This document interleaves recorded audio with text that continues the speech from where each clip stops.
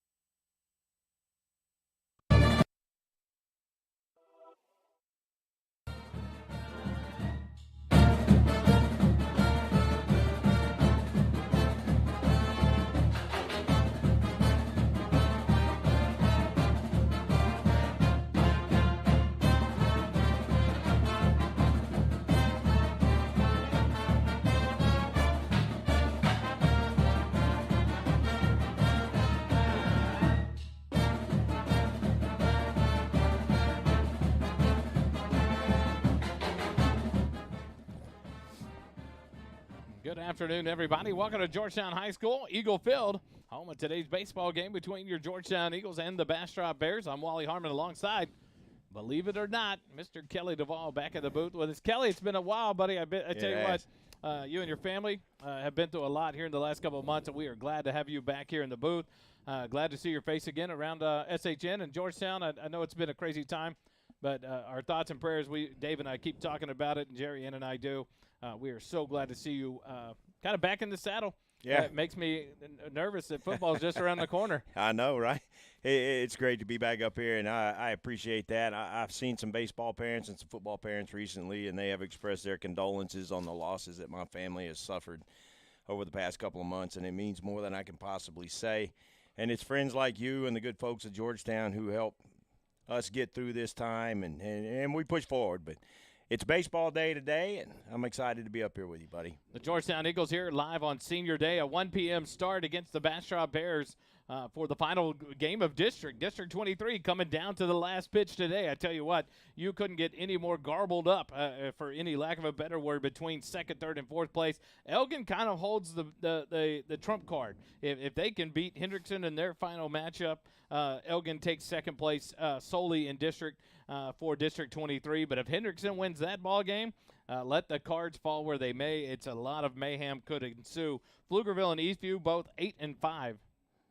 Pflugerville and Eastview both 8-5. Eastview does have an advantage there as they face off against the bottom team in the district, the Conley Cougars, who are 4-20 on the year, 0-13 in district. So Eastview can help themselves easily with a win over Conley today.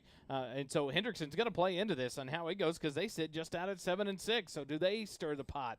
And so much behind. The one thing Georgetown doesn't have to worry about, they are the sole district champions of District 23. Today is a day to celebrate these seniors, and we'll bring you that senior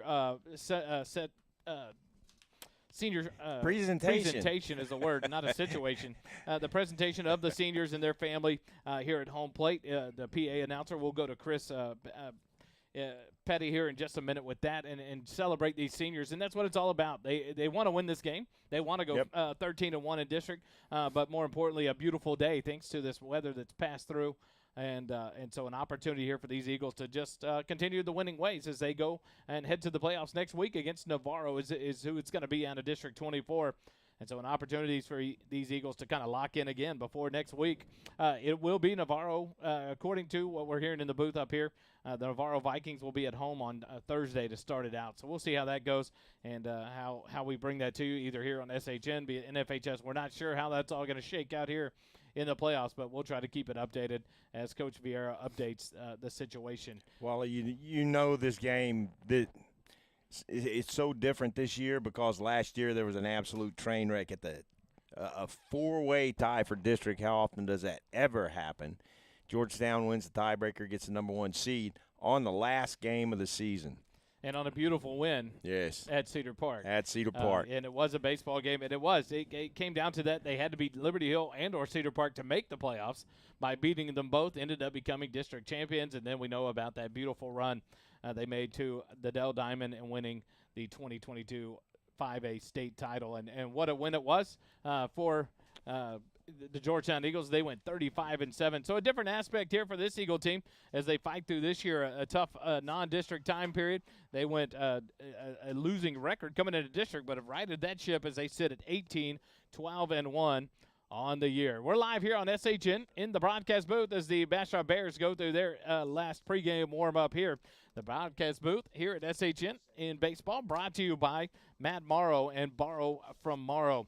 Matt's team dedicated to providing the best mortgage experience possible by offering easy-to-use mortgage tools, including our handy mobile app, competitive rates, and assistance from a certified mortgage advisor. Matt understands the local markets, has access to a wide variety of loan programs, and is ready to guide you through the process.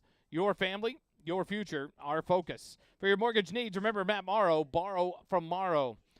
For more information, visit borrowfrommorrow.com, NMLS 464148. And the starting lineups are brought to you by G-Town Lumber and Supply. G-Town Lumber and Supply, located 9400 Brown Lane in Austin, Texas, serves general contractors, subcontractors, and even the do-it-yourselfers. Specializing in dimensional lumber, decking, siding, doors and windows, hand-hewn timbers, K-Det Lumber, and corbels. Hometown service like none other. That is G-Town Lumber and Supply. Visit us 9400 Brown Lane in Austin, Texas, or visit the website at gtownlumberandsupply.com. The starting lineup for the visiting Bastrop Bears as selected by head coach Daniel Carrillo. Leading it off, playing third base, number 5, Austin Tabola. Batting second, the right fielder, number 23, Owen Boone. Batting third, the center fielder, number 11, Elijah Vaquera. Batting fourth, the shortstop, number 1, Peter Bacon. Batting fifth, the catcher, number 15, Valentin Regalado. Batting sixth, the pitcher, number 7, Mason McClanahan. Batting seventh, the designated hitter today, number 16, Clive Patton de la Rosa. Batting eighth, the first baseman, number 17, Jacob Piercy. And batting ninth in left field, number 13, Reagan Nilsson. So it'll be Tabola, Boone, and Vaquera in the top third. Bacon, Regalado, McClanahan in the middle third for the Bears. And Patton de la Rosa, Piercy, and Nilsson, the bottom third for the Bastrop Bears. The Bastrop Bears in the road grays today. Gray pants, gray tops, outlined in white and maroon. Maroon numbers and lettering. The maroon hats with the maroon socks. As they bring in the visiting Bastrop Bears, they come into the ball game 10-18-1 on the year, 4-9 in district play. The head coach is Daniel Carrillo. His assistant coaches David Schaefer and Kelson Carr. Student trainer, we got to mention her because she does so much to help this team. Came up and brought us the lineup. Addie Olvera is the student trainer for the Bears. Superintendent for the Bastrop High School, Bastrop ISD, Barry Edwards. Principal, Crystal Gabriel. The athletic director in the Bastrop ISD system, Elliot Allen. Athletic coordinator Jake Greidel, and athletic trainer Ansay Woods for the Bastrop Bears. Kelly, it's so different this year. We talk about that in the craziness at the top of the district. All 4 teams 10-4 last year. Georgetown separates himself in the final week. 1, to make the playoffs. 2, to win the playoffs, right. To win the district and to be the district champion, to get the number 1 seed into the playoffs, which just kind of set the table for that Eagle team to make the run that they did to the Dell Diamond this year. A chance for these seniors to kind of soak in the championship. They won it on Friday night at Eastview. I tell you what, a crosstown showdown. That was a fun one. A great pitching duel here here on the Tuesday night matchup that Eastview won 3-2. Patrick Reyes, the lefty, threw a fabulous game for the Patriots, and then the Eagles answered that call on Friday night back over to Eastview to claim their district championship on the road 10-1 in a convincing win. But these seniors able to kind of absorb that and enjoy this, where last year it was, hey, we still got to play through the last out of that ball game. Well, and you remember the lull they had last year that brought into question whether or not Georgetown was even going to make the playoffs. They had spent the vast majority of the district season at or near the top of the standings, and then they go on, I think, a 3-game losing streak that brought into question whether or not they were even going to make the playoffs. And then the final week of the season, they did what they had to do, won those final 2 games, and with the tiebreakers became the top seed, made that run through the playoffs where they lost 1 game through the entirety of the playoffs, take the first ever state championship for Georgetown baseball. And so when they had that lull and when they had that losing streak last year, you start going, this is a terrible time for this to happen. That didn't happen this year.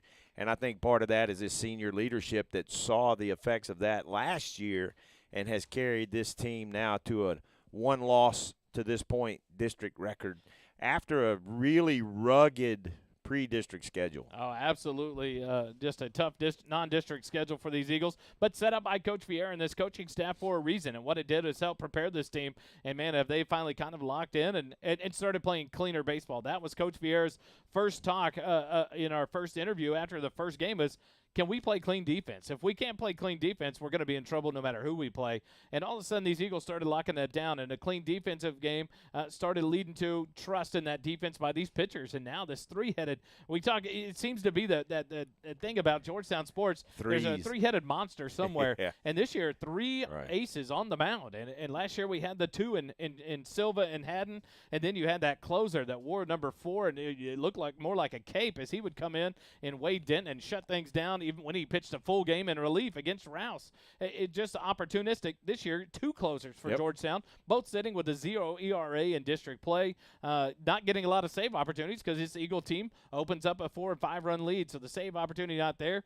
but they come in and close it down and leave no doubt. Kyle Ropolo, Brady Peters doing it off of third base, but today you'll get to see one of the main arms on the mound for your Eagles in Nolan Jondahl. The senior right-hander will come in, and he's been a staple on the mound this year for this staff. Was the main third pitcher for the Eagles last year as a junior, but has stepped into that role this year as a starter and just done a great job for this Eagle baseball team. Well, and it's going to be odd next year not having John Dahl calling his name.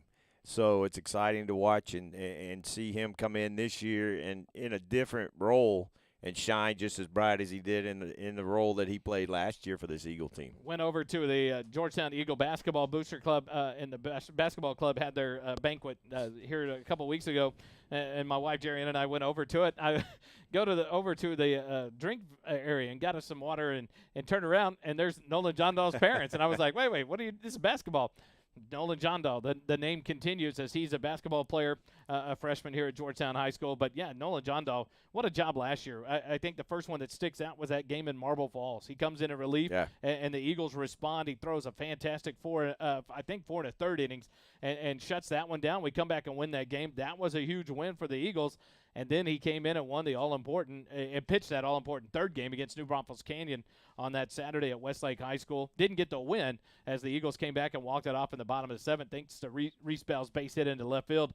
But the performance he put on when he was needing to get ready to go. Who was it? Reese Wheels Bell.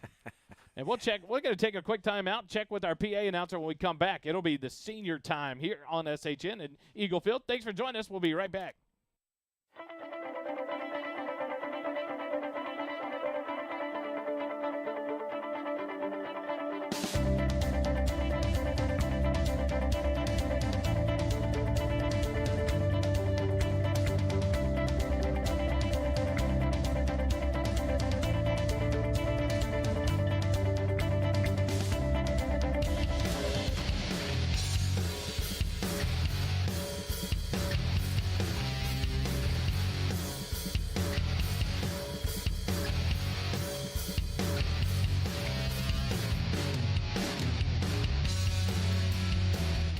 Back here live at Eagle Field, home of your Georgetown Eagles on Georgetown High School property.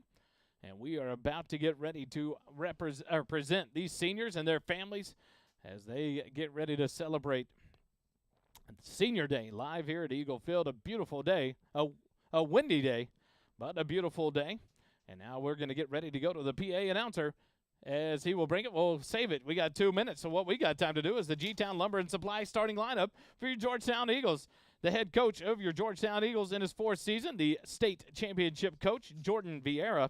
He's assisted by Chad Payne, David Durrell, and Mike Cockrell. Manager and baseball extraordinaire, Mr. Baseball Everything to Georgetown, Jared Frimmel joins it. Student trainer, a senior, will be recognized, Avery Mon. Stats are done by Carter Campbell, Grace King, Nicole Witt, and Ruby Hellman. And we are not – now every time we look, they're going to get ready to go. We're going to go to the PA announcer here in just a second. Frimmel, Mr. Baseball is giving him the sign now, waving the hat and asking Chris to be ready as he's ready to start this thing off. And it looks ready to go. To the PA announcer, we're going to go here in just a second as Coach Vieira is trying to bring out the students. And they will come to home plate where we will, when they get their picture made, and we will bring you the players here live. Let's go to the PA. Good afternoon, ladies and gentlemen. Today, the Eagles would like to take time and recognize our Eagles seniors and their parents. First is number 12, Nolan Jondahl. Jondahl is accompanied by his mom, Sarah, and his dad, Grant, and his brother, Carter. Nolan is a 2-year letterman with GHS baseball. He will be attending Tyler Junior College where he will continue his baseball career while working towards a degree in kinesiology. Nolan's favorite memory as an Eagle is winning a state championship last year. Number 12, Nolan Jondahl.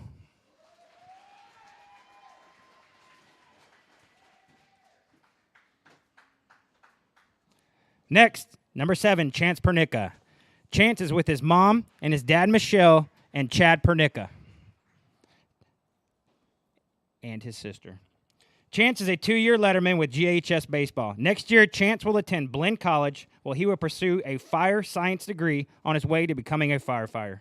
Chance's favorite memory at GHS is dogpiling after winning a state championship last year. Number 7, Chance Pernicka.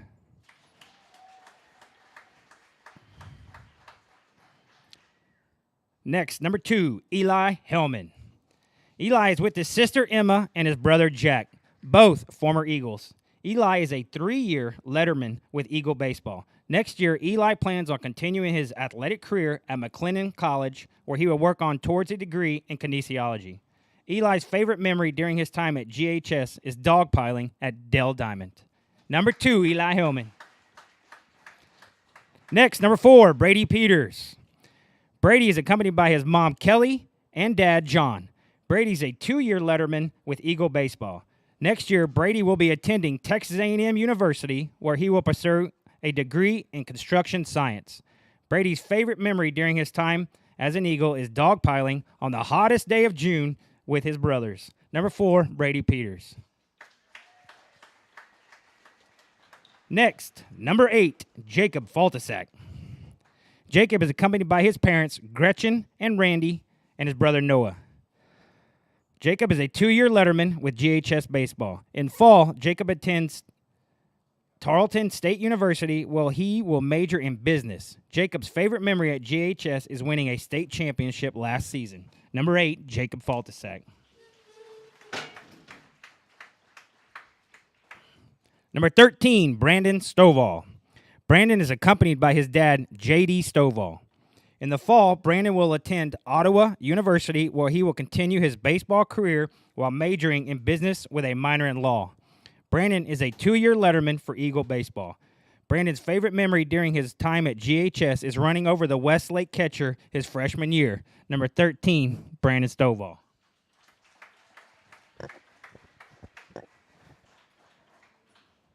Number 14, Kyle Ropolo. Kyle is accompanied by his parents, Brandy and Justin Ropolo, as well as his sister, Reagan. Next year, Kyle will attend Baylor University in pursuit of a degree in business. Kyle is a 2-year letterman for the Eagles. Kyle's favorite memory during his time at GHS is winning a state championship last season. Number 14, Kyle Ropolo.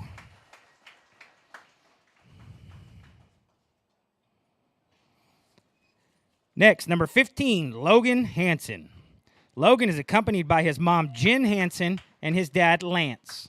In the fall, Logan plans on playing college baseball where he will major in a business or go to trade school where he will become an electrician. Logan earned his letter this season for GHS baseball. Logan's favorite memory as an Eagle is after being a PO for his sophomore year, he was called upon to pinch hit where he hit a double off the wall. Number 15, Logan Hansen.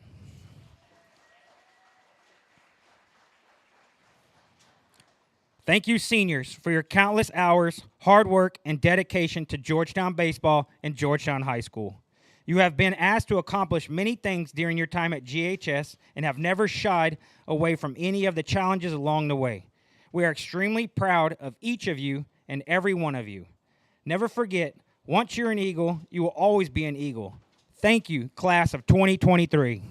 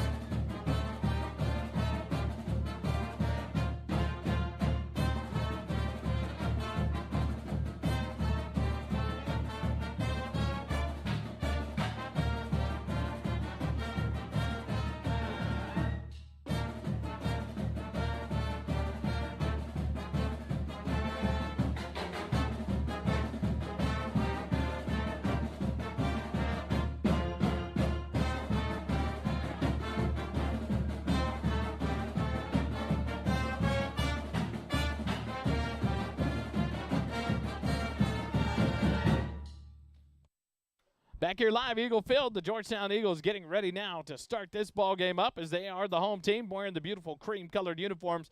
Georgetown across the front of the uniforms in script lettering with two Eagles sitting on the end of the bats in the blue logo for Georgetown. Blue socks, blue hats, blue numerals on the back. And the first pitch throw out today will be the seniors and their dads. It'll be awesome to see here as they'll get ready to do this here in just a moment. The G-Town Lumber and Supply starting lineup for your Georgetown Eagles. Leading off in center field, the junior, number 17, Devin Peterson. Batting second, playing third base, number 4, senior Brady Peters. Batting third, the second baseman, number 20, the junior Talon Ball. Batting fourth at first base, number 21, junior Riley Leiniger. Batting fifth, the shortstop, number 2, senior Eli Hellman. Batting sixth, the left fielder, number 7, junior Andrew Nations. Batting seventh, the designated hitter, number 11, junior Jackson Rainey. Batting eighth and catching, the senior, number 7, Chance Pernica. And batting ninth in right field, wearing number 8, the senior Jacob Faltasak. So it'll be Peterson, Ball in the top third of the lineup. Leiniger, Hellman, and Nations the middle third. Rainey, Pernica, and Faltasak in the bottom third for your Eagles. On the mound, the senior right-hander, number 12, Nolan Jondal. He will start things off here on Senior Day in the district finale for your Georgetown Eagles. We'll take a quick timeout. When we come back, we'll be ready for Georgetown Eagle Baseball Live here on SHN.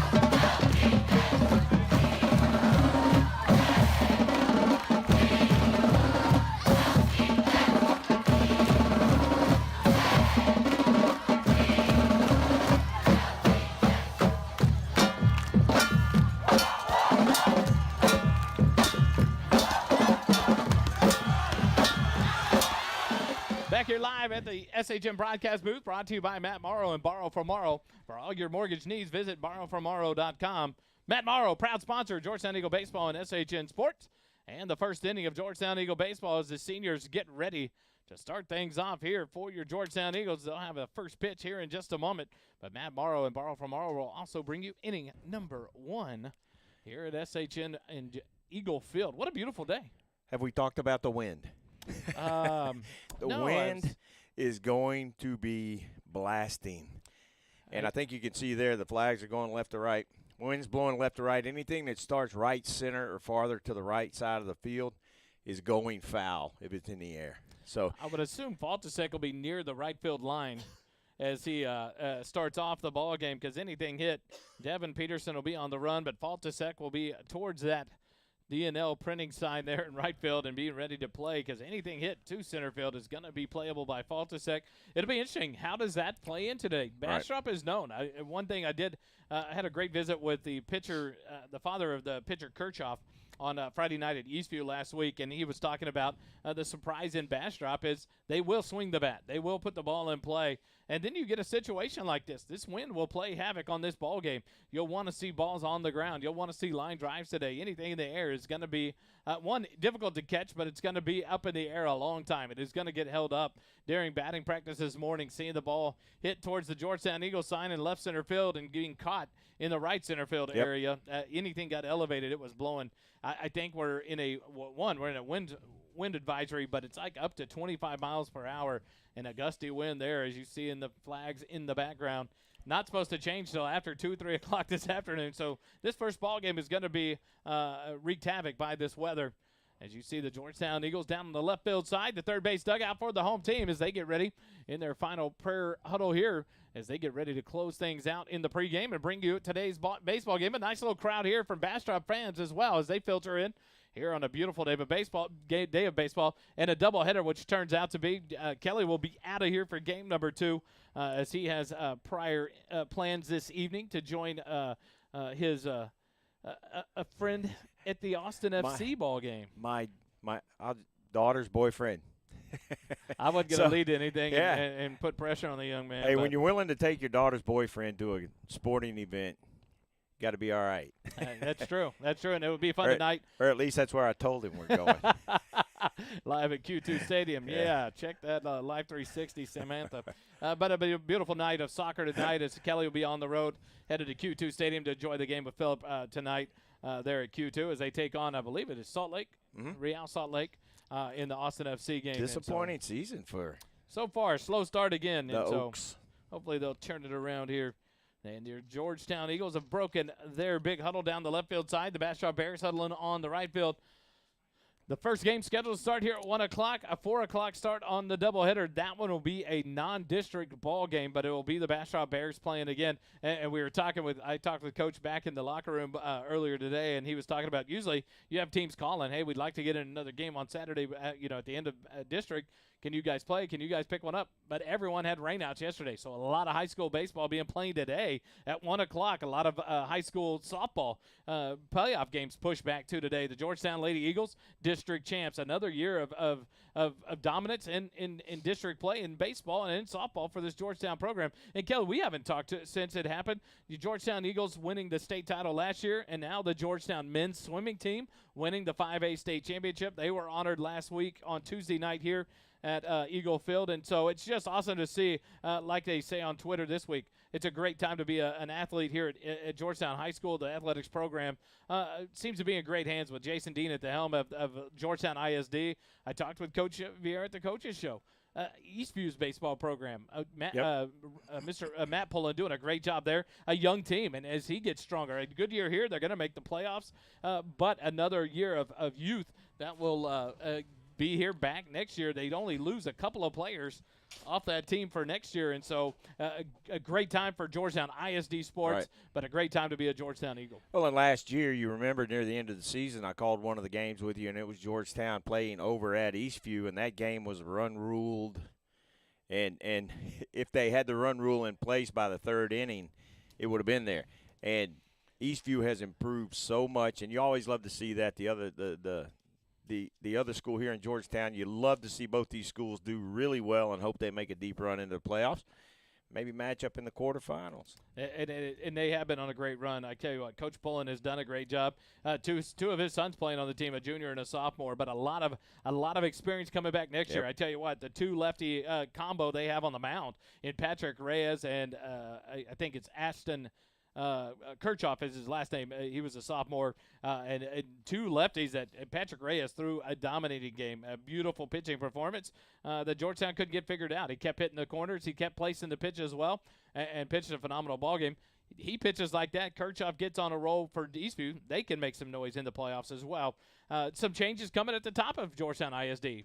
Dr. Fred Brent steps down. He's the superintendent emeritus through the end of June. As they have named an interim, and Lindsey Harris, the principal here, second to none, and Brian Johnson and what he does for these students. And good luck to kids at the regional track meet today in the finals. A lot of the relay teams, sprinters doing great. I tell you what, Drayden Dickman continuing to just wear this G logo as he gets ready to head off to Rice to play football at the next level. But, man, a 10.16 the other day in the 100. The man just continues to get faster and faster. Well, and you got Georgetown tennis playing today, too. Yeah.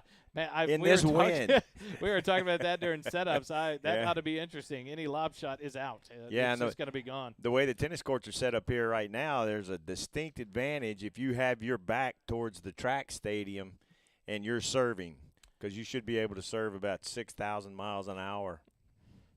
And now all the dads for the seniors line up to throw the first pitch here on the field. Brandon Hawkins Stovall's dad pitches it underhand, just had back surgery on Tuesday. And so the fact that he's able to be here and enjoy this day with Brandon is second to none anyway. So glad to see him up and going as Brandon Stovall in his final game. He'll head off to Ottawa College. McClanahan College, you'll see Eli Hellman moving on. Nolan John Dahl will move on. And so just awesome as this senior class. A lot of these kids were here last year and got to experience this, and now have been the leaders of this ball club for your Georgetown Eagles. And we've talked to them through the coaches' shows about that and what it means. Like a Chance Pernicka, a great interview with him as he leaves baseball after this and goes to the Fire School and Blinn College next year. And I talked to I teased Chance about his dad's a 30-year vet at Texas Highway Patrol. He's a DPS sergeant, works over there, and a few more years to go before he retires. And I said, what's it like to be a disappointment to your family going into firefighting? And he's just giving him a hard time because we're talking to Dave about firefighting. But awesome. You see the intelligence and the ability in these young men and the future for these guys. We need to get him his graduation gift needs to be a bag of kitty litter from us. Oh, Chance Pernicka, but one of them, Nolan John Dahl, a key figure in the bullpen last year.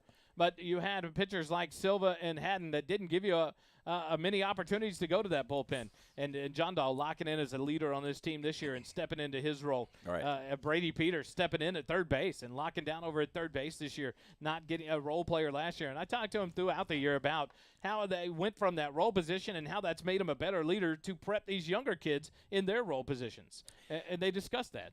And that's so important for the kids that are juniors this year. Next year, they're going to be the senior leaders up there, and that totally change. It's not something that just happens automatically. You know, you may be a senior on the team, but that doesn't automatically mean that you're going to be able to have the younger players follow you into this excellence that has become Georgetown High School baseball. So it's something that the incoming seniors next year have to actively do on their own to assume that role as a player leader on next year's team, and that's exactly what these seniors have done this year. And the seniors that we celebrate today, number 2, Eli Hellman, number 4, Brady Peters, number 7, Chance Pernicka, number 8, Jacob Faltasek, number 12, Nolan John Dahl, number 14, Kyle Ropolo, and number 15, Logan Hansen, along with student trainer Avery Mon. We'll take a quick break as the coaches meet at home plate with the two-man umpire crew and get ready for today's ball game. You're listening to Eagle Baseball Live here on SHN Sports.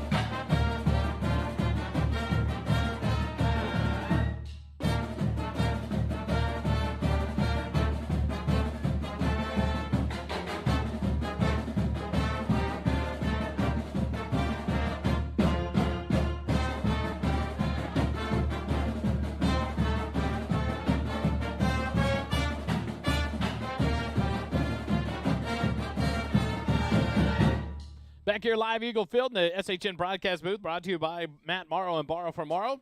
We go to the top of the first inning as Nolan Johndal warms up for your Eagles.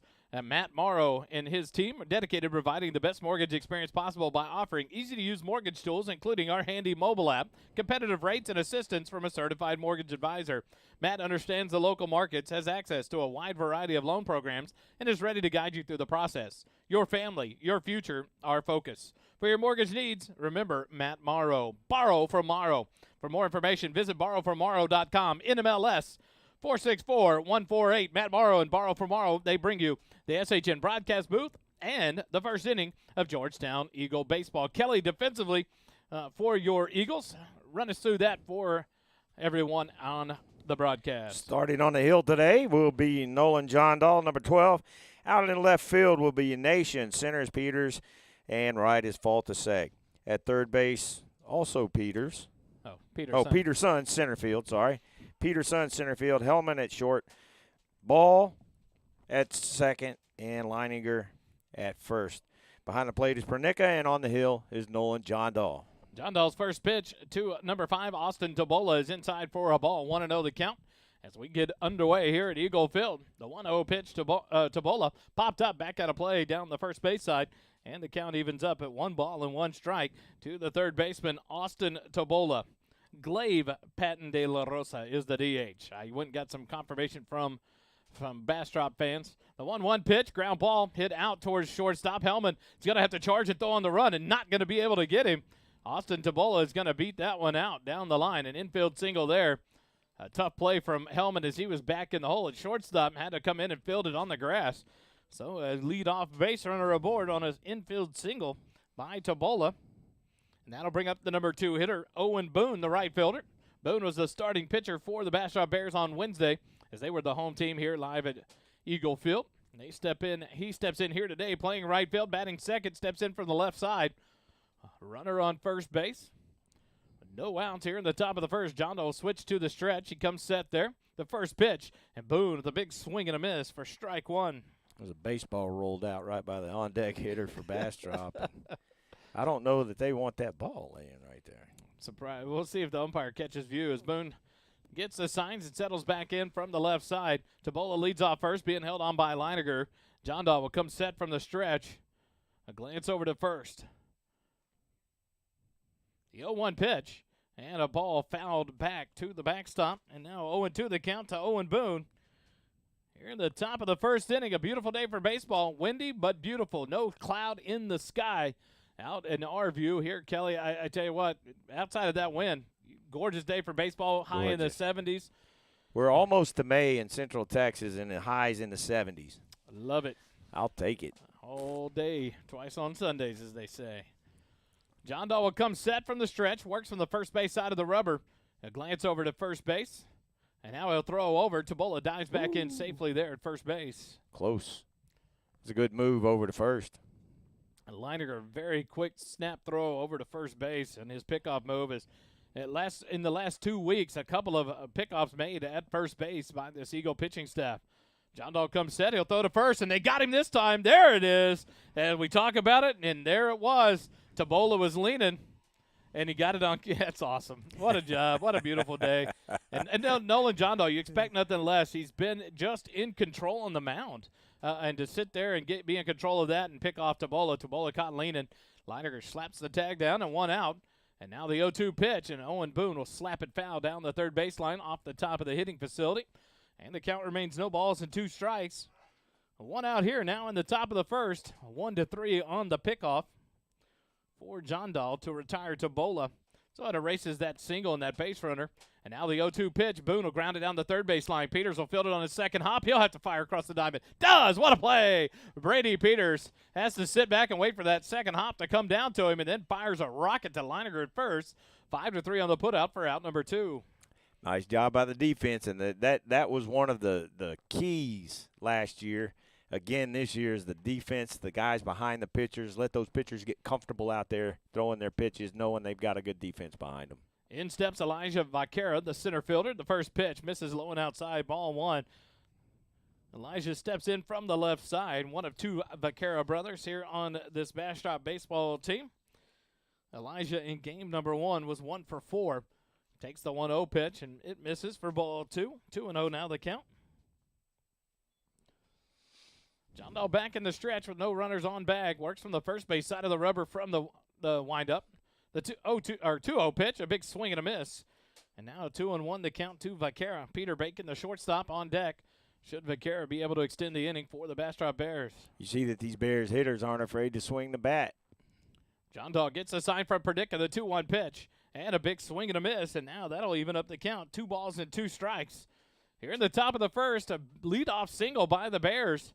But Tabola was picked off by Nolan John Dahl for out number 1, and then a ground out to third, and now a 2-2 count to Vaquera. The 2-2 pitch, breaking pitch, oh, just dirty. John Dahl does Vaquera dirty, and the Bastrop Bears go in order here in the top of the first. No runs on 1 hit, no errors, and no runners left on base after half an inning. Bastrop 0, Georgetown coming up to bat. More Eagle baseball in a moment on SHN.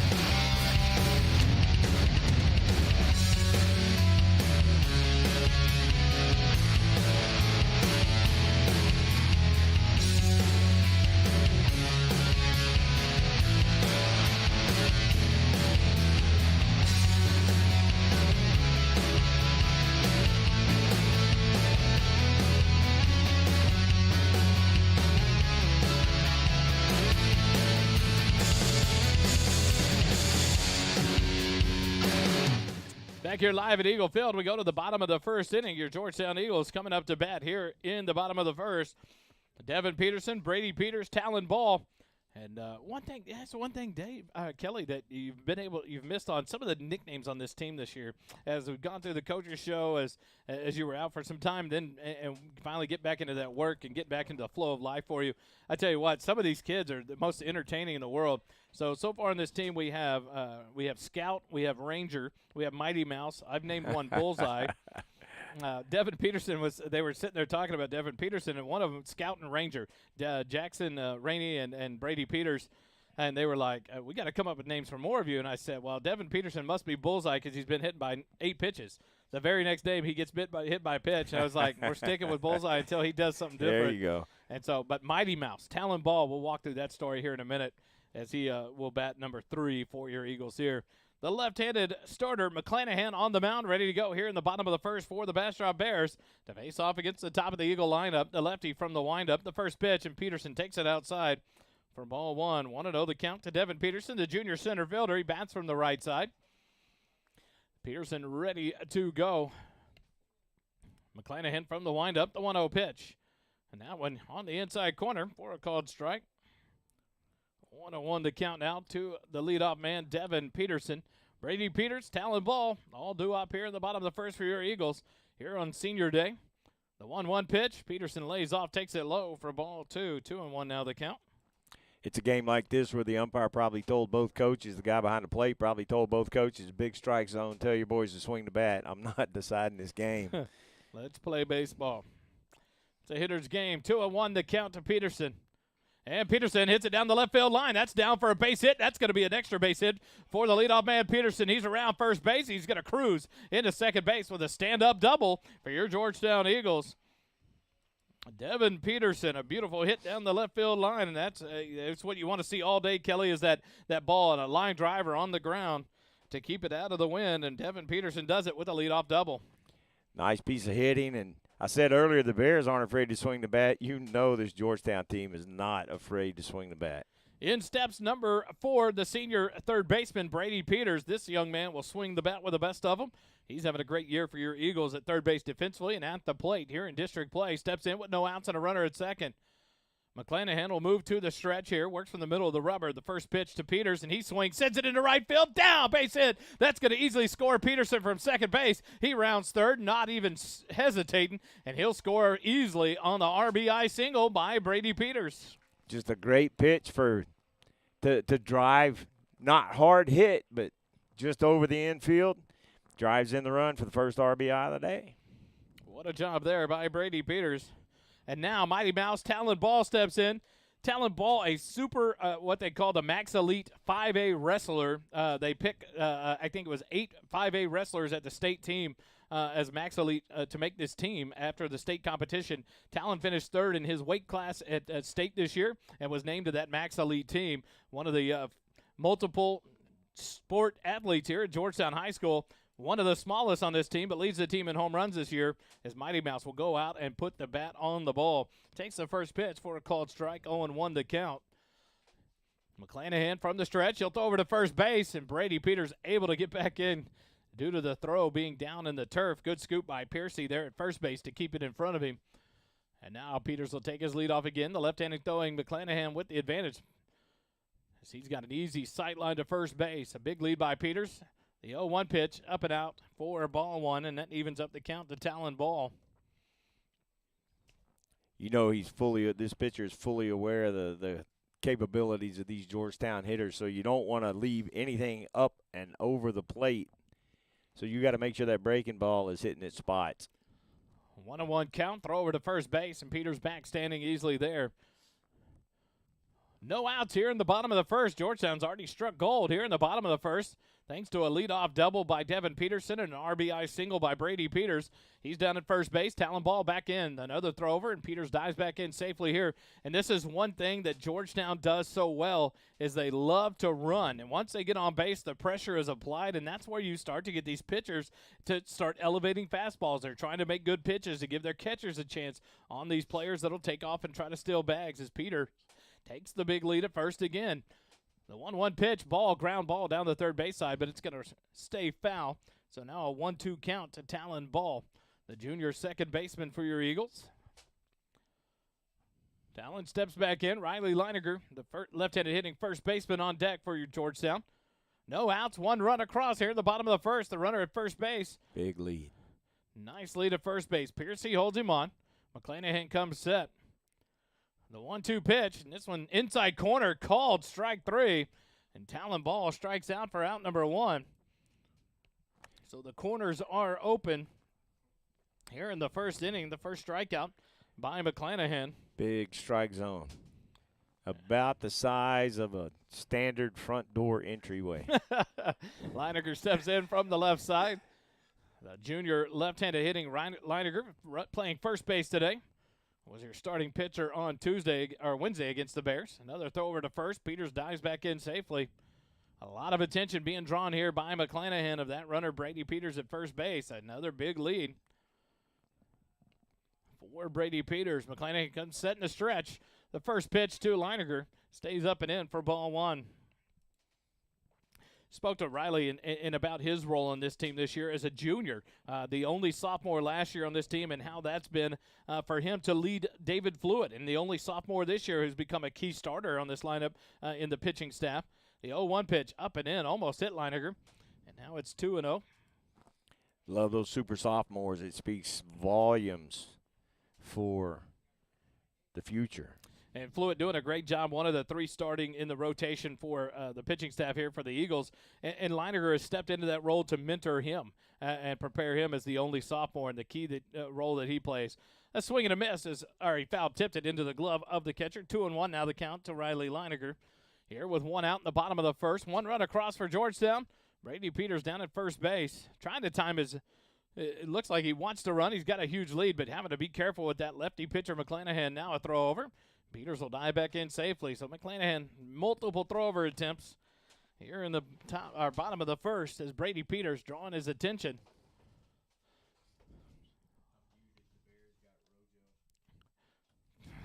Two and one the count to Leininger. The 2-1 pitch. That one stayed across the top of the zone, and it's called a strike on the big bender. Sorry for the disappointment, my voice. Roshan Johnson's going to the Chicago Bears. Congrats, Bears fans. Yeah, you're welcome. I was hoping he was coming home to Dallas. My boss is going to be excited. The 2-2 pitch does not come here as McClanahan throws over to first base again as Peters dives back in safely.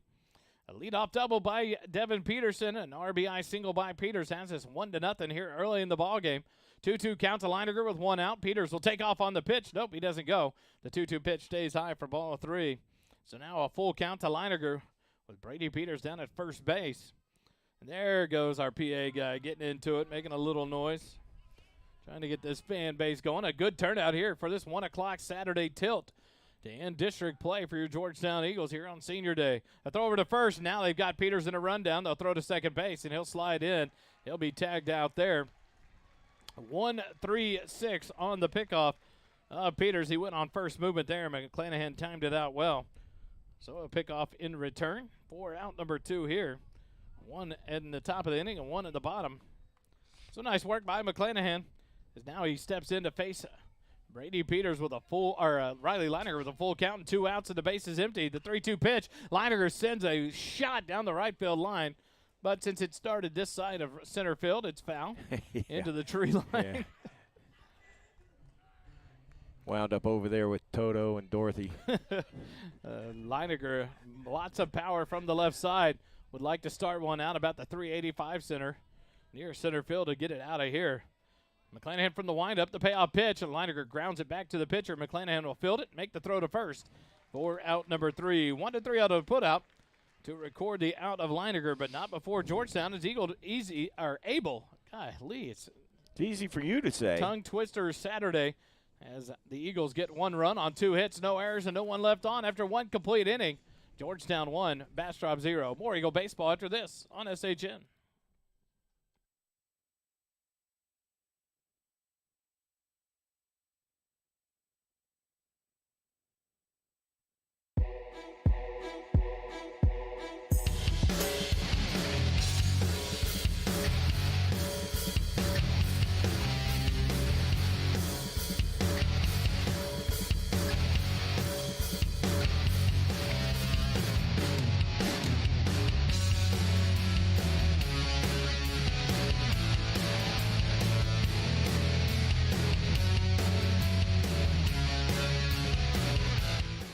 Back here live, Eagle Field, here in the SHN broadcast booth, brought to you by Matt Morrow and Borrow from Morrow.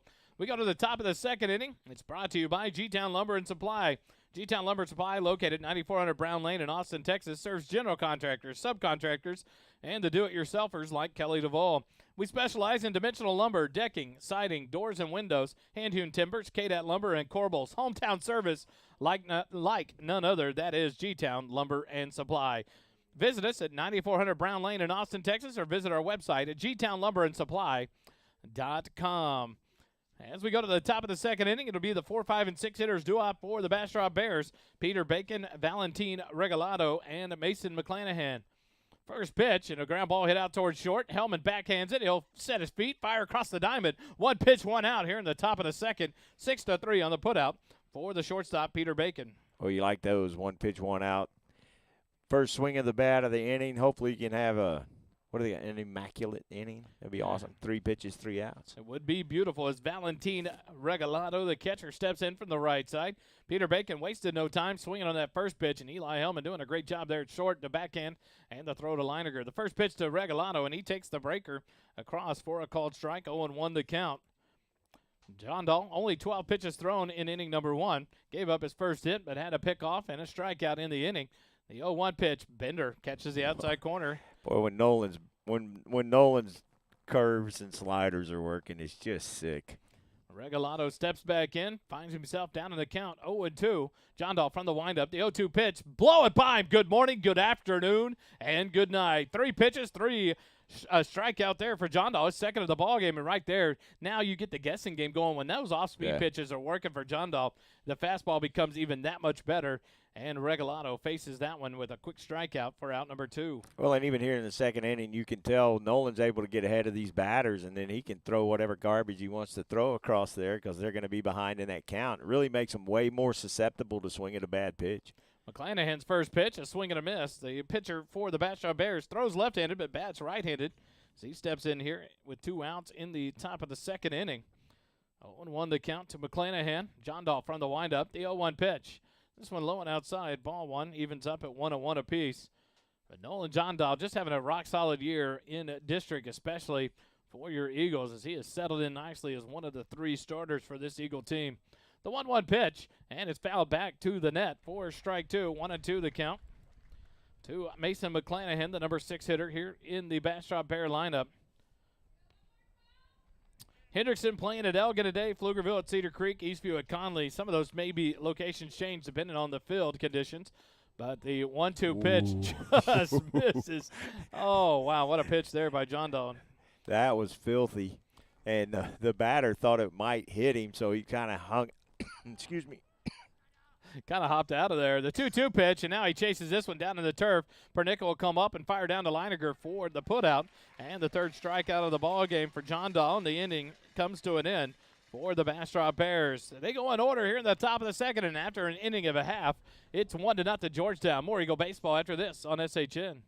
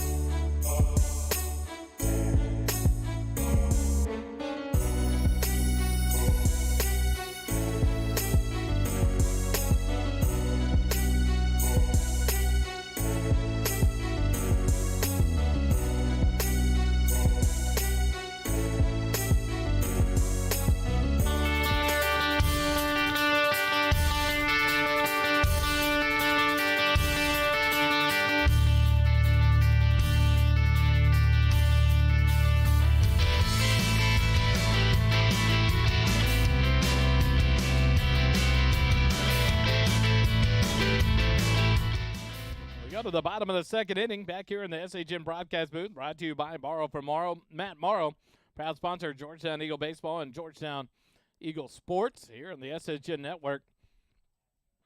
We go to the bottom of the second inning. The Eagles will bring up the 5, 6, and 7 hitters, Eli Hellman, Andrew Nations, and Jackson Rainey. Here in the G-Town Lumber and Supply second inning of Eagle Baseball. Eli Hellman, the senior shortstop, will step in from the right side here in his first plate appearance of the day. The Eagles, a 1 run in the bottom of the first, have the 1-0 lead. Hellman steps in as McClanahan on to work for the second inning for the Bastrop Bears, the lefty from the windup. The first pitch to Hellman. Misses outside, ball 1. So Eli ahead in the count, 1-0. Andrew Nations. Jackson Rainey, 2 lefties up after Hellman here in the bottom of the second. McClanahan from the windup, the 1-0 pitch. A swing and a miss, strike 1. And 1-1 the count now to the senior shortstop.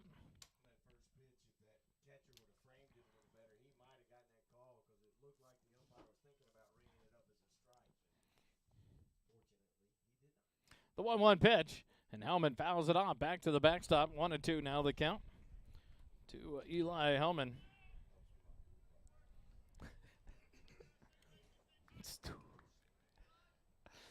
McClanahan gets the ball back now, ready to go on the mound as Hellman steps back in from the right side. 1 ball, 2 strikes, leading off the bottom of the second here for the Eagles.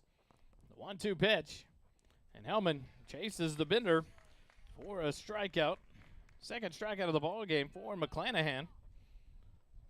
McClanahan's dealing pretty well, too. He got in a little bit of trouble in the first inning, but held it to 1 run for the Eagles. Could have been a big inning, but he did a good job of getting his composure back and getting ahead of these Eagle hitters and was able to get out of it. He's throwing pretty well. We'll see how long he can go. Andrew Nations, the left fielder, steps in here from the left side. The first pitch from McClanahan just misses low and outside, ball 1. Nations, the junior left fielder. Where's number 10? Steps back in, ready to go here with 1 out in the bottom of the second. McClanahan gets a sign from Regalado, the 1-0 pitch. Up and in, ball 2, 2-0 the count. On the lefty-lefty matchup, you see McClanahan moves to the third base side of the rubber from the windup there to create that space as Andrew Nations up against the batter's box. The 2-0 pitch. Nations lays off and takes it for a called strike. That's a good pitch. I think that one fooled Nations because it was up in the strike zone where a little high in the strike zone, but a good pitch to hit. I don't think he was expecting a off-speed pitch. The 2-1 Bender catches the backdoor corner for a called strike, and now a 2-2 count to Andrew Nations. Here with one out in the bottom of the second. Now the dugout starting to get chattering here for the Eagles. The 2-2 pitch. Nations almost got hit by it. Just gets out of the way. Runs the count full now. 3 balls and 2 strikes.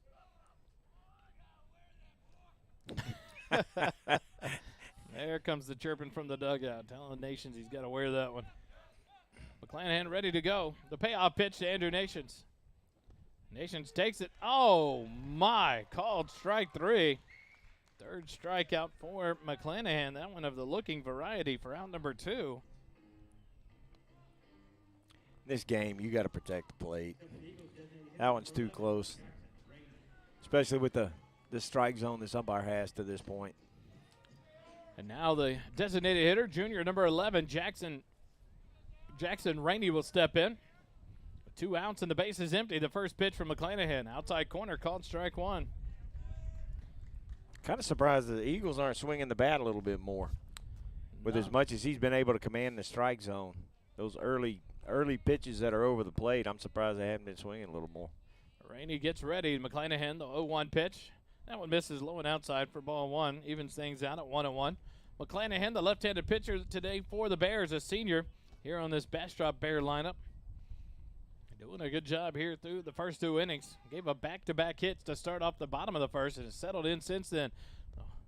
The 1-1 pitch misses low and outside. Now 2-1 to count. Chance Pernica on deck for your Eagles. Should Jackson Rainey be able to extend the inning. McClanahan gets the sign from Regalado. And now the 2-1 pitch.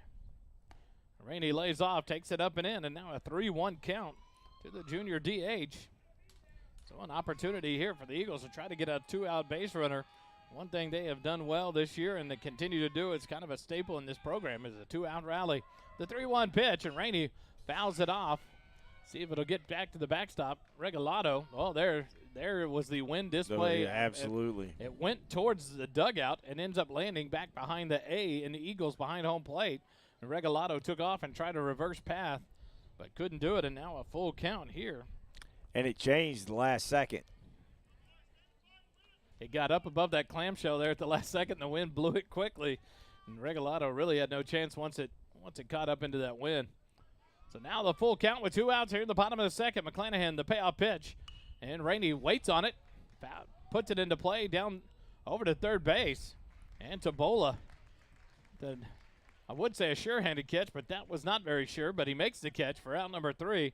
P5 in the book to record the out of Rainey, and the Eagles go in order here in the bottom of the second. No runs, no hits, no errors after 2 complete innings. 1-0 Georgetown leads it over Bastrop. More Eagle baseball in a moment on SHN.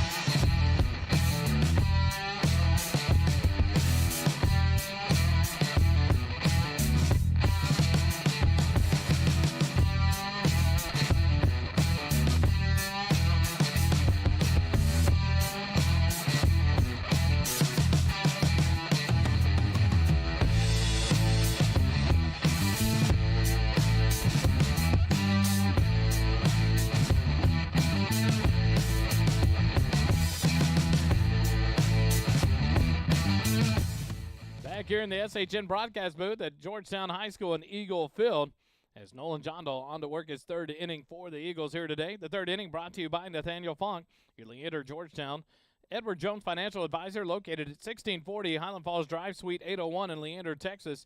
Learn how he can help you with all your financial goals. Remember, edwardjones.com/Nathaniel Funk for more. The 7, 8, 9 hitters due up for the Bears here. This one will be Glaive Patton De La Rosa as he steps in from the right side. One ball, 0 strikes, and now it evens up at 1-1 on the swing and the miss. Nolan Jondahl working quickly on the mound. As soon as the batter's ready to go, he likes to work quickly. Him and Pernica getting in a groove, and now the 1-1 pitch. This one on the bottom half of the zone, called strike 2, and now Jondahl ahead. 1 ball and 2 strikes to the DH, De La Rosa.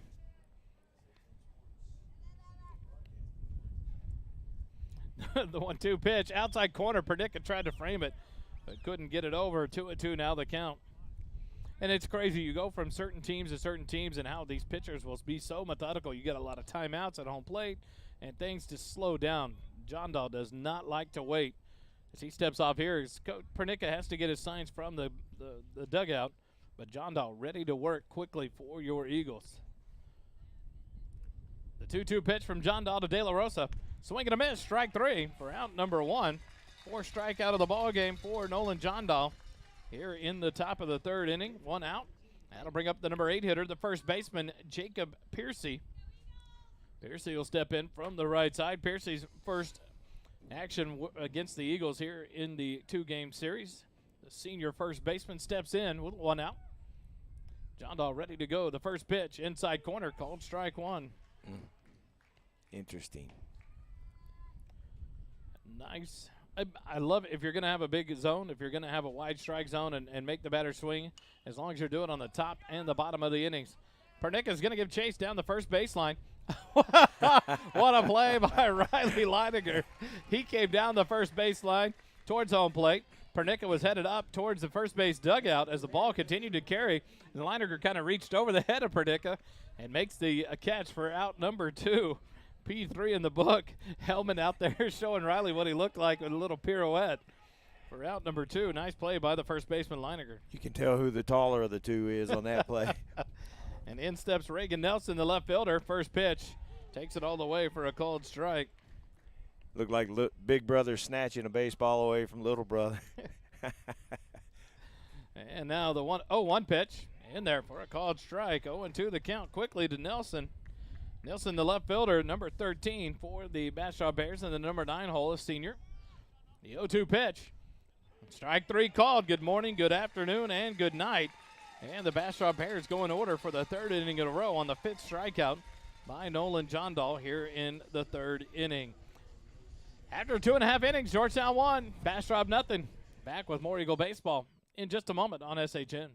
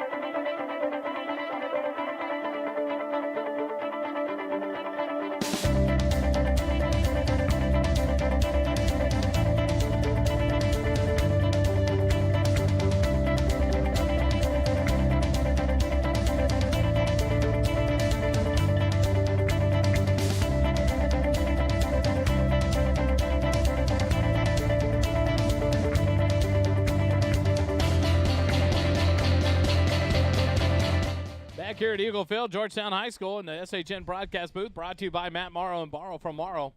For all your mortgage needs, remember Matt Morrow, borrowfrommorrow.com. Here in the the Nathaniel Funk 3rd inning. The Eagles come up here in the bottom of the 3rd with the 8, 9, and 1 hitters, Chance Pernica, Jacob Faltasek, and Devin Peterson, as McClanahan on to work his 3rd inning for the Bears. 32 pitches thrown through 2 innings for McClanahan, the lefty. Back on the mound, ready to go against Pernica, the right-handed hitting catcher. First pitch of the at-bat stays high and outside for ball 1. Once Pernica settled in this year after coming back from the injury in the non-district play with a broken thumb, he has started to get back into that hitting groove, some key timely hits, and leading this team defensively and doing a great job offensively in the number 8 slot. The 1-0 pitch fouled off back to the screen. 1-1 now the count to Chance Pernica. On that first pitch, you see the Bastrop pitcher over-gripping that ball, trying to get it to break real hard, and released it a little too early, and that's why it was so far outside. He was able to bring that fastball in to where Pernica could get a hack at it. The 1-1 pitch misses low and outside, ball 2. Pernica was 1 for 2 in the ball game on Wednesday. Also had 2 walks, but doing a great job of getting on base, creating havoc. The biggest was in the bottom of the 2nd inning. He had the 2 RBI single to get the scoring underway for the Eagles. Takes the 2-1 pitch and drives it down the third baseline, but pulls it foul. So now to even up the count at 2 balls and 2 strikes to the senior catcher, Chance Pernica. You know, he hit that one hard because it left the field on the left side of the field with that wind blowing that way. And it stayed foul. I was hoping I was glad it didn't come back into play. Yeah. McClanahan ready to go. The 2-2 pitch, and Pernica takes it top part of the zone for a called strike 3.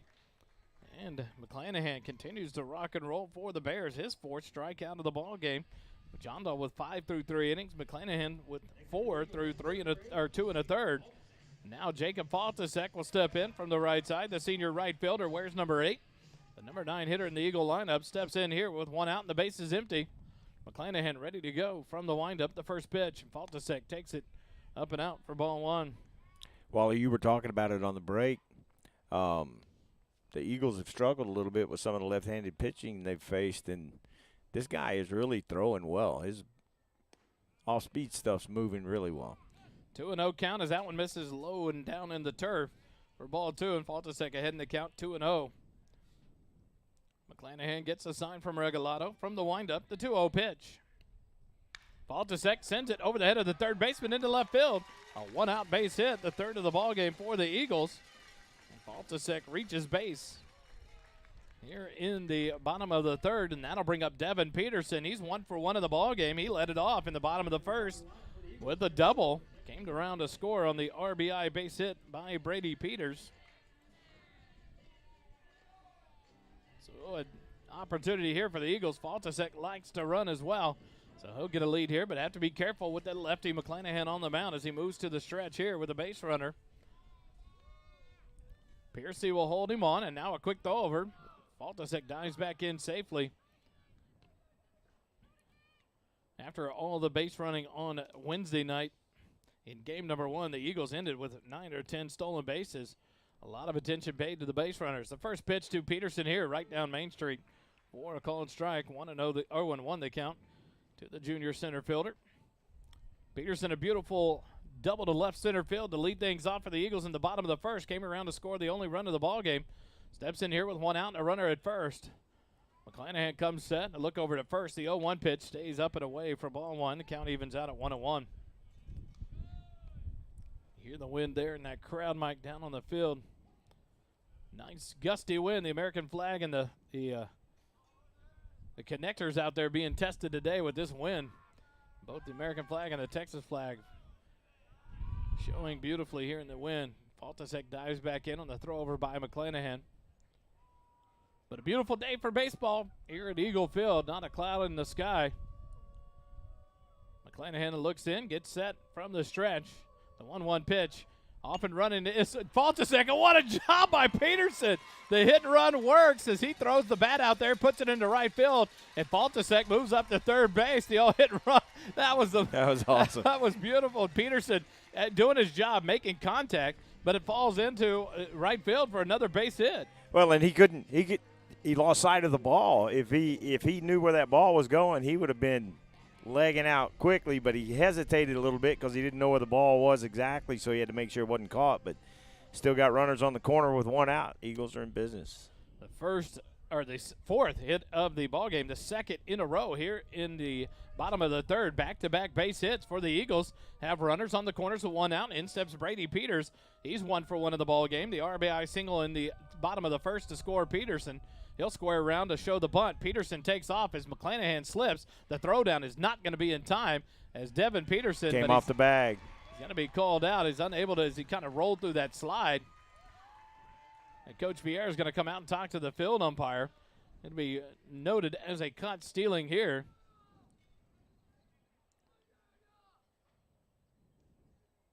Coach Pierre gets clarification, and he'll accept sufficient explanation from the field umpire and head back to the third base coaching box. And now we'll see what they called that. I believe it was a ball for Brady Peters, but nonetheless, there's 2 outs now as Peterson was caught stealing. Yeah, when he delivered it, he slipped a little bit. So the 1-0 pitch to Peters, just off the outside corner now, 2-0 the count to the senior third baseman. 2-6 on the caught stealing for out number 2 to retire Peterson. Now a runner at third base with 2 outs and a 2-0 count to Brady Peters. An opportunity for the Eagles to get another run across here. If Peters can score, Faltasek. The 2-0 pitch, and that one's in there for a called strike. Nice off-speed pitch by McClanahan. And now a 2-1 count to Brady Peters. McClanahan's off-speed stuff's working so well. His fastball is not really that lively, but he's able to keep him off balance with that breaking pitch, so it makes that fastball and his changeup a little better. The 2-1 pitch fouled off, back out of play down the first baseline, and the count goes to 2-2 now on Brady Peters. Alan Ball, the second baseman, waits on deck. Should Peters be able to extend this inning here for Georgetown? Peters back in for the right side, chokes up on the bat.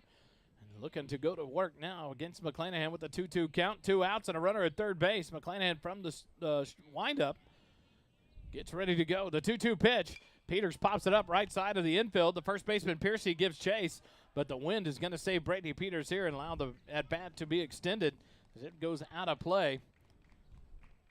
On a non-25 mile per hour windy day, that one may have been caught in foul territory, but that one bit out of play. Almost hitting players warming up for Bastrop now. I see it back behind the dugout. So 2-2 remains the count to Brady Peters. Here in the bottom of the third, the Eagles have another runner just 90 feet away. If Peters can get him home, the 2-2 pitch.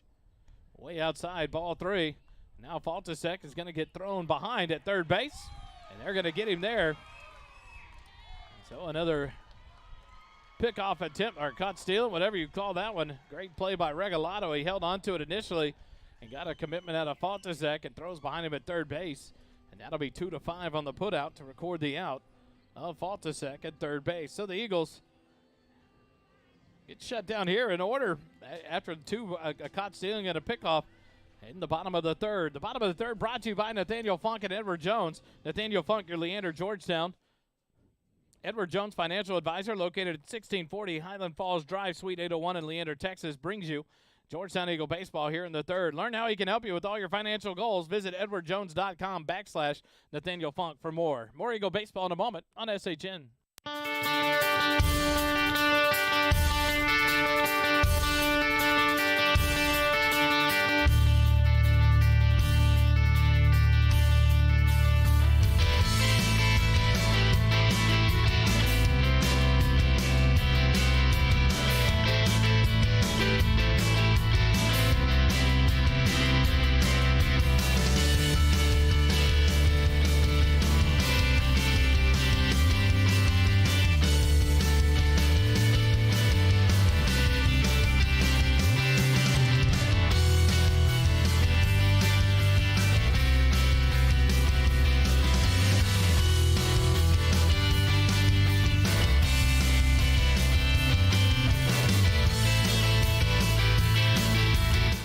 Here for the top of the fourth inning in the SHN broadcast booth, brought to you by Matt Morrow and Borrow from Morrow.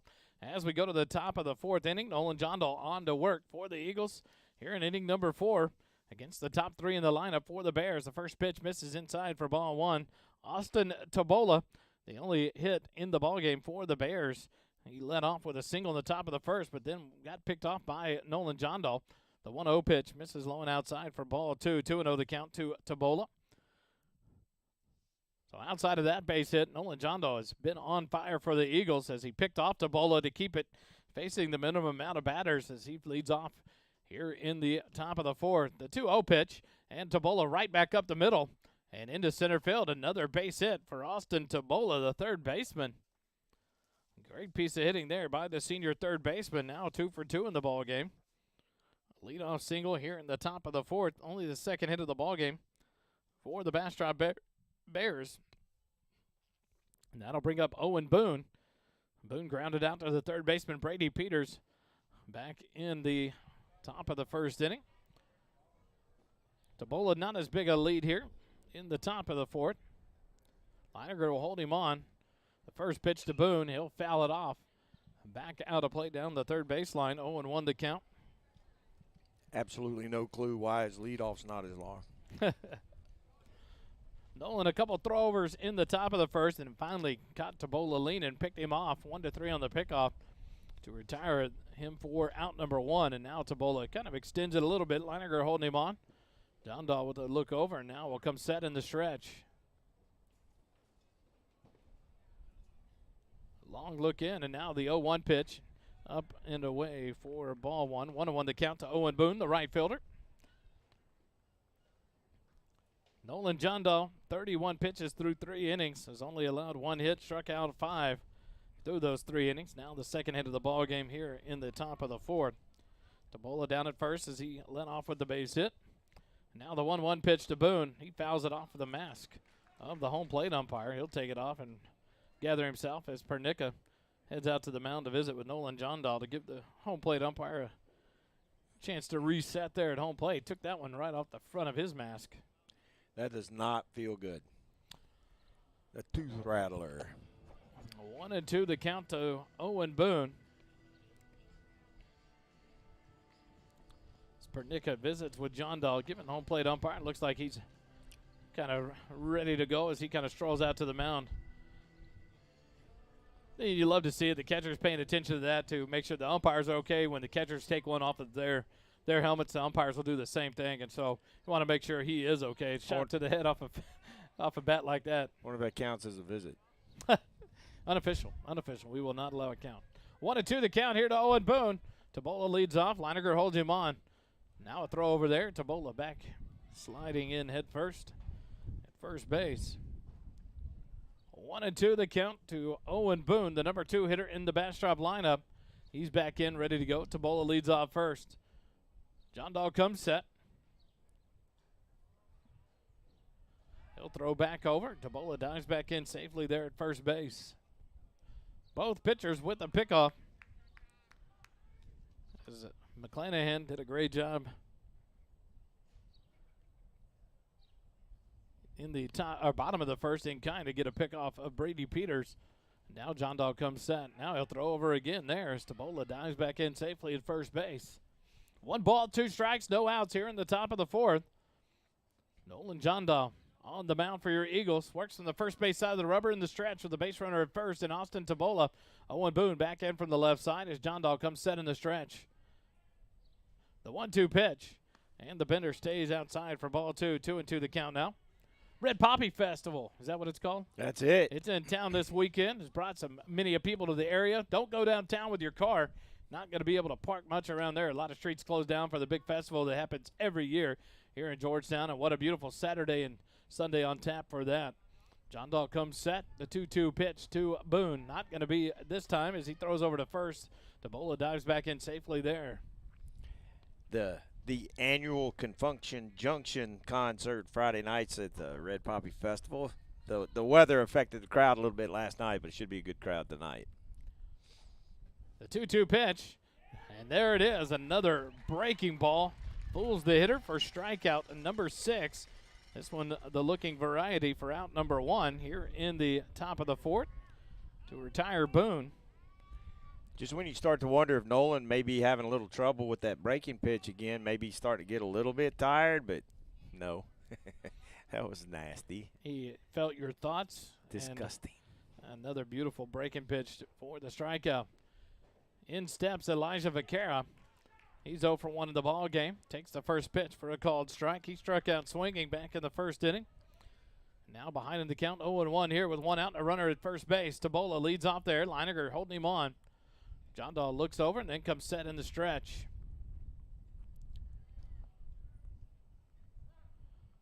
And too long of a wait for Vaquera, so he'll take time and step out here. And everyone will reset. No balls, 1 strike, 1 out. We're here in the top of the 4th inning. Georgetown leads it 1-0 over the Bastrop Bears. 1 run in the bottom of the 1st inning is all the scoring so far. John Dahl comes set, a throw over to first base. Tabola dives back in safely. So not letting Austin Tabola get a big lead over there at first base. So 1 out here in the top of the 4th. John Dahl gets the sign and comes set. The 0-1 pitch to Vaquero. The breaking pitch just misses. 4-1, 1-1 the count now to the center fielder, Elijah Vaquera. Vaquera steps back in from the left side. 1 ball and 1 strike with 1 out. Here in the top of the 4th inning, Tabola extends his lead a little bit. The 1-1 pitch up and in, and Vaquera lays off and takes it for ball 2. 2-1 now the count to the senior center fielder, Elijah Vaquero. That one didn't miss by a lot, but did miss. I think it's the right call on the ball, but that didn't make it a bad pitch. You want to back him off the plate a little bit. Keep that outside corner. Sorry. Absolutely, especially with the way John Dahl's been attacking the outside corner. A nice fastball in the inside corner, a swing and a miss. Strike 2 evens up the count to Elijah Vaquera. But exactly right, and you keep him off balance with that, because that backdoor slider from John Dahl and that curveball come in on the backside, and the hitters have all but given up on it. And then he gets it on the corner for the strikeout. Now a 2-2 count to Vaquera. Here with 1 out in the top of the 4th inning. Tabola leads off. John Dahl comes set, a peek over to first base. The 2-2 pitch, and there's a breaking pitch. It just misses. And now a full count to Elijah Vaquera. Nolan thought he had him. I thought he had him as well. I did too. We welcome all our viewers on YouTube. If you're so inclined, jump in that chat. Let us know where you're listening from. John Dahl comes set. The payoff pitch. Inside corner, called strike 3. Vaquera tosses his bat like he was headed down to first base. And he'll have to go pick it up and take it back to the dugout with him. Second strikeout in a row for out number 2. 7th strikeout of the ball game by Nolan John Dahl. And that'll bring up the shortstop, number 1, Peter Bacon. He grounded out to Eli Hellman at shortstop. Back in the top of the 2nd inning.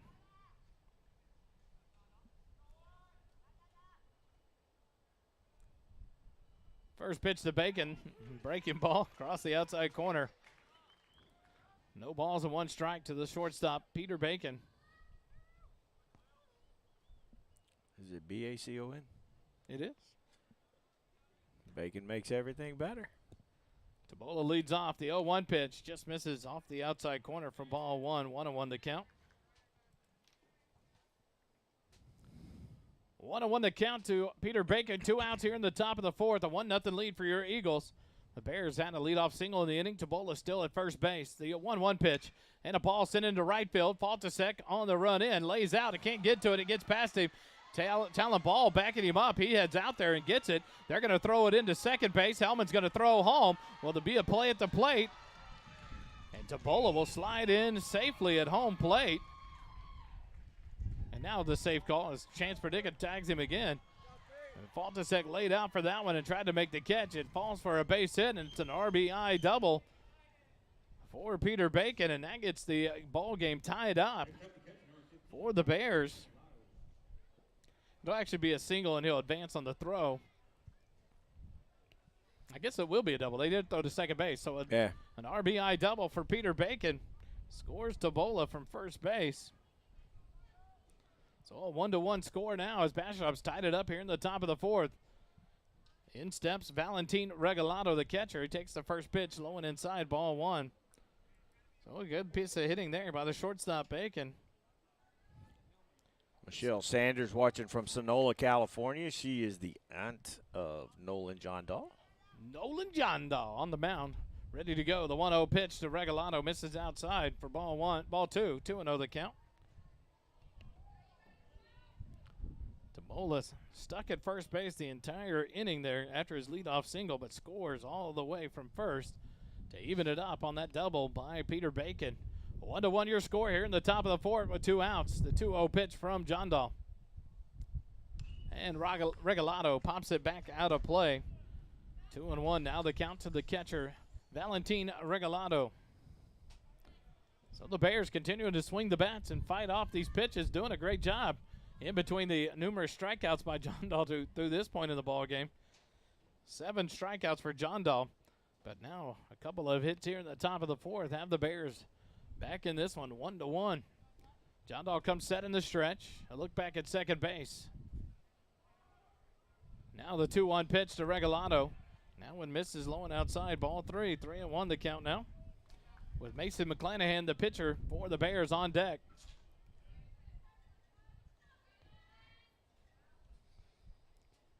Regalado back in from the right side. John Dahl comes set in the stretch. He'll take a peek back at second base at Bacon.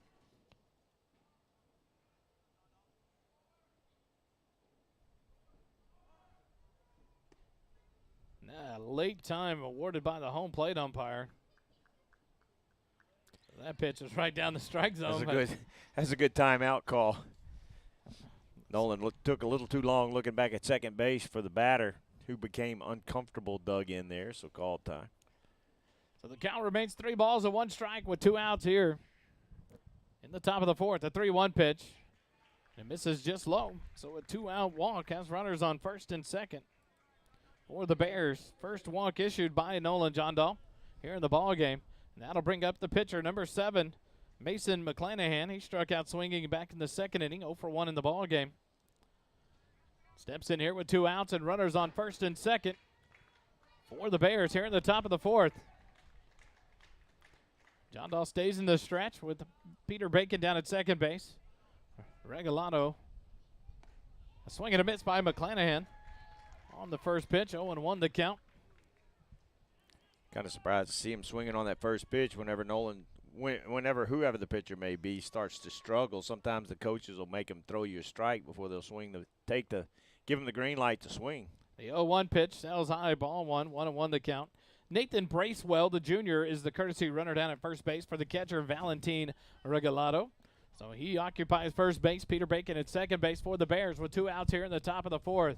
A 1-1 count to the number 6 hitter in the Bastrop lineup, Mason McClanahan. The 1-1 pitch in there for a called strike. 1-2 now the count to the Bastrop pitcher, Mason McClanahan. Big batter for Nolan here. Like to shut this one down and get back to the dugout with only 1 run across if they can. John Dahl gets the sign from Pernica, comes set in the stretch. A 1 ball and 2 strikes to McClanahan. A look back at second base, the 1-2 pitch. And sails just high and outside for ball 2. 2-2 now the count to McClanahan. Glaive, Patton, De La Rosa on deck for the Bastrop Bears. Should McClanahan be able to extend the inning here with 2 outs in the top of the 4th. A 2-2 count with runners on first and second for the Bears. 1 run across here in the inning. John Dahl comes set in the stretch. The 2-2 pitch. And a big swing and a miss. Strike 3, the 8th strikeout of the ball game for Nolan John Dahl. Brings the top of the 4th to a close for the Bastrop Bears. But not before they pick up 1 run on 2 hits. No errors. And 2 runners left on. After 3.5 innings, Georgetown 1, Bastrop 1. More Eagle baseball in a moment on SHN.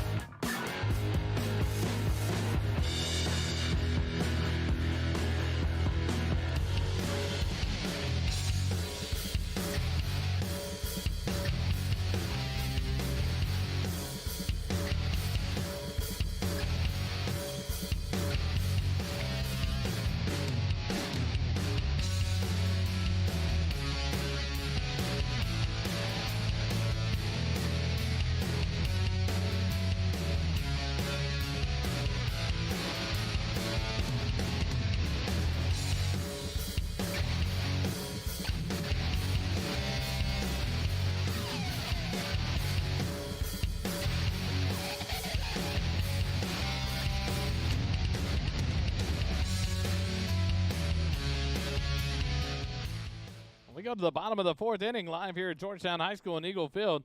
McClanahan on for his 4th inning of work for the Bears. Back in the SHN broadcast booth, I'm Wally Harmon alongside Kelly Duvall today. Shout out to our buddy Doppler Dave back in the firehouse today, back on duty through the weekend. Thank you to all our first responders, our military men and women out in our veterans. I tell you what, we can't thank them enough. We appreciate all your service to our country each and every day. And those veterans, we appreciate everything you did in serving our country. The 2, 3, and 4 hitters due up here in the bottom of the fourth for your Eagles. Peters will step back in to lead it off as he was left at the plate on the pickoff of Faltasek. The first pitch, and Peters pops it up down the first baseline, but it curls out of play for a strike. 0-1 the count. So Peters, Talon Ball, and Riley Leinecker due up here in the bottom of the fourth for Georgetown. 1-1 to score now. Bastrop answers with one in the top of the fourth to even it out. McClanahan from the windup. The 0-1 pitch to Peters. The low and inside, ball 1. 1-1 the count now to Brady Peters, the senior third baseman. He's 1 for 1 in the ball game. Had an RBI single in the first before being picked off by McClanahan.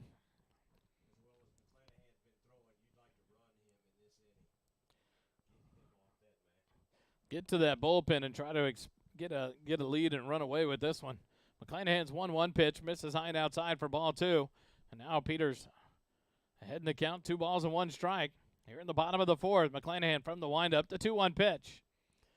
Sails just high, ball 3. So a 3-1 count to Brady Peters. So a hitter's count coming up for the senior third baseman.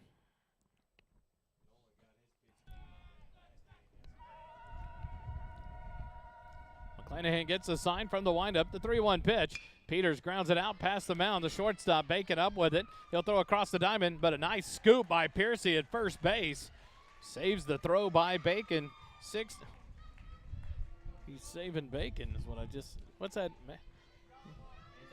6-3 on the putout to retire Peters for out number 1. And in steps Mighty Mouse. Talon Ball steps in here. The second baseman 0 for 1 in the ball game. Nice play there by Piercy. The first baseman scooped that one out of the turf for out number 1. McClanahan back ready on the mound, ready to go against the right-handed hitting Talon Ball. First pitch, breaking pitch, catches the inside corner for a called strike. 0-1 to count.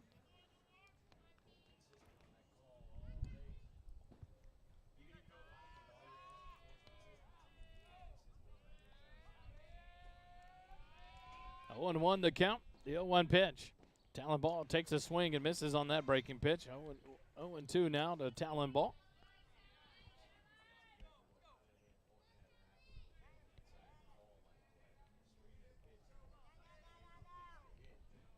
Protecting the plate.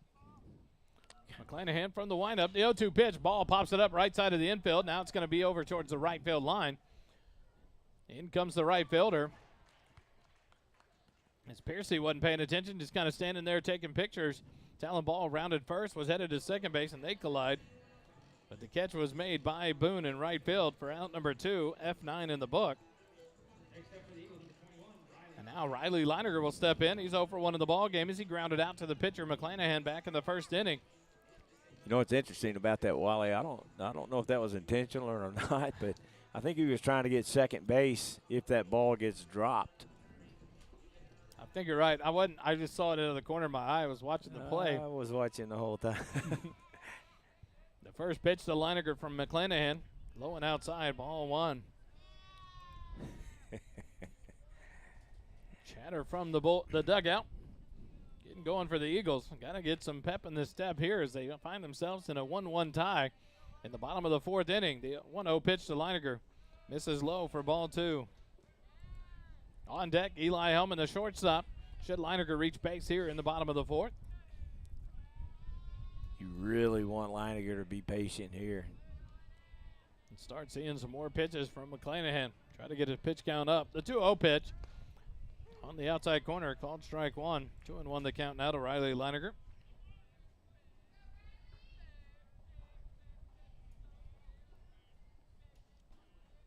16 pitches thrown in each inning by McClanahan so far. The 2-1 pitch misses low and downside. Ball 3. Now a 3-1 count. Another hitter's count for an Eagle batter here in the bottom of the fourth. See if Leinecker can do anything with this one. The 3-1 pitch from McClanahan, and Leininger takes a swing and a miss there. Now it's a full count with 2 outs to Riley Leininger. That was a fastball, and again, you don't see a lot of velocity on that fastball, but he's done such a good job of mixing up those breaking pitches that it's got Riley fooled. Payoff pitch to Leininger. He hits it out between first and second base into right field. A 2-out base hit. Well, it'll extend this inning for your Georgetown Eagles. The 5th hit of the ball game for Georgetown. Nice hit there by Leininger. Extends the inning, extends those pitches being thrown by McClanahan here in the bottom of the 4th. Brings up the senior shortstop, Eli Hellman. 2 outs and a runner at first base. Eli 0 for 1 in the ball game. Struck out swinging back in inning number 2. Eagles have been able to do some damage with 2 outs in the innings. You want to see him do something here and now and keep this inning alive. Leininger gets a good lead off at first. Piercy holds him on. McClanahan's pitch to Hellman. Hellman pops it back out of play down the first baseline. 0-1 the count to Eli. Andrew Nations in the on-deck position here. Should Eli be able to extend this one and create a 2-out rally for your Eagles? They did it on multiple occasions on Wednesday in the first game between these two teams. Throw over to first, gets away from Piercy, but not far enough for Leininger to advance. As Leininger gets up, rubbing the back of his left leg there, as that one went off of him.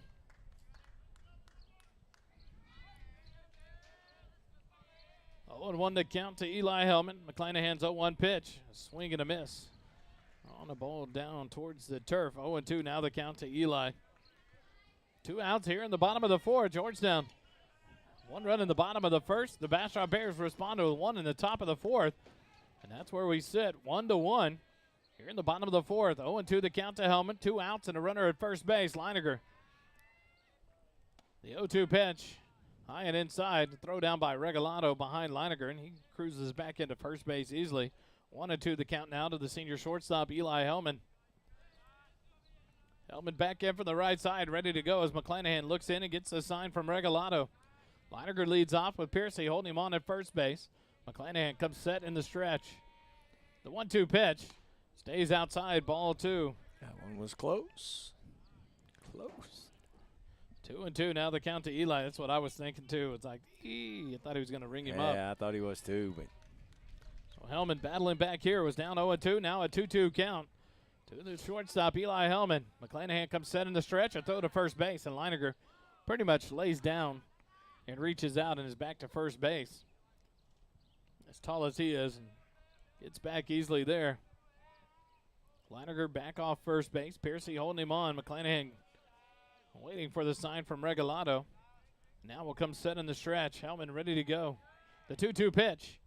And Hellman slashes it foul down the third baseline out in front of that breaking ball. And the count remains 2-2.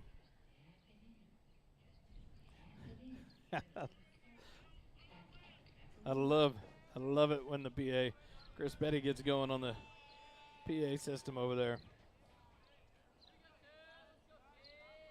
McClanahan comes set. The 2-2 pitch to Hellman. And the breaking pitch popped up right side of the infield. The second baseman, Arriaga, ranges over for it. And he drops it. And that'll allow Leininger to move up to second base. Got to use 2 hands in this win. And that big error there extends the inning for the Eagles again with 2 outs. As Hellman ran it out to first, Leininger was in between second and third, but no one was over there as the third baseman, Tabola, kind of headed towards the dugout. And now Andrew Nations will step in with runners on the corners and 2 outs. that was a big drop right there. Now you need something just over the head of the infielders, and Eagles get the lead back. So now Nations will step in. Hellman reaches on the first error of the ball game by the Bastrop Bears, E4 in the book. And Leininger moves all the way up to third base. So now runners on the corners with 2 outs. Andrew Nations 0 for 1 of the ball game. Struck out looking in the second inning. Be a nice point in the ball game for a little base hit action here. First pitch to Nations on the outside corner, called strike 1. Jackson Rainey moves on deck for the Eagles in hopes that Nations can extend this inning. Coach Vieira gives the signs. Andrew Nations back in from the left side. McClanahan looks in and gets a sign from Regalado. Off and running on the pitch is Hellman. They'll throw to second base, but now it's into center field. A throwing error on McClanahan, and that's going to score the run for Georgetown. So the steal early in the As McClanahan came set, Hellman took off. McClanahan nonchalantly watched Riley Leininger at third, and then last minute tried to throw to second base, and the second baseman, Arriaga, couldn't handle it. It was behind him. And into center field, the throwing error, the second error in a row, scores a run for Georgetown as Leininger easily cruises in from third base. Oh, and that's what makes the difference, those simple plays. And McClanahan just wasn't on target with that throw. Looked like he was trying to throw it to the second baseman, but the shortstop was expecting the throw. The 0-1 pitch to Nations misses outside for ball one. So now Andrew Nations is in with 2 outs, has a run across, and now he has a runner at third base and 2 outs and a 1-1 count, thanks to a couple of Bastrop Bear errors. Hellman got all the way around to third as that one went into center field. The 1-1 pitch to Nations, and Nations a big swing and a miss. For strike 2, Regalado came up ready to throw back down to third behind Hellman, but that popped out of the glove a little quick. It's one thing we saw a lot of on Wednesday night. Regalado, a lot of balls popping out of his glove and a lot of opportunities for Eagles to advance and take advantage of that. As Regalado couldn't get him held, and that one there looked ready to throw down, but it popped out of the glove. Now 1-2 the pitch. Nations, a good job of fighting that one off. Nations choked up on that bat. Now he's just trying to put something into play. He took a big hack on strike 2. Then choked up on that bat. Now he's probably trying to push something to that left side of that field, go opposite field with something. The shortstop, Bacon, cheats over towards second base, so a big hole between third and short. The 1-2 pitch. Nations puts it over the head of Arriaga to right field. A Texas leaguer will score the 3rd run of the ball game for Georgetown. And you talked about it. I tell you what, he choked up and just made contact. Yep. And that one carried over the head of an extended Arriaga as he jumped up high for it, but just over his glove into right field. An RBI single for Andrew Nations to extend this 2-out rally for your Georgetown Eagles. I said whenever they got that second out that they have been able through the season to do something with 2 outs in the innings, and now we've seen 2 runs cross the plate for the Eagles with 2 outs. The 6th hit of the ball game for the Eagles, and a throw over to first base, and it goes down the first baseline. Nations down to second. He's going to head to third. Piercy picks it up, throws it across the diamond, but it's nowhere in time as Andrew Nations, the 3rd error of the inning by the Bears, gives the Eagles another runner in scoring position. And so things falling apart for the pressure being applied to McClanahan and a couple of big key errors here, and that's going to bring a visit from Coach Daniel Carrillo. Here comes Daddy. So a big error there allows Nations to get all the way to third, the 3rd error of the inning by the Bears. And let's take a timeout as Coach Carrillo visits with his Bastrop Bear infield. Quick timeout, more Eagle baseball in a moment on SHN.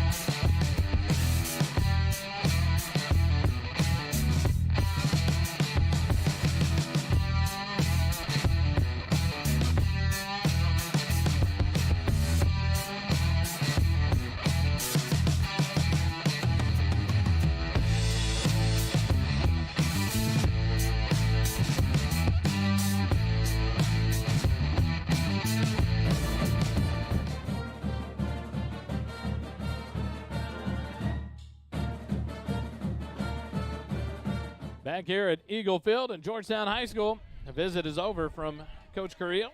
McClanahan's pitch almost hit Rainey. He didn't move, but it broke on the inside corner. Ball 1 there as it just missed hitting Rainey. 1-0 the count to the DH. Jackson Rainey 0 for 1 in the ball game as he popped out to the third baseman, Tabola. The 1-0 pitch misses low and outside. Ball 2. So now the pitch count getting up over 16 for McClanahan, and finally in the 4th inning here, he had 16 in each of the first 3 innings. And now the Eagles getting to him here as they have the 6th batter of the inning up now in Rainey. The 2-0 pitch fouled off back to the backstop. 2-1 now the count to the DH, Jackson Rainey. Chance Pernica on deck for your Eagles. Should Rainey continue this 2-out rally? McClanahan has gotten out of trouble earlier in this inning. He hadn't been able to. We'll see if it rattles him enough to get him off the mound. The 2-1 pitch to Rainey. Stays just low for ball 3. Regalado fakes down to third base. Andrew Nation scrambles back safely there. I don't see anybody throwing in the Bastrop bullpen. No activity down there for the Bears, so an opportunity here for the Eagles to continue to drive up this pitch count. From the windup, the 3-1 pitch to Rainey. The big bender in there for a called strike. Rainey dropped the bat. Now he'll come back and pick it up.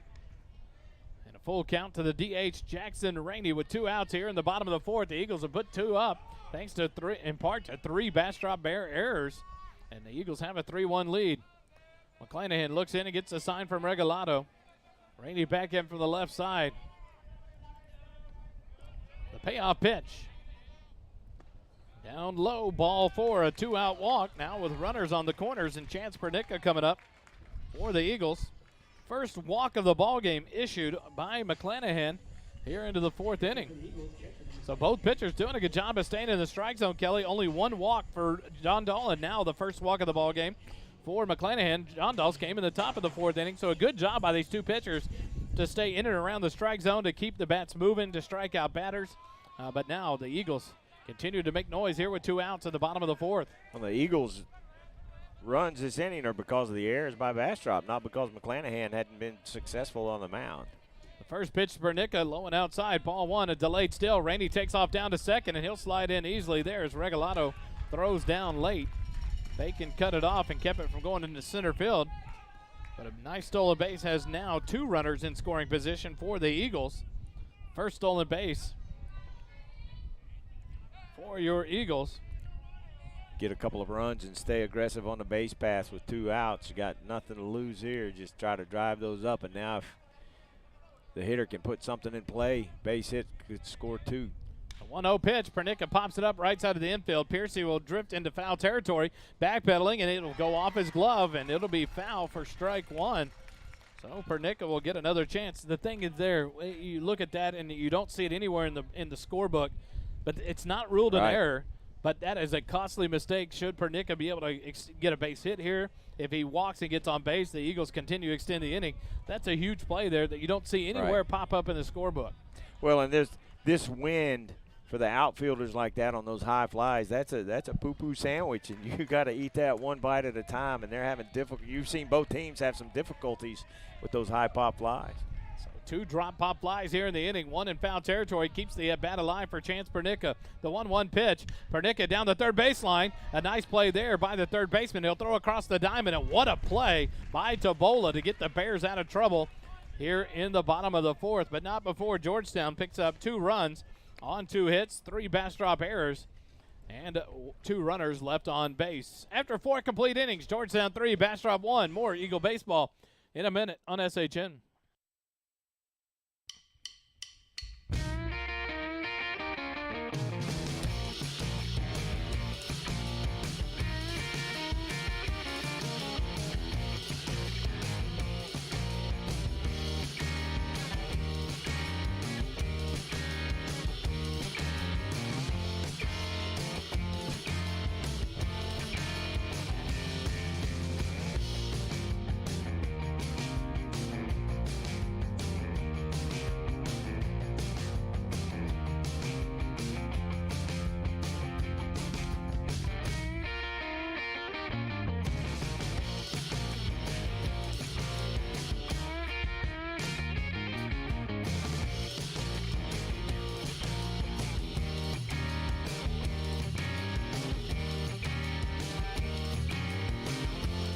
We go to the top of the 5th inning. Nolan Jondal on to work. His 5th inning of the ball game. Through 4 innings, Jondal has allowed 3 hits, struck out 8, walked 1 for the Eagles. Kill the music. And Jondal will face off against the 7, 8, and 9 hitters here for the Bastrop Bears in the top of the 5th. Back here in the SHN broadcast booth. The wind continues to howl out there. It's nice and toasty 72 here in the SHN broadcast booth, brought to you by Matt Morrow and Borrow from Morrow. Jondal from the windup. The first pitch of the top of the 5th is just a bit inside. Wow. Glaive Patton de la Rosa stood there in disbelief and took it behind the back. I cannot believe that was not called a strike. Ball 1. Waist high. To De La Rosa on the The pitch. The 1-0 pitch in there for a called strike. That'll even up the count at 1-1. The question is that an inside pitch or is that an outside? It went outside his back, but inside from the strike zone. That was a Bull Durham hit the bull pitch. 1-1 to count to De La Rosa, the DH. The 1-1 pitch. Outside corner, called strike 2. Great job there by Chance Pernicka to frame that one. And get the strike, 1 ball, 2 strikes. The count now to the DH. Glaive Patton De La Rosa. The 1-2 pitch misses outside, ball 2. So a 2-2 count. When the PA guy's laughing about a called strike. 2-2 the count now to the leadoff man, Patterson. Or De La Rosa, sorry, the DH. And the 2-2 pitch down in the turf for ball 3, and now a full count to De La Rosa, the DH for the Bastrop Bears. On deck, Jacob Piercy and Reagan Nielsen in the hole for the Bears here in the top of the 5th. They find themselves down by 2. The payoff pitch, inside corner, just misses for ball 4 and a leadoff walk to De La Rosa. Second walk of the game issued by Nolan Johndal. That'll bring up the first baseman, Jacob Piercy.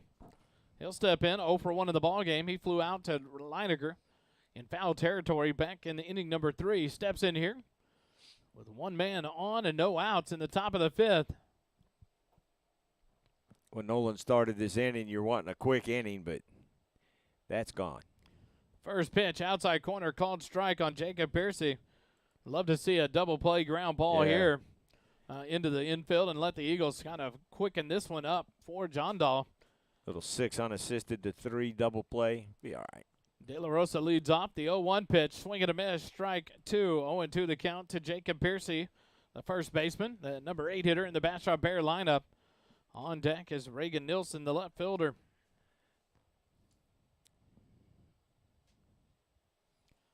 Johndal comes set from the stretch. The 1-2 pitch. And a ball popped up on the infield. Pernicka is going to give chase, but this one's going to be back off the top of the clamshell. Should be 1 ball and 2 strikes now. I believe to maybe 0-2. I can't. It's 1-2. 1-2 is the count. To Jacob Piercy. Johndal look over to first. De La Rosa leads off, held on by Leiniger. The 1-2 pitch. And a ball sent into left field. But Eli Hellman is going to look like he has a plate. Nope, called off by Nations as he comes in running. He's going to throw behind the runner who fell down, and it is a double play. Not what you think is the traditional double play, but a nice play by Andrew Nations. As De La Rosa had taken off to second base, he stops and then falls down. Nations fields it on the run coming in from left field. F7 on the out of Piercy, and then he throws behind the runner for the double off. 7-3 to cut down De La Rosa. You know, he did not want to go back to that dugout. First pitch to the number 9 hitter, Nielsen, inside for ball 1. Yeah, two-sided. I think his teammates are going to razz him, and the coach is not going to be happy there. The 1-0 pitch, swing and a miss, strike 1. Little excuse me swing on that one. Fooled him.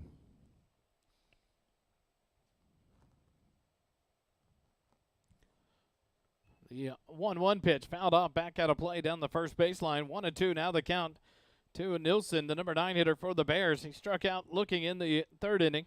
He's 0 for 1 in the ball game. Behind in the count, 1 ball and 2 strikes to Johndal here with 2 outs in the top of the 5th. The 1-2 pitch.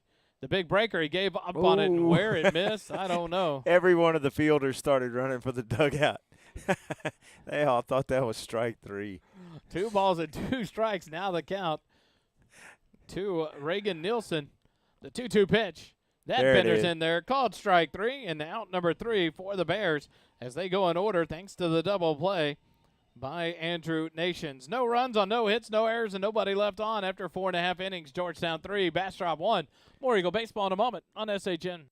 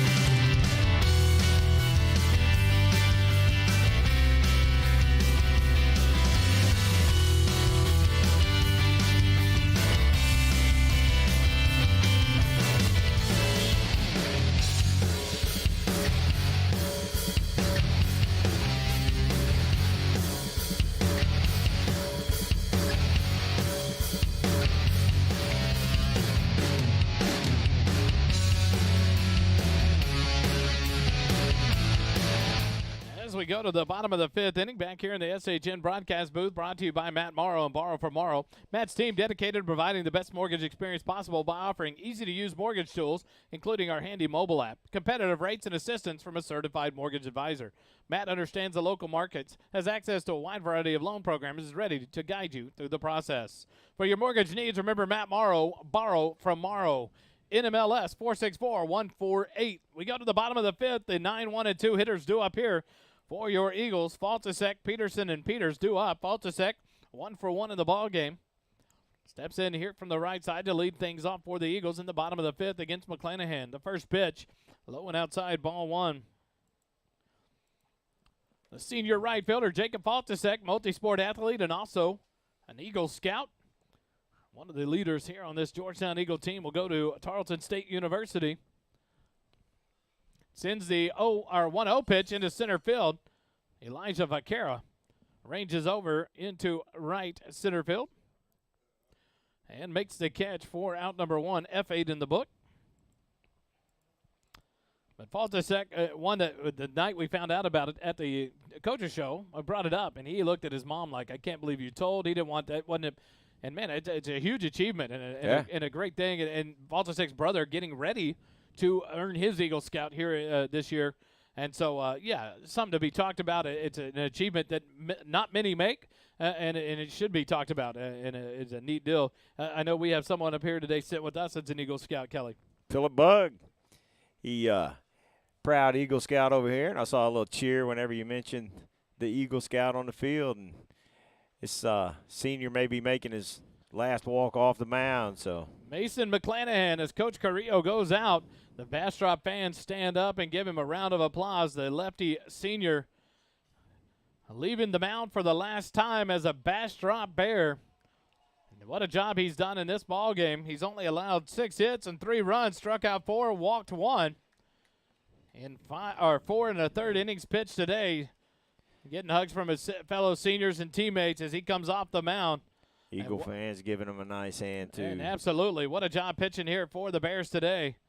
You know what? You take away those 3 errors last inning, it's a 1-1 ball game. And McClanahan still dealing for the Bears. And so a great job here by the lefty senior for the Bastrop Bears, Mason McClanahan. Congrats to you, young man, on a beautiful ending to your high school career at Bastrop High School. And best of luck as he moves on as his fellow senior Bears. You know, if your senior season's not going to continue into the playoffs, that was just a nice send-off for that young man. And now McClanahan will change mindsets and head out to the outfield as Elijah Vaquera will come in from center field to pitch for the Bastrop Bears. Quick timeout. We come back. We'll have the pitching change. The call to the bullpen brought to you by Nathaniel Funk, your Edward Jones financial advisor. More Eagle baseball in a moment on SHN.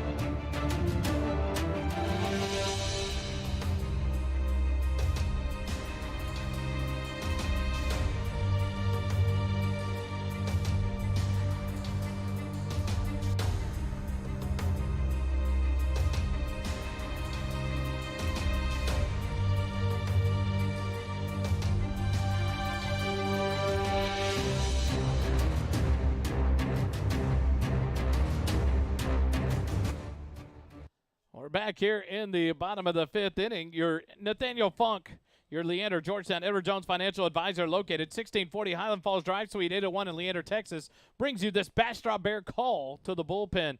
In to pitch is the left-hander, number 11, Elijah Vaquera, as number 7, Mason McClanahan, will give way. See where he is. I believe he just went out to center field. He did. So he'll be the center fielder for the Bastrop Bears. Owen Boone stays in right field and Nielsen in left. McClanahan moves to center field. Vaquera's first pitch to Devin Peterson, outside corner, called strike 1. A little different look there as the fastball comes in from the lefty Vaquera.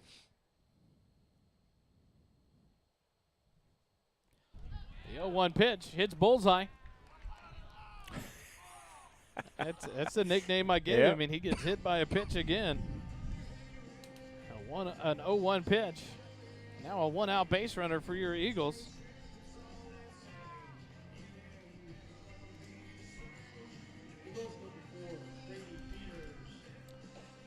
So you know, in case you're watching round 6, pick number 178, the Dallas Cowboys select Eric Scott, the defensive back. If you're not paying attention, okay, well, don't worry about it then. Yeah. One out here in the bottom of the 5th. The base runner on a hit by pitch. Vaquera moves to the stretch. The first pitch to Brady Peters, low and inside, ball 1. 1-0 the count. Bullseye. Devin Peterson hit by his multiple hit by pitch of the year. I think number 10 that he's been hit. 10 times he's been hit by a pitch now. He leads off first base. Piercy holds him on. A big lead there for Peterson. Vaquera looks over. He'll throw over to first base, and Peterson back easy. Standing there at first base. 1-0 the count to Brady Peters. He's 1 for 2 in the ball game. An RBI single in the first. The 1-0 pitch down low, ball 2. 2-0 the count to the senior third baseman. Grounded out to the shortstop back in inning number 4.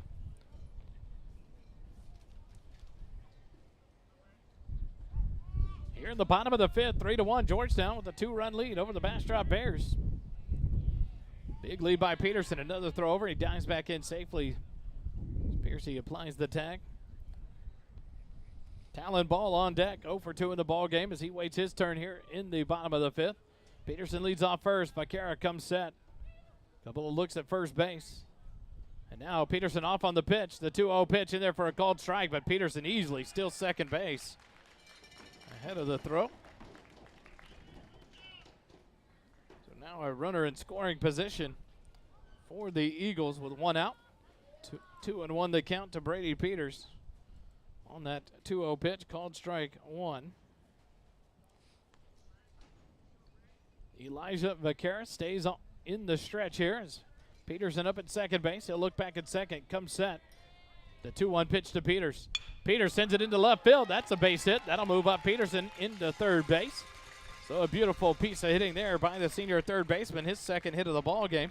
Has runners at the corners with 1 out here in the bottom of the 5th inning. Now Talon Ball will step in with 1 out. Runners on the corners. Talon 0 for 2 in the ball game. A strikeout looking in the first. Flew out to the right fielder in the 4th inning. Talon will step in here as Regalado will give the signs to the infield with the runners on the corners and 1 out.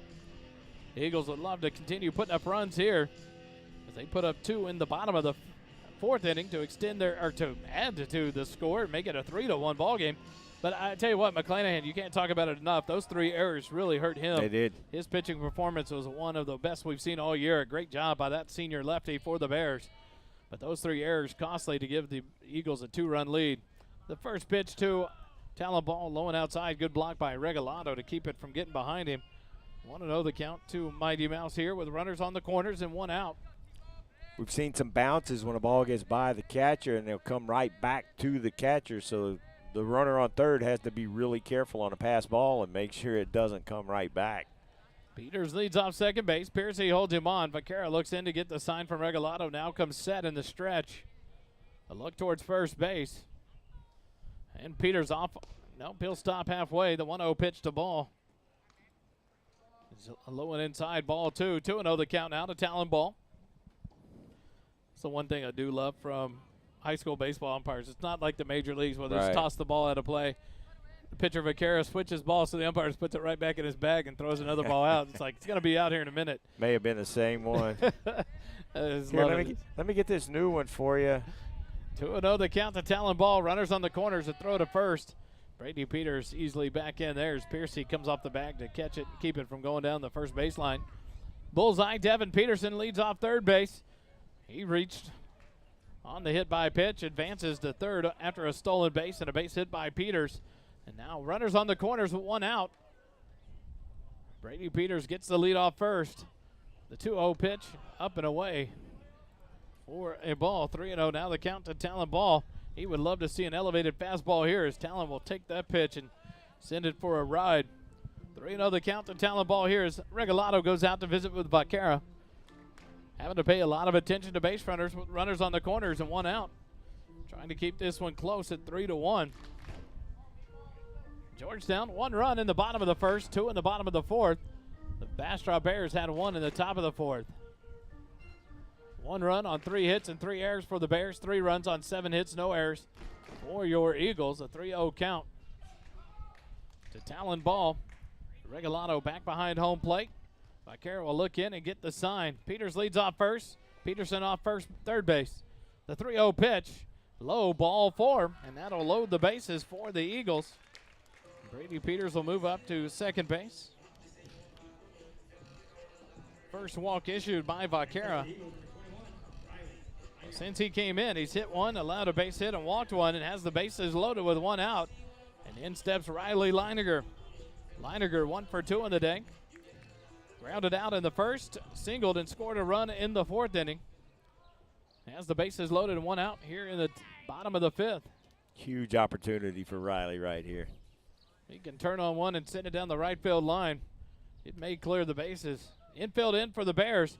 Vaquera moves to the windup. The first pitch to Leininger. Leininger takes it for a called strike. What you thought you might see from the Bears in the top half of the inning after a base on balls. Leininger taking all the way there. Wants to see a strike from Vaquera here as he's come in and struggled since he came on in relief of McClanahan. Vaquera gets the sign from the windup. The 0-1 pitch to Leininger. Leininger fouls it off back to the screen. Now behind in the count. No balls and 2 strikes for the left-handed hitting first baseman, Riley Leininger. The depth at which this infield is playing tells you they're going to cut down that run at home plate instead of trying to set up a double play. And usually you'd see the corners in the middle infield at double play depth, but all the infielders up near the grass here for the Bastrop Bears. The 0-2 pitch, Leininger stays alive, fouls it off back to the screen.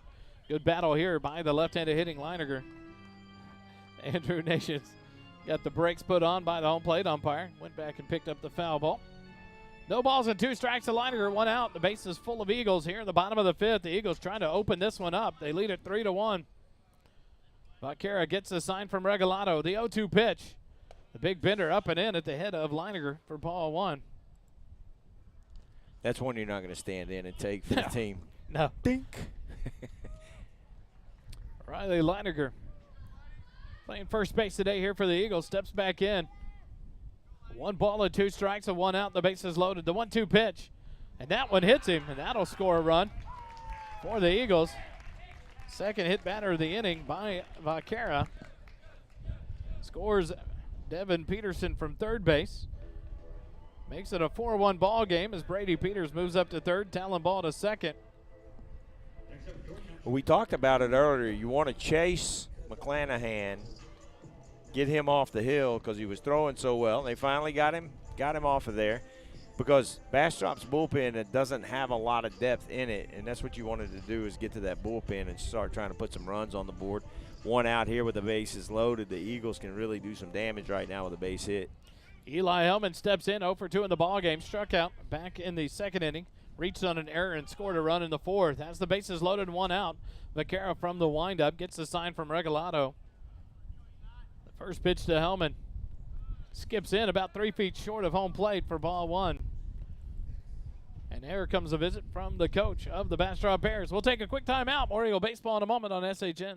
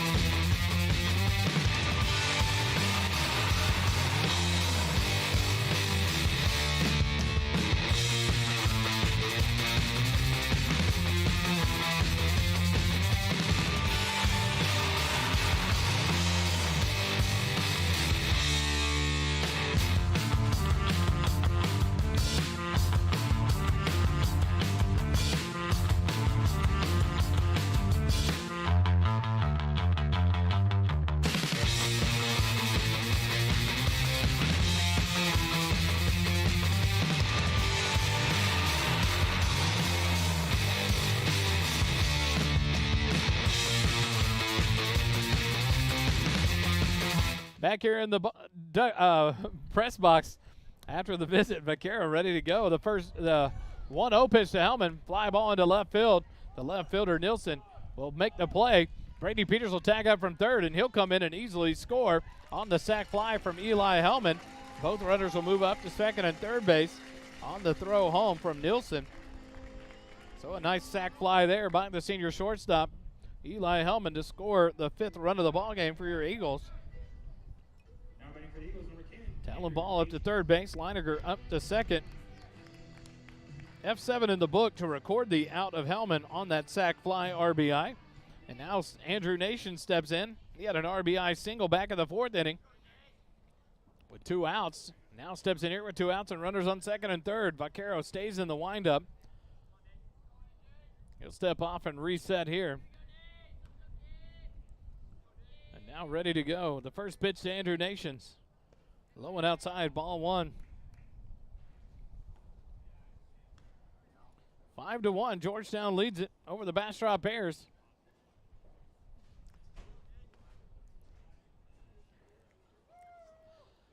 I was thinking the same thing with Talon Ball down at third base. Vaquero takes his time in the windup. The 1-0 pitch in there for a called strike. 1-1 the count.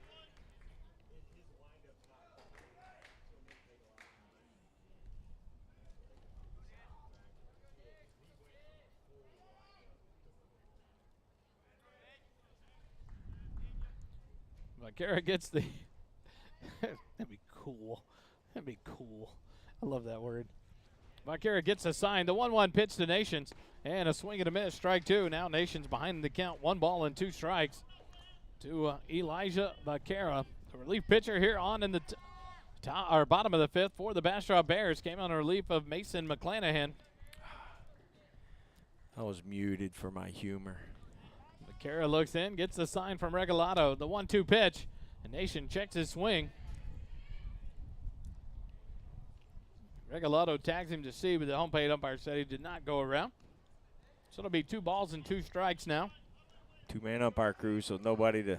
They can appeal to the umpire that's positioned behind second base, but in that circumstance, the guy behind the plate has the best view. 2-2 count to Andrew Nations with 2 outs, runners on second and third. Vaquero waiting for the sign from Regalado, gets it, and the 2-2 pitch. Up and away, ball 3. So now a full count to Andrew Nations with 2 outs here in the bottom of the 5th. The Eagles 2 runs here in the inning, a 5-1 lead.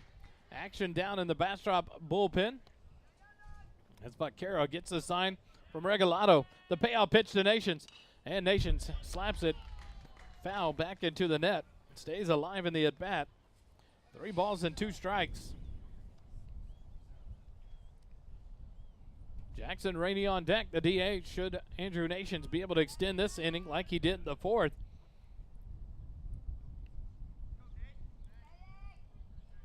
Vaquero gets the sign. The payoff pitch. Nations fouls it back out of play. Nice at bat here by Andrew Nations. It's still a full count. Strike 4. I love when Chris Petty gets going with the noise and the broken glass and the PA system going to get these fans going here. 3-2 count to Nations, 2 outs. And this one goes up and over the shoulder of Nations, and here comes Talon Ball from third. The play at the plate will not come. As Talon Ball gets home, the pass ball off the glove of Regalado.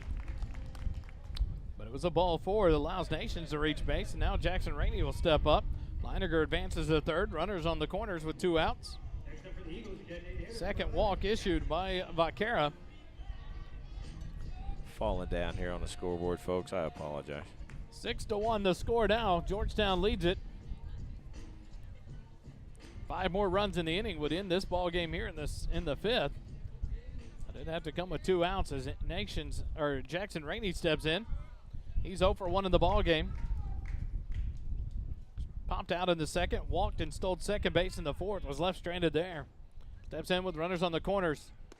And Nations off and stealing second base. He'll slide in, but nope, caught stealing. 2-6 on the caught stealing to retire Nations and the Eagles here in the bottom of the 5th inning. Nice throw there by the catcher Regalado for the caught stealing, and the Eagles get 3 runs on just one hit here in the bottom of the fifth. No errors and 2 runners left on base. After 5 complete innings, 5-1, Georgetown leads it.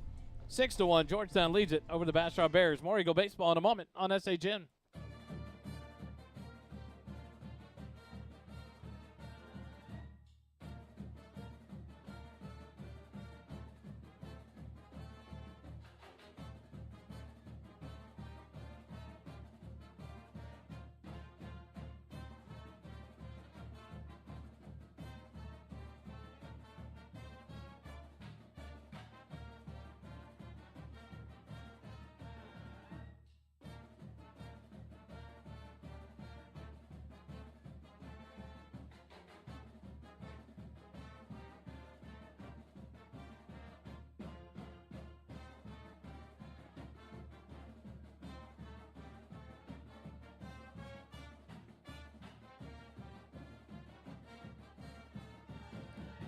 Back here in the SHN broadcast booth, brought to you by Matt Morrow. Easy for you to say. The broadcast. The broadcast booth for your mortgage needs. Remember Matt Morrow, borrow from Morrow. But now we go to the Nathaniel Funk, Edward Jones Financial Advisor call to the bullpen. Nathaniel Funk, your Leander Georgetown Edward Jones Financial Advisor, located at 1640 Highland Falls Drive, Suite 801 in Leander, Texas, brings you this Georgetown Eagle call to the bullpen.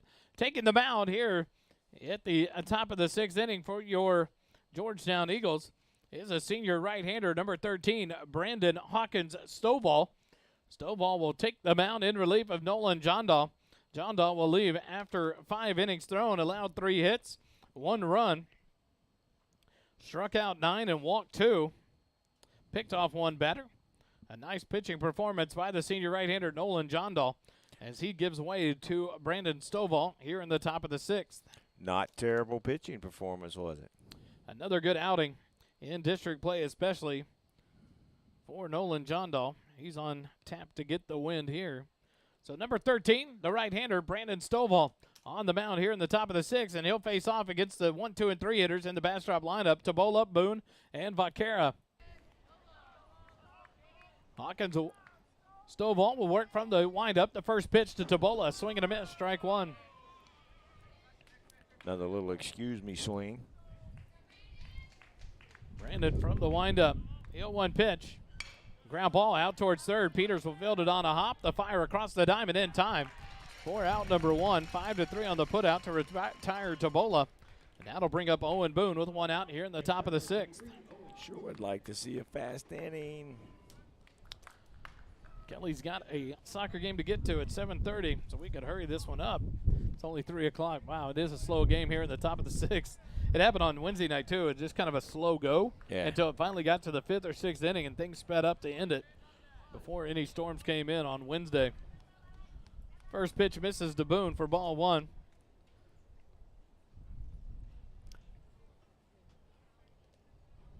Boone steps back in for the left side, the right fielder. The 1-0 pitch. A swing and a miss. Strike 1. 1-1 to count.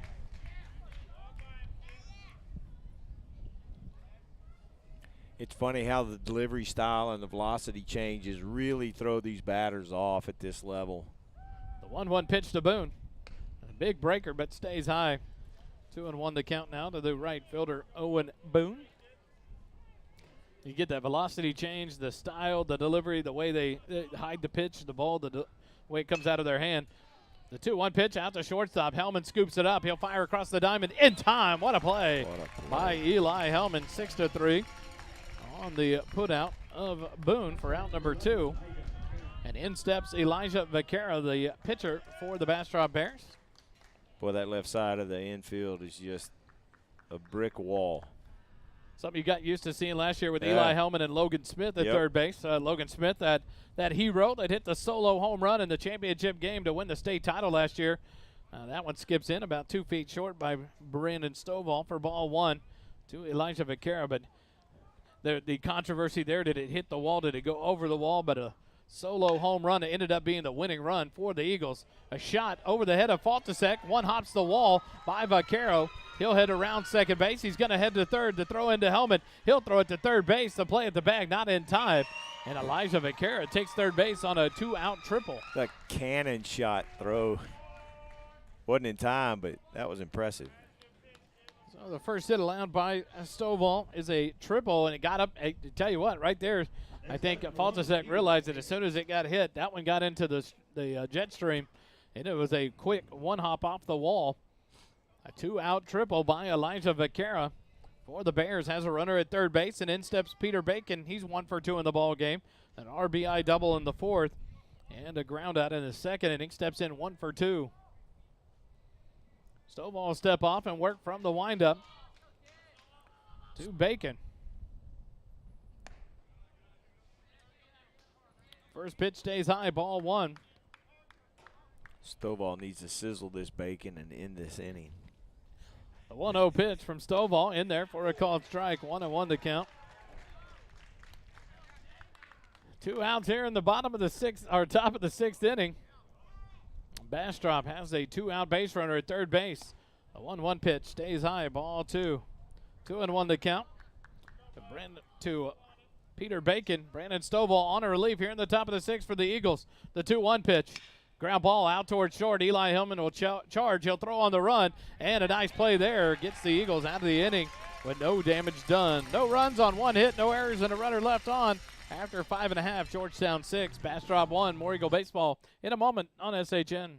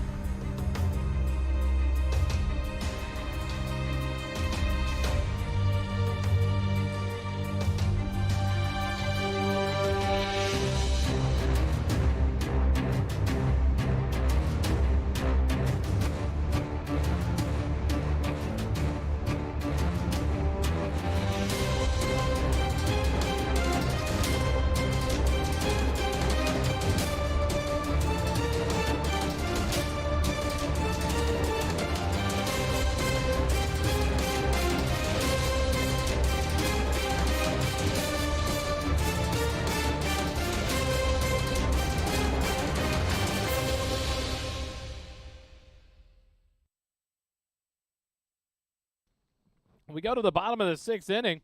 The Eagles will bring up Jackson Rainey, Chance Pernica, and Faltasek, the 7, 8, 9 hitters against Elijah Vaquera, on for his second inning of work and relief for the Bears.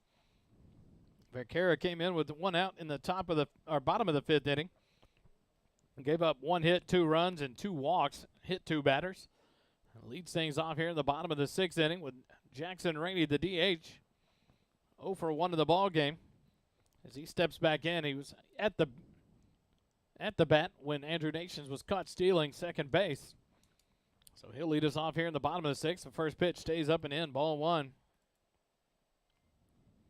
Brandon Stovall came in, threw a good top of the sixth inning. After a 2-out triple, got help from Eli Hellman on a good play at shortstop to retire the Bears. The 1-0 pitch misses low, ball 2 to Jackson Rainey. Chance Pernica on deck. Jacob Faltasek in the hole for the Eagles here in the bottom of the sixth. A 2-0 count to Jackson Rainey. The lefty Vaquera works from the windup. The 2-0 pitch. And a ball hit out towards second base. Second baseman Arriaga up with it. Makes the play to first in time for out number 1. 4-3 in the book to retire Rainey. And that'll bring up the senior catcher Chance Pernica. Beautiful day of baseball here at Georgetown.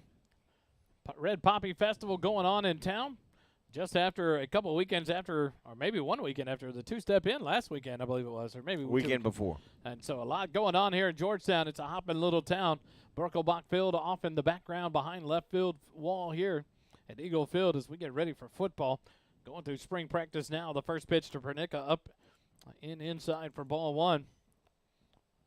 Got to talk to Noah Boris, the starting quarterback for your Georgetown Eagles, also a relief pitcher and a player here on the varsity baseball team. The 1-0 pitch misses low and outside to Chance Pernica, 2-0. Talking about the responsibilities of early morning spring practice and then baseball staying alive and well as well. And he said the priority obviously is to baseball right now, but when he works in those workouts with the football team, he's having a fun time doing it and having to work hard to stay up in the classroom as well. But well, they're very fortunate because last year at this time it was hot when they started spring ball. Chance Pernica will take time and step out as he didn't like waiting that long for Vaquera to get the sign from Regalado. And now we'll all reset. Vaquera gets the sign. The 2-0 pitch to Pernica. Outside corner. A generous outside corner called strike one. 2-1 now the count. To Chance Pernica. Yeah, at this point in the game, you just got to throw strikes and let your defense work. Pernica back in. Vaquera gets the sign. The 2-1 pitch. And Pernica sends it into left field. The left fielder, Nilsson, turns and gives chase, and he'll be able to settle under. He lost his balance there for a minute, but he's able to recover, and thanks to the wind for holding that one up, or that's over his head. But F7 in the book to retire Pernica for out number 2, and in steps Jacob Faltasek, 1 for 2 on the day. The number 9 hitter in the lineup to your right fielder. Faltasek singled back in the 3rd inning, flew out to center field in the 5th, steps in here with 2 outs. And nobody on, but that will probably be it for Vaquera, the senior left-hander in relief, as Coach Carrillo comes out of the dugout. Quick timeout. More Eagle baseball in a moment on SHN.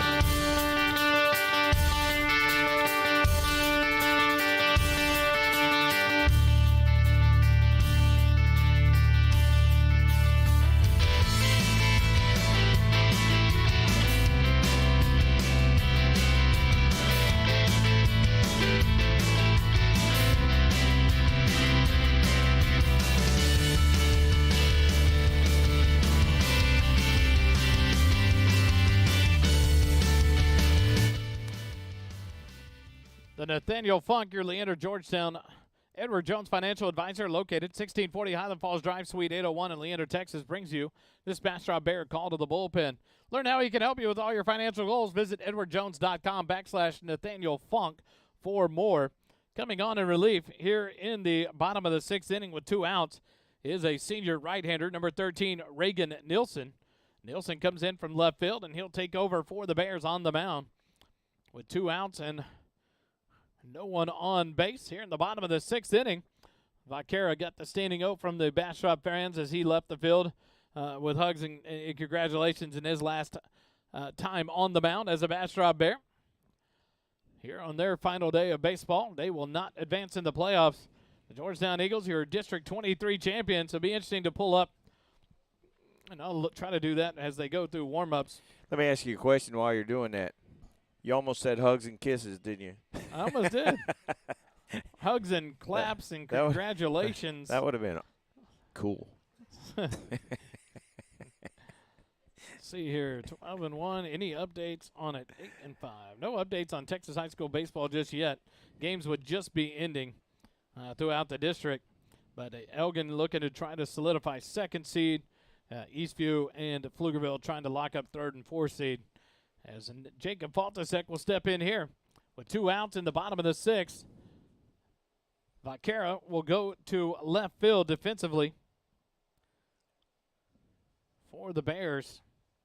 as Nilsson comes out of left field into pitch for Bastrop. The first pitch to Faltasek.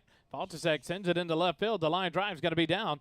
One pitch and a base hit. It gets away from Vaquero. Faltasek's going to take his chances. He heads to second base, and it's overthrown over the second baseman, Arriaga. Faltasek will advance to third base. And so a single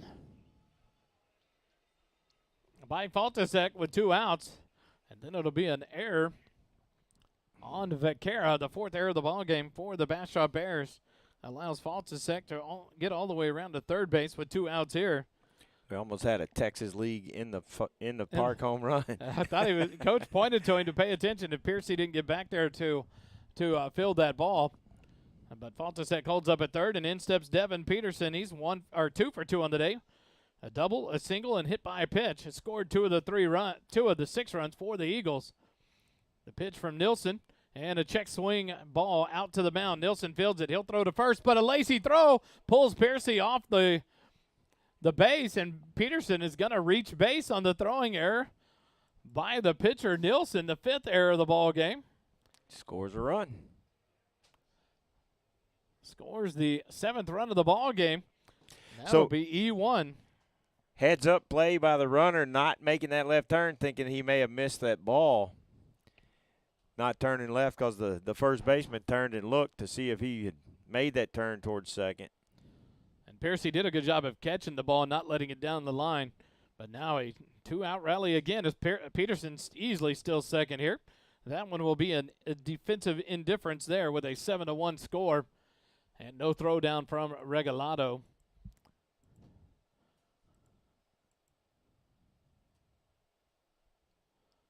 Peterson leads off second base. Brady Peters steps in, 2 for 3 on the day. An RBI single in the first, grounded out in the 4th, a single and a run scored in the 5th. Steps in here with 2 outs and a runner at second base. Nilsson turns toward second, but no one there, no throw, and Peterson quickly back to the bag. A lot of wind picking up there in the crowd, Mike. Peterson leads off. First pitch to Peters, outside corner, called strike 1.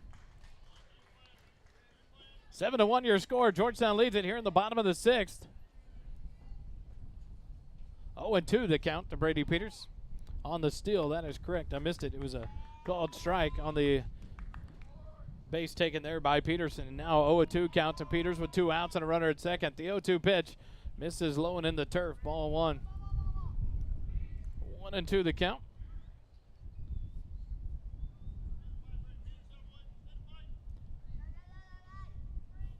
Jared Frimmel encouraging the boys here as Brady Peters steps back in. 1 ball, 2 strikes, 2 outs. Peterson leads off second. The 1-2 pitch, and it skips in there a couple of feet short. They're going to throw down behind Peterson. He got too big of a lead, and now he's going to be picked off.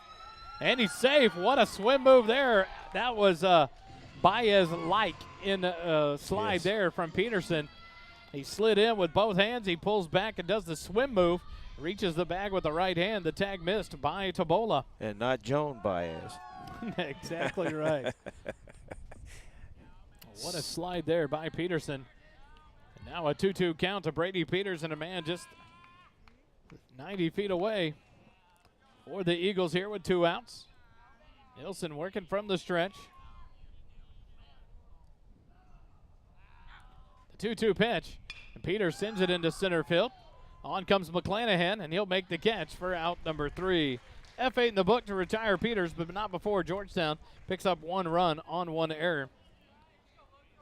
1 hit and 1 runner left on base. A lot of ones there as we go to the top of the 7th. 7-1, Georgetown leads it over Bastrop. More baseball in a moment on SHN.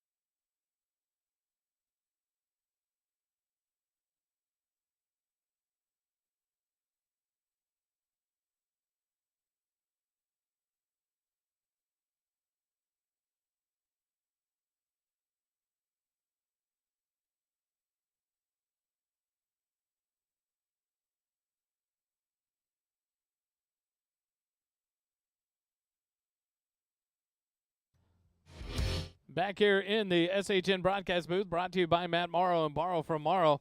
And Nathaniel Funk, your Leander Georgetown Edward Jones financial advisor, located 1640 Highland Falls Drive, Suite 801 in Leander, Texas, brings you this Georgetown Eagle call to the bullpen.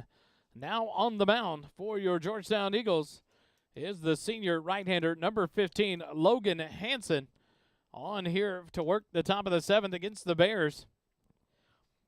Brandon Stovall comes in and throws 1 inning in relief. Stovall allowed 1 hit, but that was it, as he only threw 12 pitches in the inning. A nice inning of work for Stovall, and the Eagles continue to add on to this lead and lead at 7-1 now, as Logan Hansen comes on in relief here in the top of the 7th to close out game number 1. Pernica will throw it down, and the Eagles get ready for the top of the 7th. The Bastrop Bears will bring up the 5, 6, and 7 hitters, Valentin Regalado, Mason McClanahan, and Glaive Patton De La Rosa. Well, bat up for the Bears here in the top of the 7th, or due up for the Bears, and maybe any pinch hitters here. The Bears down to their last 3 outs. Ball hit out to shortstop. Hellman up with it, but he's going to bobble it. He'll throw to first, but not in time.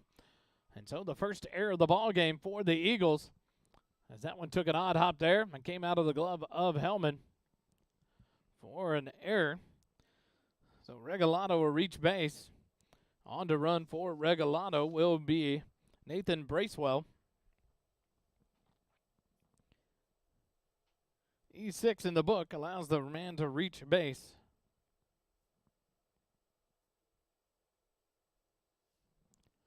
First pitch fouled off of the helmet of Pernica. The home plate umpire will take that one out to Hansen to give Pernica a chance to reset behind the plate. Respond in kind after the home plate umpire took one off the helmet back earlier in the ball game. Logan Hansen on a relief here in the top of the 7th inning for your Eagles. First man, Regalado, grounded to shortstop, but an odd error by the shortstop, Eli Hellman. Not very often do you see that happen. And now Bracewell runs for Regalado. The 0-1 pitch, a swing and a miss by McClanahan. Now behind in the count, no balls and 2 strikes. Eli Hellman, the sole returning starter in the field defensively for the Eagles this year from that 35-7 2022 state champion team. The 0-2 pitch just misses for ball 1, 1-2. And Hellman, just a staple, has been at shortstop for this Eagle baseball team here in his final year. Will go on to McLennan College to continue his education and baseball career. The 1-2 pitch down in the turf, wild pitch, allows the runner Bracewell to move up to second base. 2-2 now the count. The big bender came up short there, caught in the turf and shot up over the head of Pernica. And now no outs and a runner at second base with a 2-2 count to Mason McClanahan, with De La Rosa on deck, the DH for the Bears. Hansen gets the sign from Pernica, comes set in the stretch. The 2-2 pitch, and a ball sent down the right field line, but it is going to curl out of play. The Bastrop Bear bullpen catcher makes the catch for out number 1. Just joking. The count remains 2-2 to McClanahan. Nice play there by the bullpen catcher, though, to not get hit by the pitch. The foul ball. 2-2 remains the count with no outs. The 2-2 pitch. Outside corner called. Strike 3. Nice pitch there by Logan Hansen. Strikes out McClanahan. That is the 3rd time in the ballgame McClanahan has been retired on strikes. That's the first strikeout for Logan Hansen. And in steps Glaive Patton De La Rosa, the DH. He's 0 for 1 in the ballgame. Struck out swinging in the 3rd, reached on a base on balls, but was doubled off in the 5th inning by a play by Andrew Nations in left field. He made the catch and then threw behind the runner, trying to get back to first base. First pitch to De La Rosa is outside for ball 1. 1 out here in the top of the 7th. Eagles 2 outs away from clinching a beautiful 13-1 record to end district play and go to 19-12-1 on the year. One more game to play this afternoon between these two teams as they will play a non-district tilt. Hansen will throw back to second base to Hellman. And Bracewell back in, easily standing. One out here in the top of the 7th. Georgetown leads it 7-1 over the Bastrop Bears. Hansen comes set. A look back at second base. The 1-0 pitch. A swing and a miss. Excuse me, swing there by De La Rosa, and the count evens at 1-1. Kind of surprised they're even worried about that runner at second with a 6-run lead. Should be like coconut cake on dessert. Just don't care for it. Oh, the 1-1 pitch fouled off by De La Rosa. One ball. Where's Dave when I need him? Go ahead, Dave. I hope you're having a good day at the station. 1 ball and 2 strikes now to De La Rosa with 1 out and a runner at second base. Bastrop down to their last couple of outs here. Trailing 7-1. Logan Hansen, the senior right-hander, comes set in the stretch. The 1-2 pitch. And the big bender down in the turf. Good block by Pernica. The count now 2-2 to De La Rosa. On deck, number 17, Jacob Piercy, the first baseman for the Bears. Good opportunity here for Logan Hansen to get some work in out of the bullpen. In that second game today, we'll see who they throw for the Eagles as they work towards the playoffs. The 1-2 pitch hit out into left field. Andrew Nations comes in charging. He'll throw it into Brady Peters, but that'll keep Bracewell at third base. And now a 1 out base hit, has runners on the corners. And Piercy will step in. He's 0 for 2 in the ball game for the Bears. Nice piece of hitting there by De La Rosa behind in the count 0-2. Works it back to a 2-2 count and then drives a base hit into left field. You know, Wally, this speaks to this Bastrop program. These kids could have quit and just given up, but they're still fighting, trying to win this ball game. I love seeing that. Piercy steps in. The first pitch, Piercy fouls it off back to the screen. 0-1 the count to the first baseman, Jacob Piercy. Jackson Rainey races out to pick the ball up for the home plate umpire. It was about 2 feet away from him. De La Rosa will lead off first base. Bracewell off third. The 0-1 pitch. The big bender just high for ball 1. Wow. 1-1 there. I think that one fooled the umpire too, because it started off above the batter's head but broke across, I thought, through the strike zone, but apparently I was wrong. Been wrong before. The 1-1 pitch. Beautiful bender there from Hansen. A swing and a miss by Piercy. And Hansen ahead in the count. 1 ball and 2 strikes. That breaking pitch was a pretty one there. Now Piercy behind. 1 ball and 2 strikes and 1 out. Runners on the corners. Bracewell leads off third base. De La Rosa leads off first. And it couldn't get him to chase. He was able to check his swing on that breaking pitch. Now low and outside. 2-2 now the count to Jacob Piercy. Reagan Nielsen, the pitcher of record for the Bears, on deck for the Bastrop Bears. Piercy back ready to go. Hansen comes set. The 2-2 pitch. Swing and a miss. Nope, he fouled it off. Pernica couldn't hold on to it, so Piercy able to battle here and stay alive in the bat. 2 balls and 2 strikes. Logan Hansen, the senior right-hander, on a relief here in the top of the 7th. The Eagles have a 7-1 lead. At the end of this ball game, we'll take a break and come back with game number 2 of the day. The Bastrop Bears are going to stick around and play the Eagles again at 4 p.m. start is what is scheduled. Swing and a miss, strike 3 for out number 2. Nice pitch there by Logan Hansen. Gets Piercy for out number 2. Second strikeout for Logan Hansen. And that'll bring up Reagan Nielsen. 2 runners on. Runners on the corners with 2 outs. Nielsen steps in, 0 for 2 in the ball game. Struck out looking in the 3rd, struck out looking in the 5th. Steps in here, Hansen from the stretch.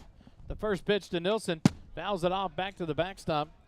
0-1 the count to the right-handed pitching, right-handed hitting, Reagan Nielsen. These 2 teams will take a break, grab a bite to eat, and then settle back in for the afternoon tilt. Hansen takes a look over at first base as De La Rosa leads off.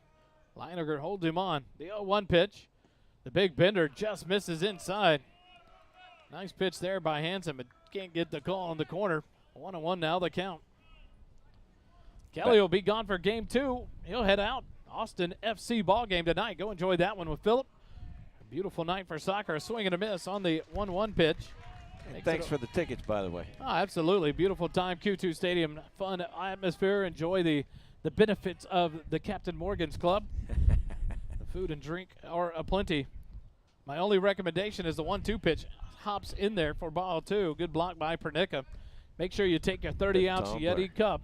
You can fill them up inside the club and take them back to your seats. It reduces the amount of trips up and down the stairs, and a beautiful benefit. It has to go in empty and come out empty, but an opportunity there.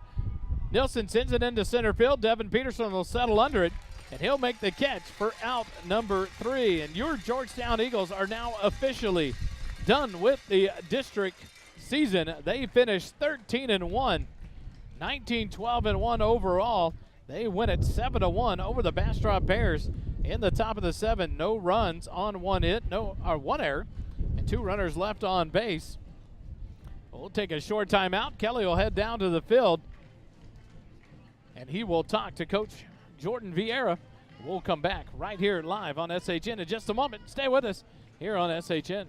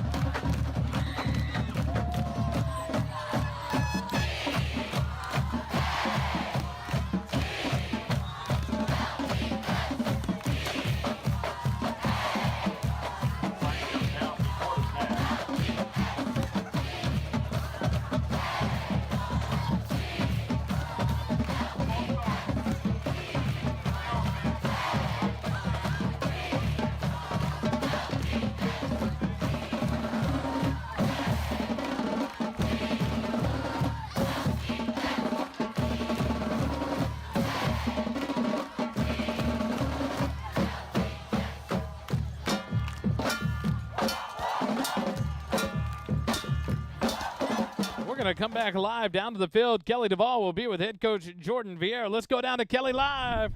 We're here with Coach Jordan Vieira. Coach, congratulations, 13-1 district. None of that 4-way tie this year. No, thank God. Talk about the performance today, your guys. It was a great job. You know, Nolan John Dahl went out and gave us 5 really good innings of competitive baseball, throwing a ton of strikes. Offensive, we were able to get the big hits we needed to, able to steal some bags, and play some pretty clean defense. And when you're able to do those 3 things, you know, it gives you a pretty good chance to win. So a phenomenal job. Brandon Hawkins goes out and Stovall goes out and does a great job filling it up after him. You know, he passed it over to Logan Hansen, another senior for us today, and he did a great job as well. So all around quality effort by the boys in blue. Wally and I talked about it during the broadcast last season, second to last week of the season, little lull. I think a 3-game losing streak, and then made that last week really necessary. What's the difference in that and this year with this senior leadership? You know, it's just trying to get our guys to remain focused on the task, right? The past couple of games we played don't necessarily have any ramifications as per se for playoffs, for standings or anything like that. So just remind them to continue to show up day in and day out, and making sure that every time they get on the field, they're working their butt off to be at Dell Diamond. Well, it was an awesome performance by the starter for Bastrop today. Their pitcher, a couple of errors cost him some runs, but talk about how your guys adjusted and were finally able to get to him. You know, we were able to finally stay inside the strike zone. We were chasing quite a bit and trying to do too much with it, and we finally just took a step back and was able to execute our plan at the plate. And when our guys do that, we get some pretty good hitters. So he did a great job, and then we were able to capitalize when we need to. Playoffs up next? Yes, sir. Who we up? As of right now, I believe it's Austin Navarro. So we'll see what that happens over there. I think they're finishing up today, so we'll see what happens. Coach, we will keep everybody updated on the playoffs and the series for next weekend, I guess, right? Fantastic. Yes, sir. Congratulations again, district Thank you, champions, Kelly. all by Appreciate yourself. it. Yes, sir. Thank you so much. Thank you for bringing Nolan Jondal. Nolan, great job today on the mound. Talk about this performance today with facing the last game of the season, finished 13-1. What was working for you today? I mean, fastball worked good. I was able to locate it, low and get some guys to chase up. And then curveball was good. I missed my spot a couple times, but it ended up snapping pretty well and got chasing. Well, it seemed like you were using that curveball to set up some stuff with the fastball, getting them to chase some stuff that they weren't ready for.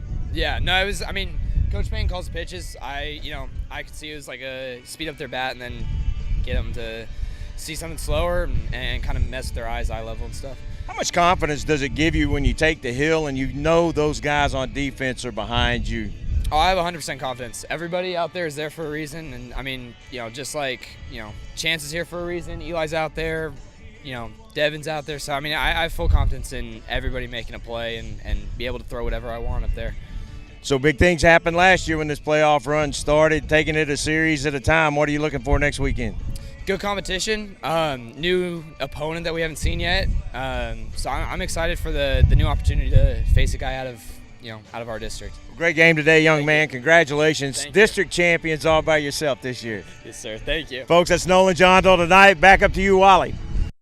The Eagles are victorious 7-1 over the Bastrop Bears. They finished the official district season 13-1. Your district champions of 5A Region 3 District number 23, and what a way to end it, a 7-1 victory over these Bastrop Bears. Nolan Jondal gets the win on senior day. Another great performance during district play for Nolan Jondal on this starting rotation for your Georgetown Eagles. They end district 13-1. Every decision in district was made by these three starting pitchers, and so it's just awesome to see that as they settle in after a tough non-district season and close things out on a great note. 13-1 in district. They will face most likely Navarro Vikings next week. But more importantly, at 4 p.m., maybe a little bit later after that, they'll take on these Bastrop Bears one more time in a non-district game to get ready for next weekend series. Thanks for listening to us live here on SHN. Your Eagles victorious 7-1 over the Bastrop Bears. We sign off now, and we will bring you Georgetown baseball here in just a little bit on SHN.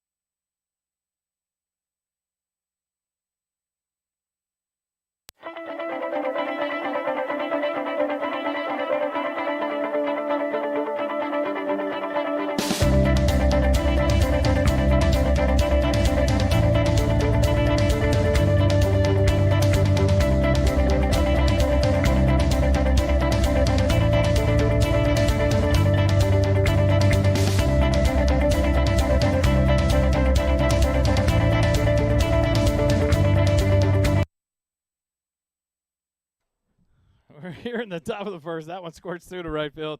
We had some troubles down on the field. Sorry about that. So we'll get it all straightened out here. It's crazy. One out here in the top of the first. This non-district ball game, Bastrop has agreed to stay here and play with the Eagles here in the afternoon tilt as things got moved around due to some rainouts. And so that right there was Valentin Regalado as he reaches first base. For the Bears, and in steps number 23. This will be Owen Boone, the first pitch down and away. David Fluid on the mound for your Georgetown Eagles to start out the ball game. We'll get everything locked back in here in just a minute. But it kind of got started a little quicker down there talking to some of the parents, and so I had to get the Eagle lineup. Fluid on the mound, the lefty from the stretch.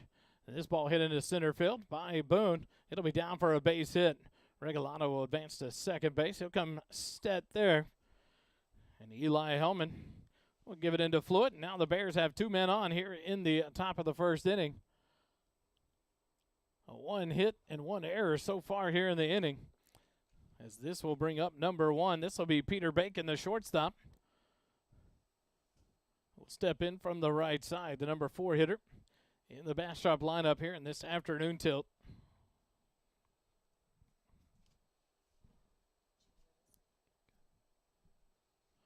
First pitch from Fluid, a swing and a miss, strike one.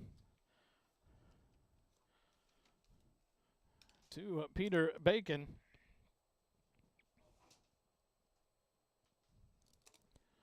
Fluid will get the sign here. Reese Herrera behind the plate defensively for the Eagles here in the second game of the of the day. Fluid will take a look back at second base at Regalado. Bacon will call timeout. He'll step out and reset himself after the delay there. Boone at first, Regalado at second for the Bastrop Bears here in the top of the first. Two runners on with one out. Fluid will deliver the pitch, and it's fouled off back to the screen. I may have knocked the mic off of it. Not sure. So 0-2 the count now to Peter Bacon.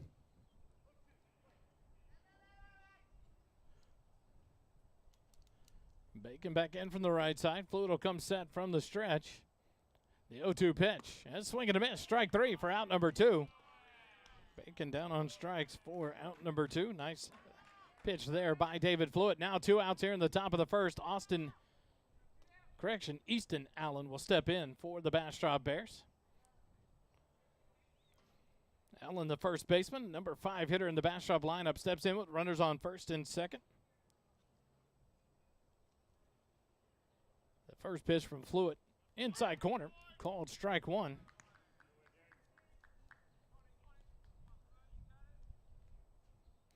Easton, the junior right-handed hitter, steps in. Playing first base here in this ball game. Piercy played in the first. Easton Allen, the junior, steps back in. 0-1 the count from Fluid. The 0-1 pitch. Inside corner, called strike two. 0-2 quickly now to Easton Allen. Mason Smith on deck, the second baseman.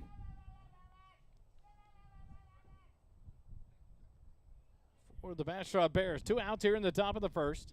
Runners on first and second.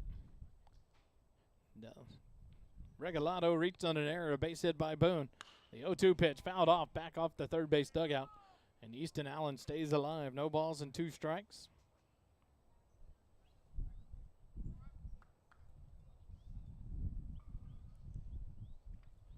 Wind starting to die a little bit out there after that high wind advisory early in the day here in the Georgetown, Williamson County area. The 0-2 pitch, inside corner, just missed. Ball 1, 1-2 now the count to Easton Allen.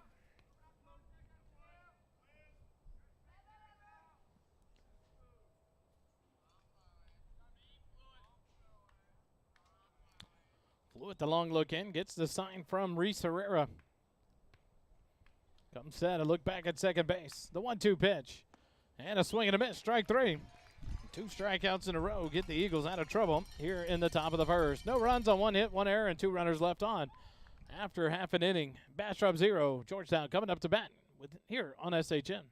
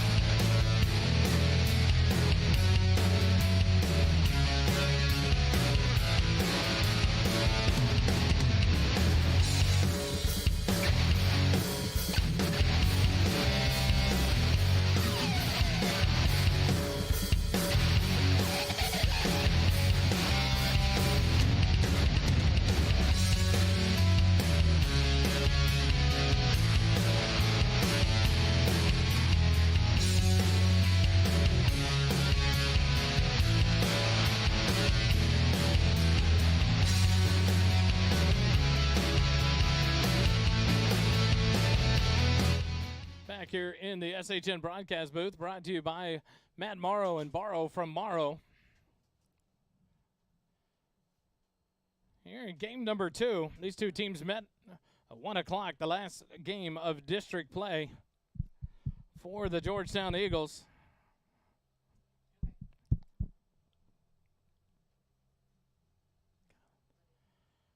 Georgetown won the ball game 7-1 over the Bastrop Bears, and to finish their district play at 13-1 on the year. Throughout this ball game, we'll try to find out some other scores in the district on how those went and how kind of we finish up as a district as a whole. A lot of things could have happened today, so we'll see how that went for the Eagles. In the lineup for your Georgetown Eagles today here in game number 2. Leading it off will be number 17, Devin Peterson. Brady Peters will bat second, playing third base. Second baseman Talon Ball will bat third. The first baseman Riley Leininger will bat fourth. Eli Hellman, the shortstop, bat sixth. Batting fifth is Eli Hellman. Batting sixth is Jackson Rainey in left field. Batting seventh, the catcher Reese Herrera. Batting eighth, the pitcher / DH David Fluitt. And batting ninth, the right fielder Jacob Faltasek. So Devin Peterson will lead it off here in the bottom of the first inning. On the mound for the Bastrop Bears, the lefty up and in for ball 1. The pitcher started out is Owen Boone. He pitched on Wednesday for the Bastrop Bears to start things out. And he leads it off here. 1-0 the count to Devin Peterson. 1-0 pitch in there for a called strike. 1-1 now to Devin.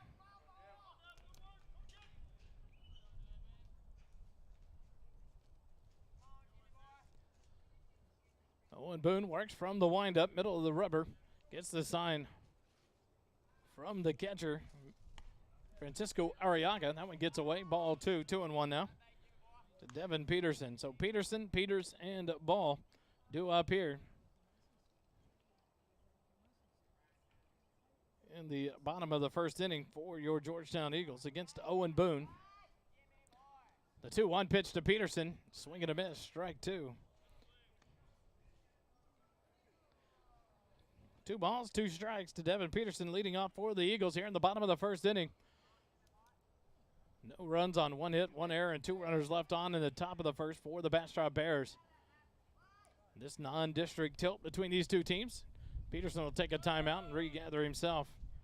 Step back in on from the right side. 2 balls, 2 strikes. As soon as you say the wind has died down, it picks back up. Flags in full force out there in center field. The 2-2 pitch. Peterson pops it up right side into right field. The right fielder will settle under it and make the catch for out number 1. Catch made there by Glaive Patton de la Rosa. F9 in the book to retire the out of Devin Peterson. And in steps Brady Peters, the senior third baseman, with 1 out here in the top of the first inning. Owen Boone stays in the windup. The big lefty for the Bastrop Bears. The first pitch to Peters. And Peters takes it down the left field line, but it's just foul, just to the left side of the third base bag. Boone, the senior left-hander, ahead in the count now. No balls and 1 strike to Brady Peters. First inning of Georgetown baseball, always brought to you by Matt Morrow and Borrow from Morrow. For your mortgage needs, remember Matt Morrow, borrowfrommorrow.com. Proud sponsor of Georgetown Eagle Baseball and SHN Sports. Boone from the windup, the 0-1 pitch. Peters lays off and takes it on the outside corner for strike 2. 0-2 the count to the senior third baseman, Brady Peters. Boone gets the sign from the catcher, Arriaga. The 0-2 pitch.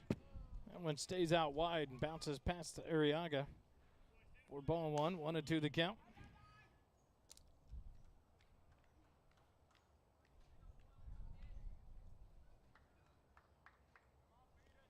Boone ready to go from the windup. The 1-2 pitch to Brady Peters.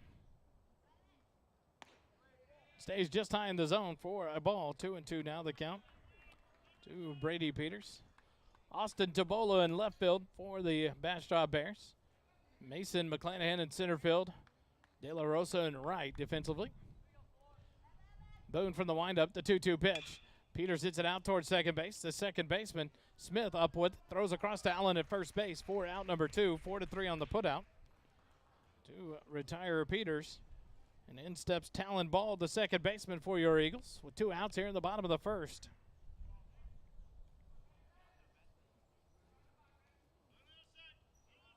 On deck, Riley Leininger, the first baseman for the Eagles. Should Talon Ball be able to extend this one? Boone ready to go. The first pitch to Talon Ball. Ball fouls it off the end of the bat, back towards the first base dugout. 0-1 the count.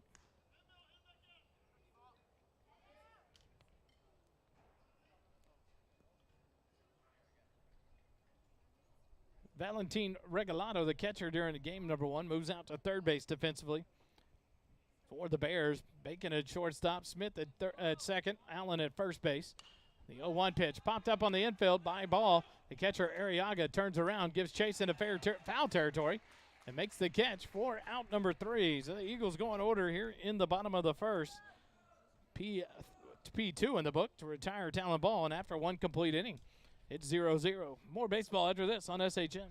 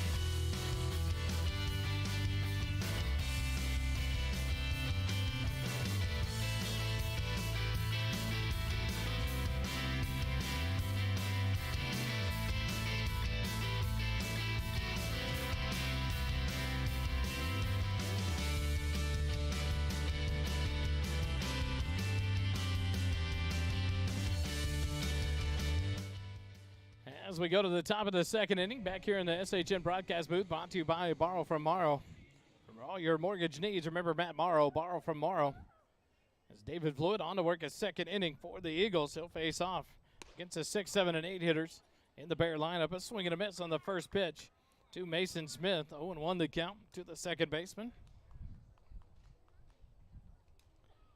Fluid working from the windup here to start the top of the second. The 0-1 pitch, and a ball slapped foul down the third baseline, out of play by Smith. 0-2, now the count is Fluid ahead in the count on Smith here to lead things off in the top of the second. Fluid gets a sign, the 0-2 pitch, and a swing and a miss, strike 3, third strikeout of the ball game by David Fluid to retire Smith, and that'll bring up the number 7 hitter in the Bastrop Bear lineup. That'll be Mason McClanahan, the center fielder. He'll step in here from the right side.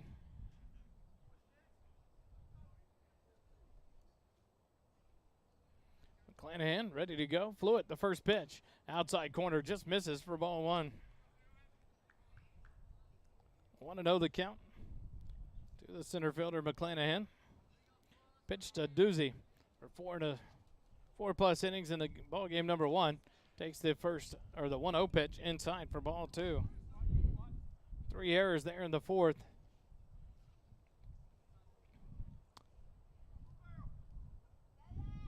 Hope things fall apart for the Bears. McClanahan takes the 2-0 pitch in there for a called strike, 2-1, but McClanahan did a great job for the Bears in 4 1/3 innings. Only allowed 6 hits, 4 runs, 4 strikeouts, and walked 1. But those 4 runs of them earned, I think only 1 or 2 earned. But a good outing for the senior left-hander. Takes the 2-1 pitch on the outside for ball 3. 3-1 now the count to McClanahan. On deck is Francisco Arriaga, the catcher.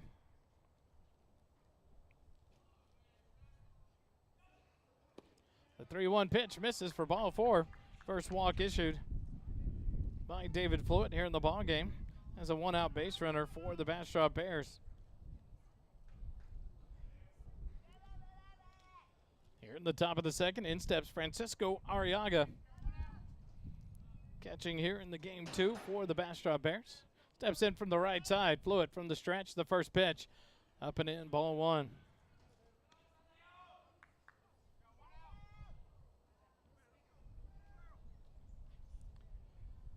After Arriaga will be De La Rosa, the right fielder. He waits on deck. The 1-0 pitch misses for ball 2. 2-0 the count to Arriaga.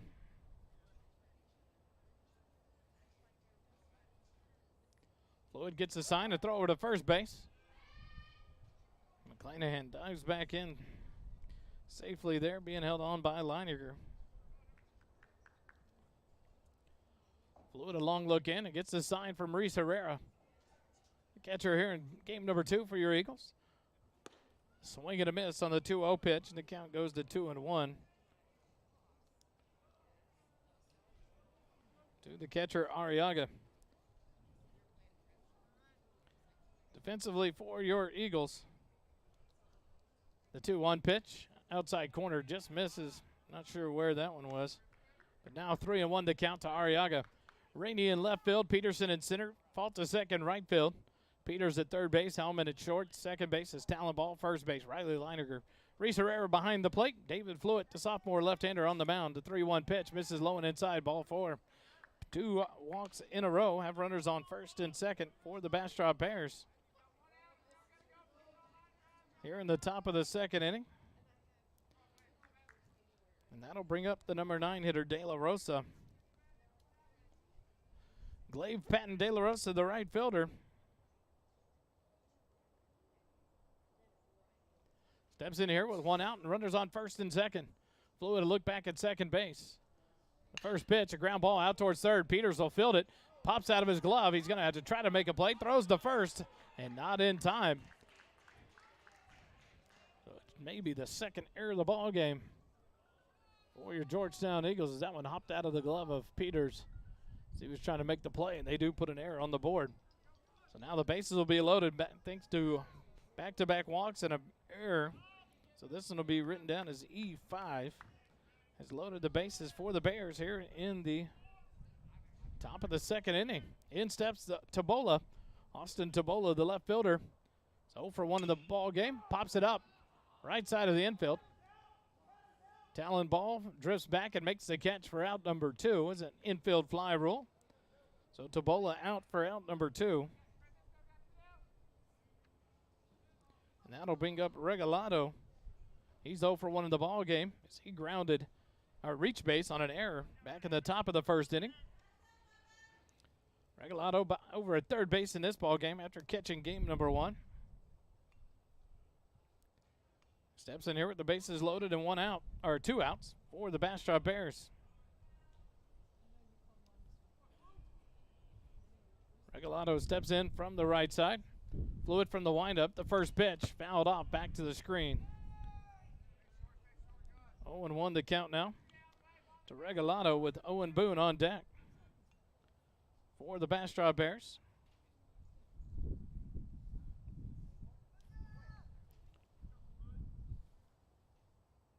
McClanahan at third, Arriaga at second, De La Rosa at first. The 0-1 pitch outside, ball 1. 1-1 the count now to Regalado.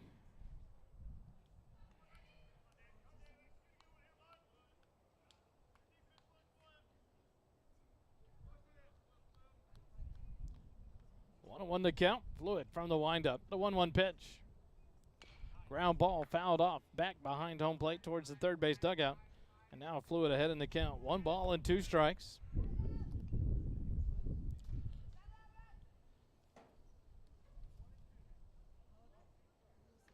One ball, 2 strikes, 2 outs here in the top of the second. Bases full for the Bastrop Bears as they try to take an early lead. The 1-2 pitch from Fluid. Swing and a miss, strike 3. Fluid works out of trouble here in the top of the second inning. No runs on no hits. 1 error, and the bases left full by the Bears after 1.5. Georgetown 0, Bastrop 0. More Eagle Baseball on SHN in just a moment.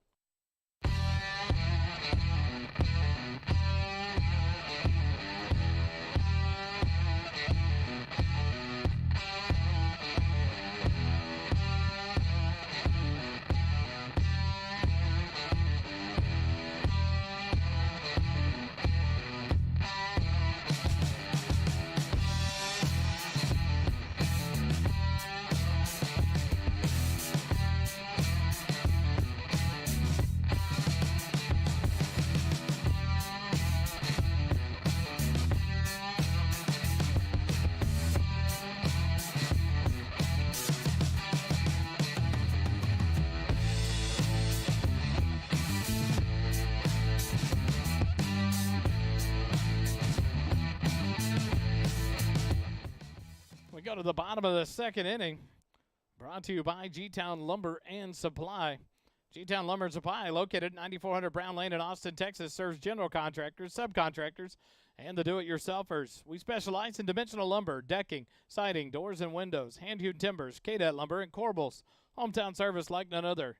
Visit us at 9400 Brown Lane in Austin, Texas, or visit our website at gtownlumberandsupply.com. G-Town Lumber and Supply, a proud sponsor of the second inning of Georgetown Eagle baseball.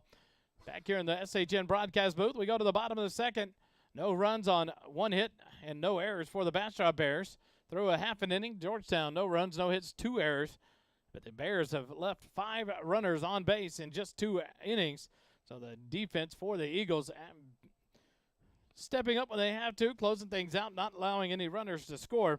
David Fluid has already struck out 4 through 2 innings, walked 2 and allowed 1 hit in his 2 innings pitched. But the 5 stranded base runners will drive a coach insane. Coach Carrillo of the Bastrop Bears. The Eagles come up here in the bottom half of the second inning. That'll bring up the 4, 5, and 6 inners. Leininger, Hellman, and Rainey. Jackson Rainey in left field. Here in game number 2 for the Eagles as Nations is out of this ball game. Maybe one of the arms that you see throwing in relief later in the ball game for the Eagles.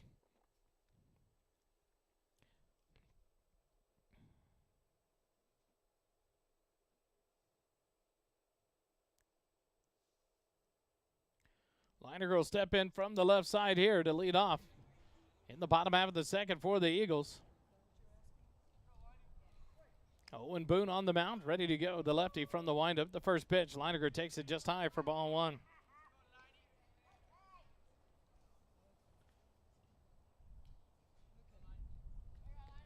Boone gets a signal from Arriaga. The 1-0 pitch. And Leininger hits it high down the right field line. The right fielder De La Rosa on the run, but no reason as Riley Leininger hits a solo take to right field. Oh, what a shot by the big lefty. We talked about it in game number 1. If he could get a ball up in the air down the right field line, he had plenty of power.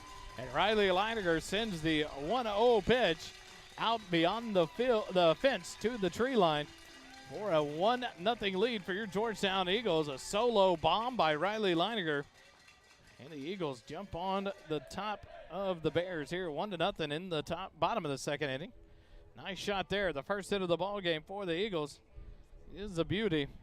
That solo tank by the left-handed hitting Riley Leininger brings up Eli Hellman with no outs and a run on the board here in the bottom of the second as the Eagles go to work here quickly in the bottom of the second. Nice shot by the junior left-handed hitting Riley Leininger. Boone from the windup. The first pitch to Hellman. He takes it for a called strike. 0-1 the count to the senior shortstop, Eli Hellman. Jackson Rainey, the left fielder, on deck for the Eagles. Boone gets the sign. The 0-1 pitch to Hellman. On the outside corner, called strike 2. 0-2 count now to Eli Hellman.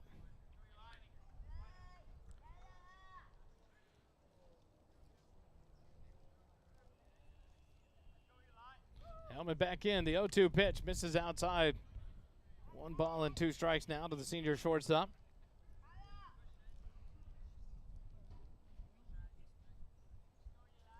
Boone gets the sign.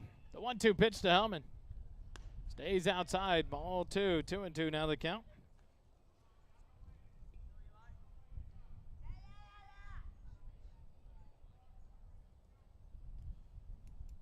Boone ready to work from the windup. The 2-2 pitch. A swing and a miss. Strike 3. Hellman down for out number 1. First strikeout of the ball game by Boone. And that'll bring up the left-handed hitting left fielder, junior, number 11, Jackson Rainey.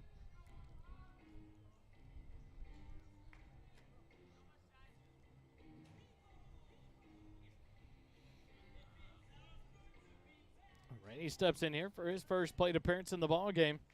Boone ready to go from the windup with 1 out. 1 run across here in the bottom of the second. The first pitch to Rainey. Breaking ball stays up for ball 1. Rainey 0 for 2 in the earlier ball game today. Popped out in the second, walked in the 4th inning, grounded out in the 6th. Steps in here with 1 out and the base is empty. The 1-0 pitch and a swing and a miss. Strike 1. 1-1 now the count. Jackson Rainey.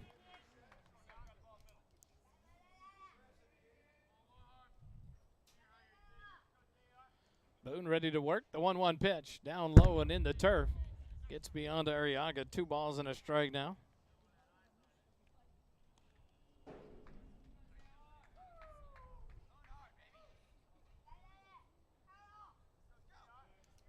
Here the dugout in the background chirping at Jackson Rainey. 2-1 to count with 1 out here in the bottom of the second. Boone gets the sign from Arriaga. The 2-1 pitch. Outside corner called strike 2, and now an even count at 2 balls and 2 strikes to Jackson Rainey. Arriaga thought it was a strikeout, threw it down to Regalado. He'll throw it back to Boone. And just a 2-2 count now. Boone gets the sign and ready to go. Rainey back in from the left side. The 2-2 pitch. And Rainey sends it into right center field. McClanahan to his left, can't get to it. And that'll be a 1-out single for Jackson Rainey. He'll return to first base, so a nice base hit there by the left fielder, Jackson Rainey. Second hit of the ball game for the Eagles, and that'll bring up the catcher, Reese Herrera.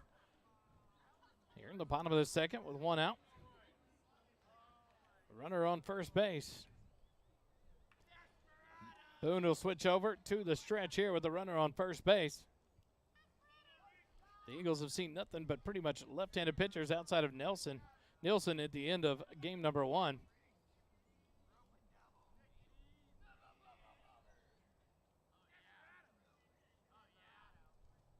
First pitch to Herrera, misses up and away. Ball 1, 1-0 the count to the catcher.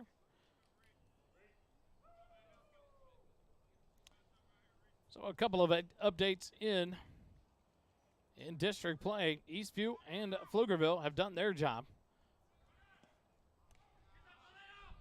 And Jackson Rainey will steal second base. First stolen base of the ball game for the Eagles. The Eagles are victorious over the Bears in district play to finish the season 13-1, 7-1 in the earlier game. Eastview. See who they beat. They beat the Conley Cougars 11-1. The 2-0 pitch stays up and in. Ball 3 now to Reese Herrera, 3-0 the count. So the Pflugerville Panthers solidify their playoff spot, and the Eastview Patriots do. The Pflugerville Panthers do as well as they beat the Bastrop Cedar Creek Eagles. Herrera walks on 4 straight pitches for runners on first and second now with a 1 out. First walk issued by Boone. So it looks like no matter what happens with the Hendrickson Hawks and Elgin Wildcats, the Hendrickson Hawks will be eliminated from the playoffs due to the 2 victories by Eastview and Pflugerville. So now it'll just come down to seeding based on Hendrickson. They can make a mess of it. If they were to beat Elgin, it would make 3 teams tied at 9-5. But if Elgin wins, they'll be the outright second seeded team. So we'll see what happens there. They haven't updated. Noah Boris heads into courtesy run for the catcher, Reese Herrera. So Boris will be down at first base. And Jackson Rainey down at second base, so 1 out. And in steps number 18, David Fluitt. Pitcher for the Eagles. Steps in from the left side, the sophomore lefty. Ready to go here in his first plate appearance in the ball game. Bottom of the second, 1 out. Eagles lead at 1-0 thanks to a solo home run by Riley Leineger to lead off the bottom of the second. Boone, the first pitch to Fluitt. On the outside corner, called strike 1. The way this wind has been blowing today, left to right across the outfield, you just knew it was a matter of time for somebody to get it up in that jet stream, and Riley Leineger left no doubt when he got a hold of that one to lead off the bottom of the second. The 0-1 pitch to Fluitt, misses low and inside, ball 1. Count evens out at 1 ball and 1 strike. So interesting enough to see what happened between Hendrickson and Elgin in their second of 2 games. Either Elgin finishes off the second seed or they finish tied for second with the 2 other teams. Boone comes set, the 1-1 pitch. A breaking pitch in there for a called strike. 1-2 now to Fluitt.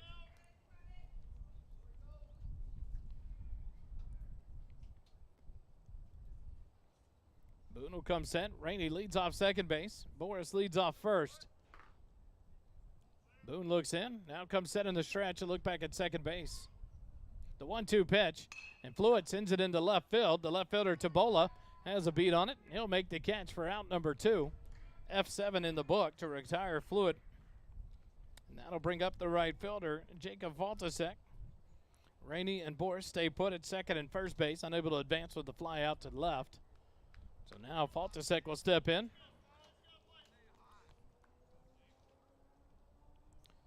Valtasek 2 for 3 in the first ball game today. 2 base hits, scored a run. Steps in here with runners on first and second and 2 outs. Boone comes set in the stretch. Valtasek ready on the right side. The first pitch to Valtasek, and he fouls it off back out of play. 0-1 the count to the senior right fielder, Jacob Valtasek. He'll step out and gather himself, reset.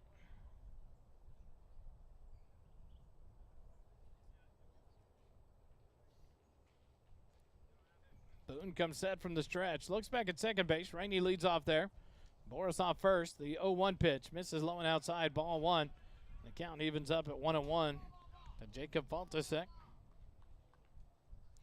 Should Valtasek be able to extend the inning? Devin Peterson waits on board for the Eagles.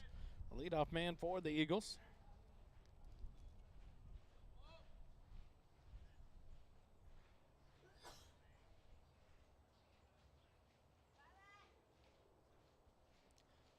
The 1-1 pitch down low. Misses for ball 2. 2-1 now the count. Jacob Valtasek.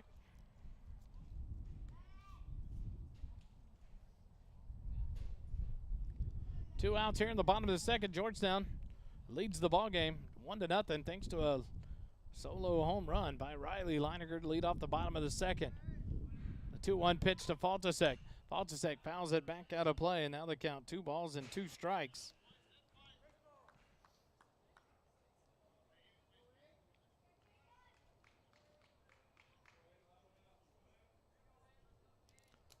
Valtasek trying to extend the inning and get it over back up to the top of the lineup to Devin Peterson. 2 balls and 2 strikes with 2 outs. Runners at first and second. Rainey leads off second base. Boris leads off first. Boone comes set from the stretch. He'll look back at Rainey at second base. The 2-2 pitch. Valtasek a swing and a miss. Strike 3, and the Eagles are down here in the bottom of the second, but not before they pick up 1 run on 2 hits. No errors and 2 runners left on base. After 2 complete innings, Georgetown 1, Bastrop 0. More baseball after this on SHN.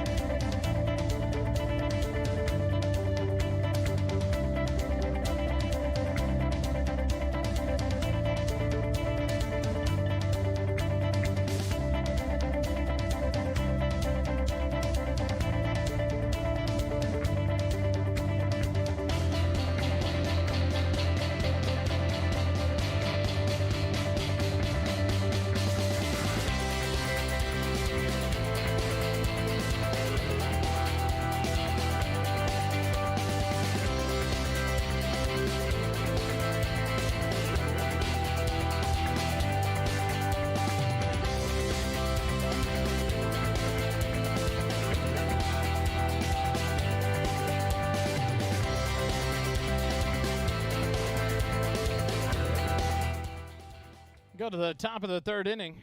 And the Bastrop Bears will bring up the 3, 4, and 5 hitters, Boone, Bacon, and Allen. Face off against David Fluitt, the sophomore left-hander. On for his third inning of work here for the Eagles. In 2 innings, allowed 1 hit, struck out 4, walked 2. First pitch, and Boone pops it up down the left field line. Brady Peters in foul territory, has a beat on it, and he'll make the catch for out number 1. P5 in the book to retire Boone. And that'll bring up the shortstop, Peter Bacon. He'll step in here, 0 for 1 in the ball game. One of the 4 strikeout victims of Fluitt. Back at 1 of struck out in the first inning. Steps in here with 1 out and the base is empty. Nathaniel Funk, your Leander Georgetown Edward Jones Financial Advisor, located 1640 Highland Falls Drive, Suite 801 in Leander, Texas. Brings you third inning action of Georgetown Eagle baseball. Learn how he can help you with all your financial goals. Visit edwardjones.com/Nathaniel Funk for more. First pitch to Bacon, low and inside, ball 1. Fluid ready to go from the windup, the 1-0 pitch. Outside, ball 2. 2-0 the count to Bacon. Easton Allen, the first baseman, on deck for the Bastrop Bears. Fluid from the windup, the 2-0 pitch. That one's in there for a called strike, 2-1 the count.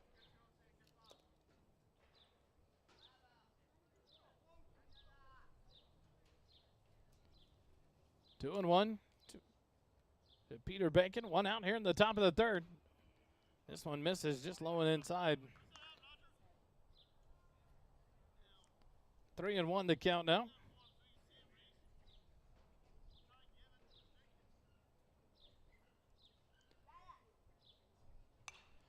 The 3-1 pitch popped back out of play by Bacon. And now a full count to the shortstop with one out here in the top of the third.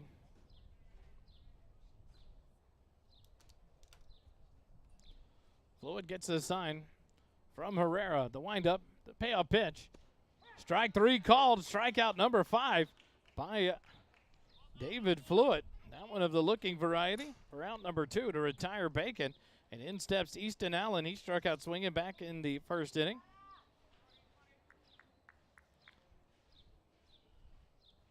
Five strikeouts through 2 2/3 innings for David Fluid. First pitch by Allen fouled off the third base dugout. 0-1 the count. To the right-handed hitting first baseman, number 30, Easton Allen.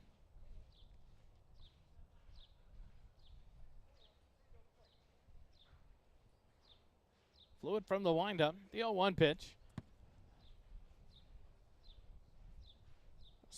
Swing and a miss there as Allen took a big hack at that one. Now an 0-2 count to Allen with 2 outs here in the top of the third. Georgetown leads it by 1 over the Bears. 1 run in the bottom of the second. 1 run, 2 hits, 2 errors for the Eagles. The 0-2 pitch fouled back off the helmet, I believe, of the umpire. He'll reset. Allen will get back in there. 0-2 the count still to Allen. Second baseman Smith on deck for the Bears. The 0-2 pitch, low and inside. They're going to say it hit Allen on the foot, so it'll be a 2-out base runner on the hit by pitch. First of the ball game by Fluid.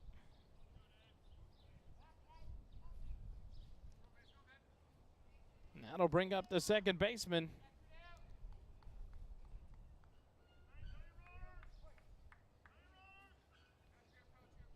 Smith steps up. He's 0 for 1 in the ball game. First pitch is up and in, ball 1.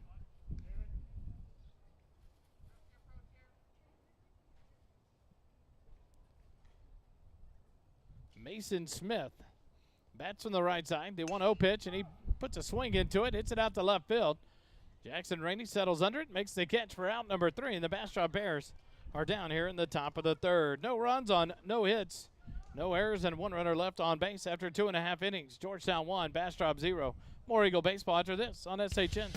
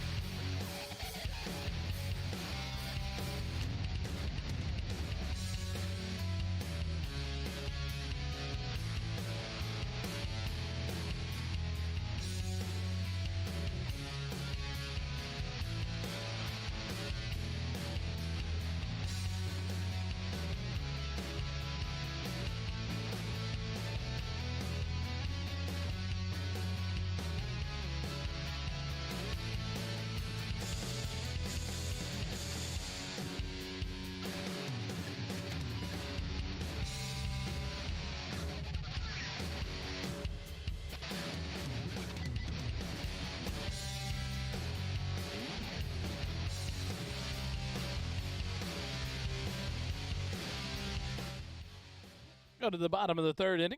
Back here at Eagle Field at Georgetown High School of this 2-game set The first one was a district game between your Eagles and the Bastrop Bears. The Eagles are victorious 13-1 on the district year. They beat the Bears 7-1 in the first game. This one a non-district tilt.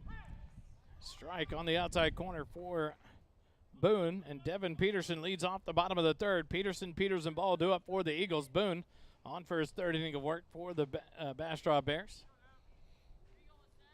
The 0-1 pitch to Peterson outside for ball one. 1-1 the count.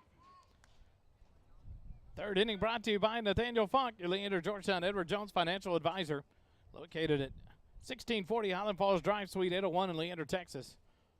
Learn how he can help you with all your financial goals. The 1-1 pitch. Peterson sends it down the right field line, but it's going to curl out of play. Count will be 1-2 now to Peterson. Visit edwardjones.com/Nathaniel Funk for more. Nathaniel Funk, proud sponsor of SHN Sports and Georgetown Eagle Baseball. Beautiful day for baseball out here in Georgetown, Texas. The Red Poppy Festival going on. Quite a breezy day, but a beautiful cloud-free day in the low to mid-70s. Beautiful day here in Georgetown, Texas. Hopefully everyone made it through safely without much damage from that hailstorm last night that moved through.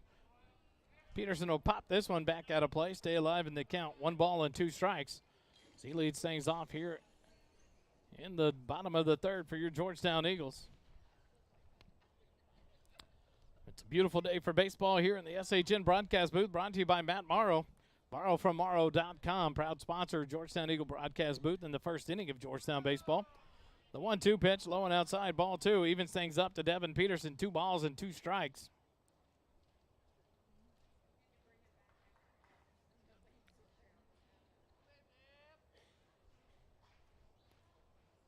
Boone with a long look in from the windup. The 2-2 pitch. That one bounces in about 2.5 feet short. I just like to give an estimate there, but out in front of the plate, bounces in on the turf. Nice block by Arriaga. But now a full count to Devin Peterson as he leads it off for the Eagles here in the bottom of the third inning. 0 for 1 in the ballgame. Flew out to right field back in the first inning. Settles in here to lead things off for the Eagles. Boone from the windup. The payoff pitch. Peterson takes it up and away. Ball 4. Leadoff base runner for the Georgetown Eagles. The second walk issued by Boone here in the ballgame. And that'll bring up Brady Peters with the runner on first. Peters 0 for 1 in the ball game, grounded out back in inning number 1. Peters 2 for 4 in the earlier ball game. Devin Peterson was 2 for 3. Peters squares around a bunt. Boone a look over to first base. Peterson off and running. Peters pulls the bunt back. Devin Peterson easily slides in safely at second base with a stolen base. Second of the ball game for the Eagles. And an 0-1 count now to Brady Peters. Is that called strike?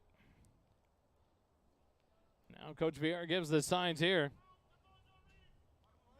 No balls and 1 strike to Peters with no outs and a runner at second base here in the bottom of the third. Boone comes set in the stretch. A look back at second base. The 0-1 pitch and the breaking pitch catches the outside corner, called strike 2. 0-2 the count now to Brady Peters.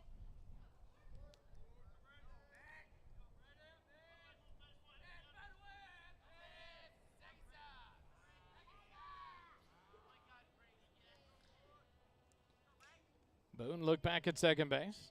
The 0-2 pitch, and now will hit him. Brady Peters hit by the pitch. So now runners will be at first and second base with no outs. The first batter hit by Boone here in the ball game, and that'll bring out Coach Carrillo from the Bastrop bullpen. We'll take a quick timeout. More Eagle baseball in a moment on SHN.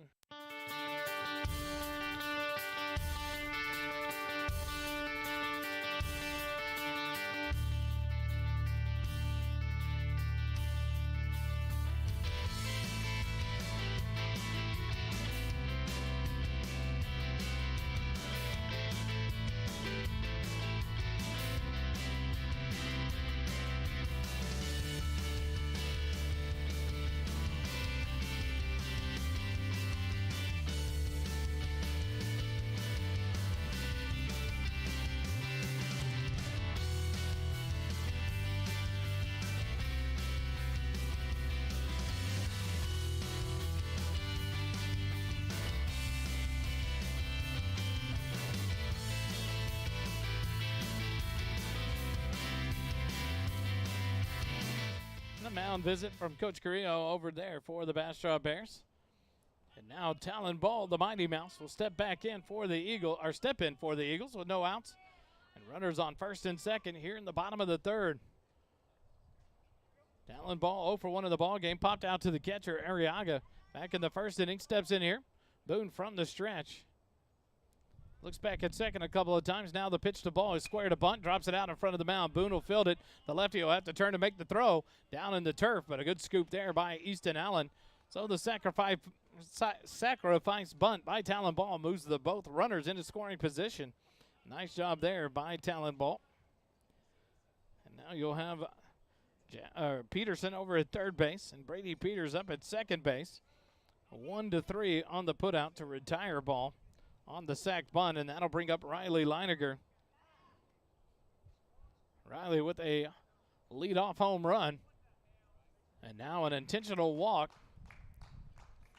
will load the bases for the Eagles here, as they'll put Riley Leiniger on the free pass.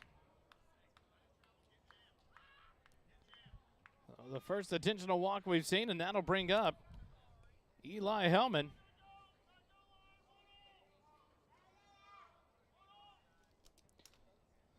Leiniger will lead off first base. Boone will go back to the windup. The first pitch to Hellman. Hellman will foul it off the glove of the catcher, Arriaga. 4 strike 1. Hellman 0 for 1 in the ball game. Struck out swinging back in the second inning. Steps in here with the bases loaded and 1 out. Peterson down at third. Brady Peters at second. Leiniger at first. Boone works from the windup, middle of the rubber. Gets the sign from Arriaga. The 0-1 pitch to Hellman. And Hellman sends it into left field. Tabola on the run. He'll make the catch and keep the runners at bay as it's in shallow left field. A great job there by Tabola. F7 in the book for out number 2 to retire Hellman. And that'll bring up the left fielder, Jackson Rainey.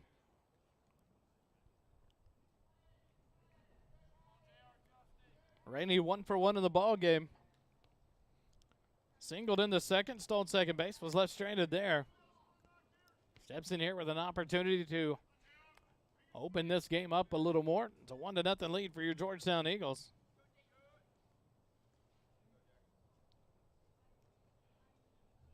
First pitch to Rainey on the outside corner, called strike 1. The Eagles have 1 run on 2 hits. And Rainey an opportunity to open this up a little more. The 0-1 pitch to Rainey.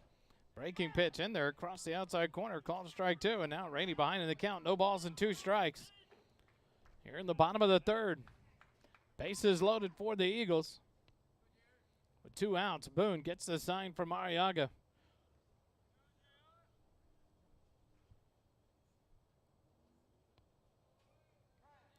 Rainey doesn't like to wait, so he'll take time and step out and set himself again. Boone had a long look in at Arriaga, but never started the motion. No balls and 2 strikes with 2 outs to Jackson Rainey. Bases loaded here in the bottom of the third for the Eagles. Owen Boone on the mound from the windup. Gets the sign he wants. The 0-2 pitch. Up and away, ball 1. 1 ball, 2 strikes now to Jackson Rainey. The left fielder for the Eagles, Reese Herrera on deck. Should Rainey be able to extend the inning?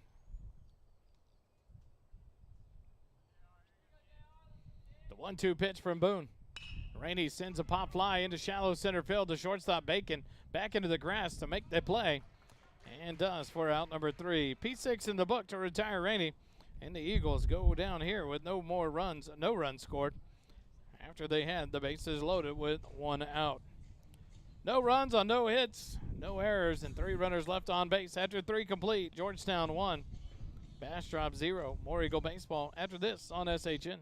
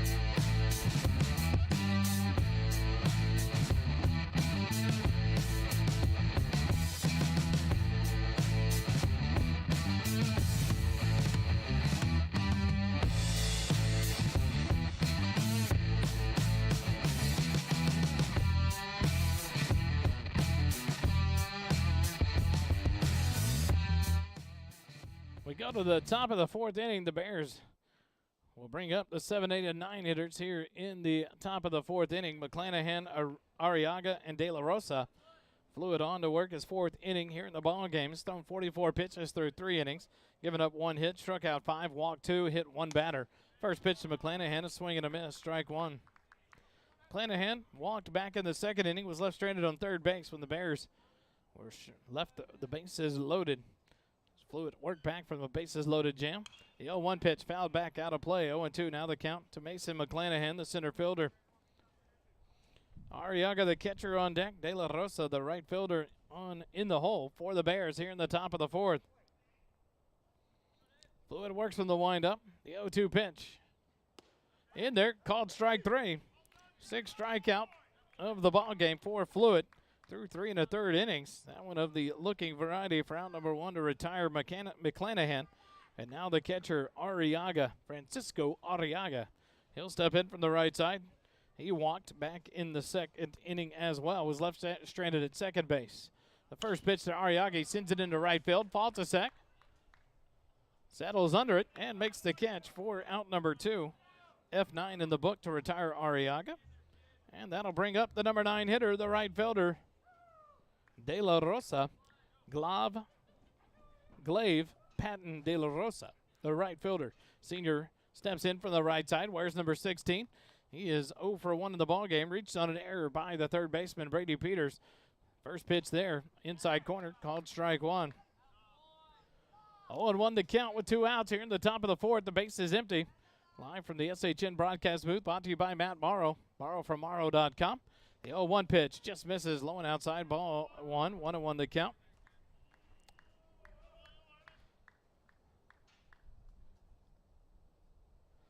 Fluid back on the mound from the windup. The 1-1 pitch. Down low. Nice scoop there and blocked by Reese Herrera. 2-1 now the count. To the number 9 hitter, De La Rosa. Tobola, the left fielder, on deck for the Bastrop Bears. Should De La Rosa extend the inning. The 1-2 pitch. The 2-1 pitch is a swing and a miss. Strike 2. And that to even the count at 2 balls and 2 strikes. To the right fielder, De La Rosa.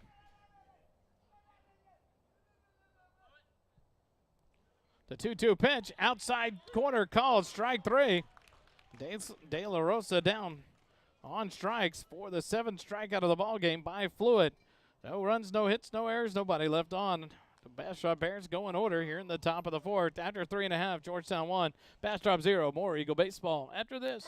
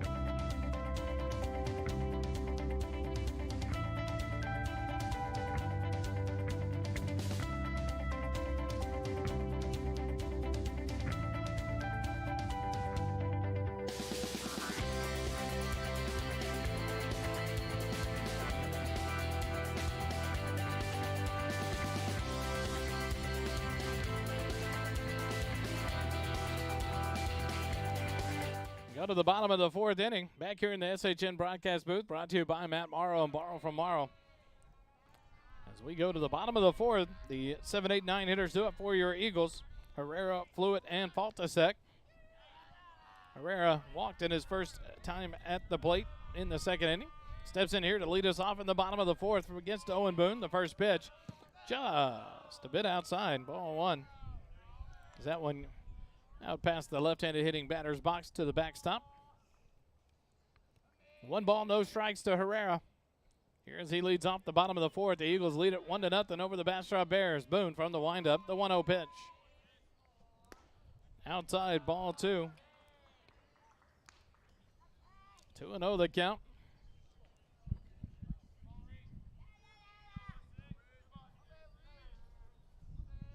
The 2-0 pitch.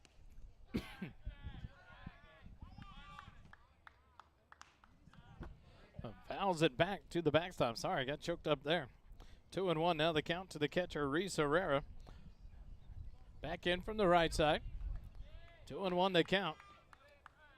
To Herrera. Boone gets the sign from the windup. The 2-1 pitch. Stays up and away. Ball 3. 3-1 now the count to Herrera. The junior catcher here behind the plate in game number 2. Pernica getting a break from behind the plate. Boone gets the sign. The 3-1 pitch to Reese Herrera. A swing and a miss, strike 2. And now a full count to the junior catcher, Reese Herrera.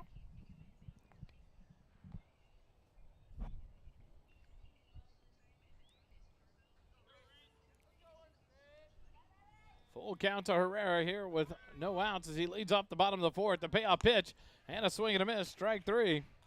Herrera strikes out for out number 1, the second strikeout by Boone here in the ball game. And that'll bring up David Fluitt, the pitcher, number 18. Sophomore left-handed hitting Fluitt steps in, 0 for 1 in the ball game. Flew out to left field back in the second inning.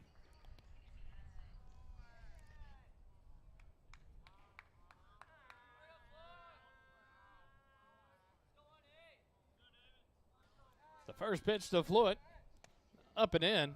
Thought it caught his jersey. No, it'll be a ball. 1 ball and no strike to the left-handed hitting David Fluitt. Boone gets the sign. The 1-0 pitch to Fluitt. Fluitt grounds it out towards shortstop. Peter Bacon goes under his glove. Fluitt's going to reach base. And they'll throw an error up on the board. So David Fluitt will reach base with 1 out on the error by the shortstop Bacon. Not sure he would have had Fluitt on that one. I'm going to have a courtesy runner come out, I would think, for the pitcher. No, they will not. And in steps Jacob Faltasek.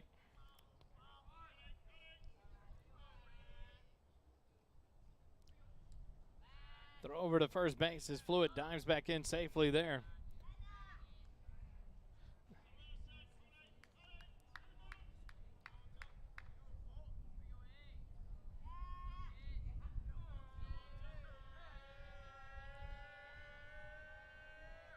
The first pitch, and what a shot hit down the third baseline by Faltasek. And even with this wind, pulls it foul. So the count 0-1 to Jacob Faltasek. He's 0 for 1 in the ball game. And now the game changer did update it. It was an error on the shortstop, Bacon. So Fluitt reaches on the E5. First error of the ball game by the Bears defense. 0-1 count to Faltasek. Throw over to first base. I thought that was a balk, and they're going to call it a pickoff. But, man, you look at that move. Coach Vieira is not happy. That was a balk if I've seen one from a lefty.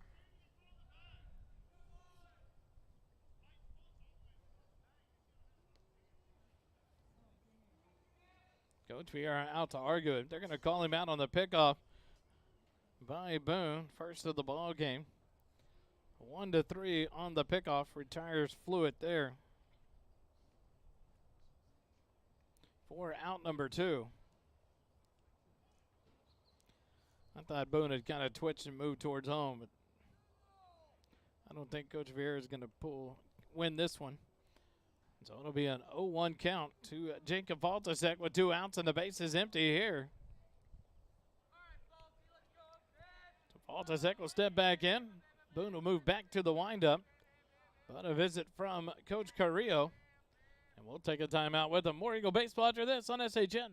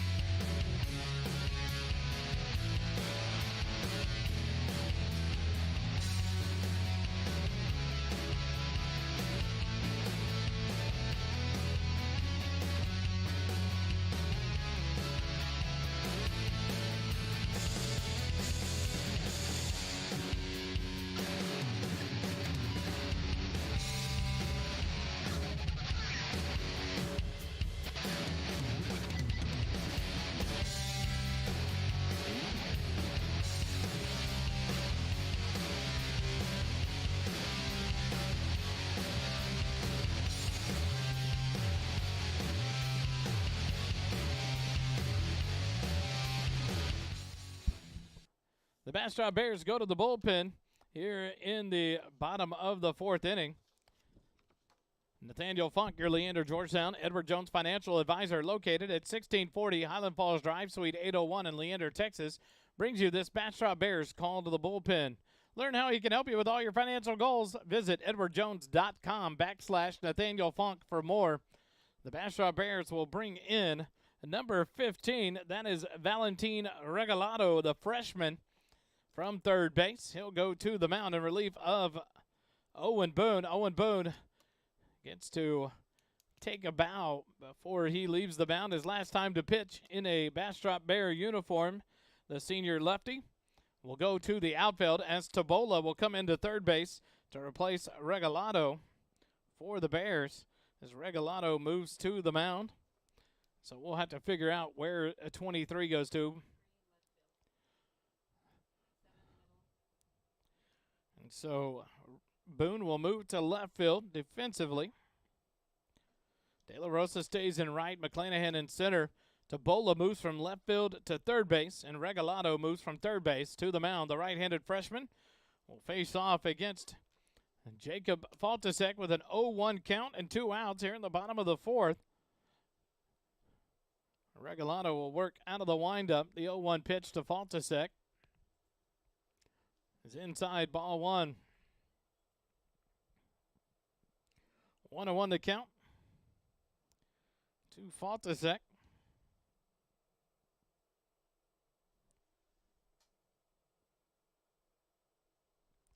The 1-1 pitch misses for ball two. 2-1 the count now.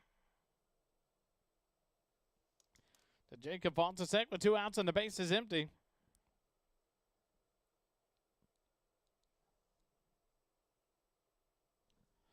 The 2-1 pitch. Faltasek hits it into left center field and a shot there. McClanahan on the run, and he's not going to be able to get to it. It hits down, and Faltasek is going to be around first to second base. A 2-out double by the right fielder, Jacob Faltasek.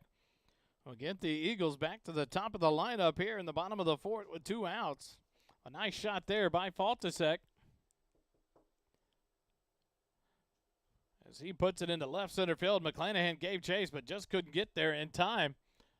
Third hit of the ball game for the Eagles. They lead it 1-0 through 3.5 innings. No runs, 1 hit, 1 error for the Bastrop Bears. 1 run, 3 hits, 2 errors for your Eagles. Devin Peterson steps in. He's 0 for 1. First pitch from from Regalado is in there for a called strike. 0-1 the count. Peterson flew out in the first inning, walked and stole second base, and was left stranded at third base in this third inning. Steps in here with Faltasek down at second and 2 outs. The 0-1 pitch, outside corner, called strike 2. Nice hard fastball there on the outside corner by Regalado. And Peterson behind in the count. No balls and 2 strikes. 2 outs here in the bottom of the 4th. A 2-out double. Faltasek down at second base. Regalado works from the stretch here with the runner on second. The 0-2 pitch. The big bender stays up high. Ball 1. 1-2 to Devin Peterson with Brady Peters waiting on deck. Should Peterson extend the inning for the Eagles?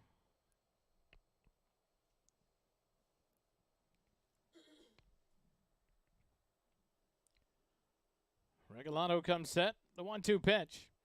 That's down in the dirt. The wild pitch gets away. Faltasek will move up to third base. 2-2. Now the count to Devin Peterson. First wild pitch of the ball game. Thrown by Regalado. And Bastrop pitching as a whole.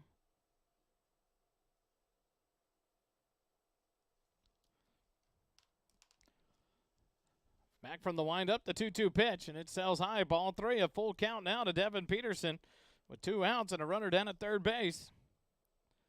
Behind in the count quickly, 0-2, and now Peterson has worked a full count. 3 balls and 2 strikes. Regalado from the windup, the payoff pitch. Down low, no, called strike 3 on the bottom half of the zone for out number 3. And Peterson down on strikes, the first strikeout for Regalado. And the Bears get out of the inning. No runs on 1 hit, no errors. 1 error and 1 runner left on base. After 4 complete, Georgetown 1, Bastrop 0. More Eagle baseball in a moment on SHN.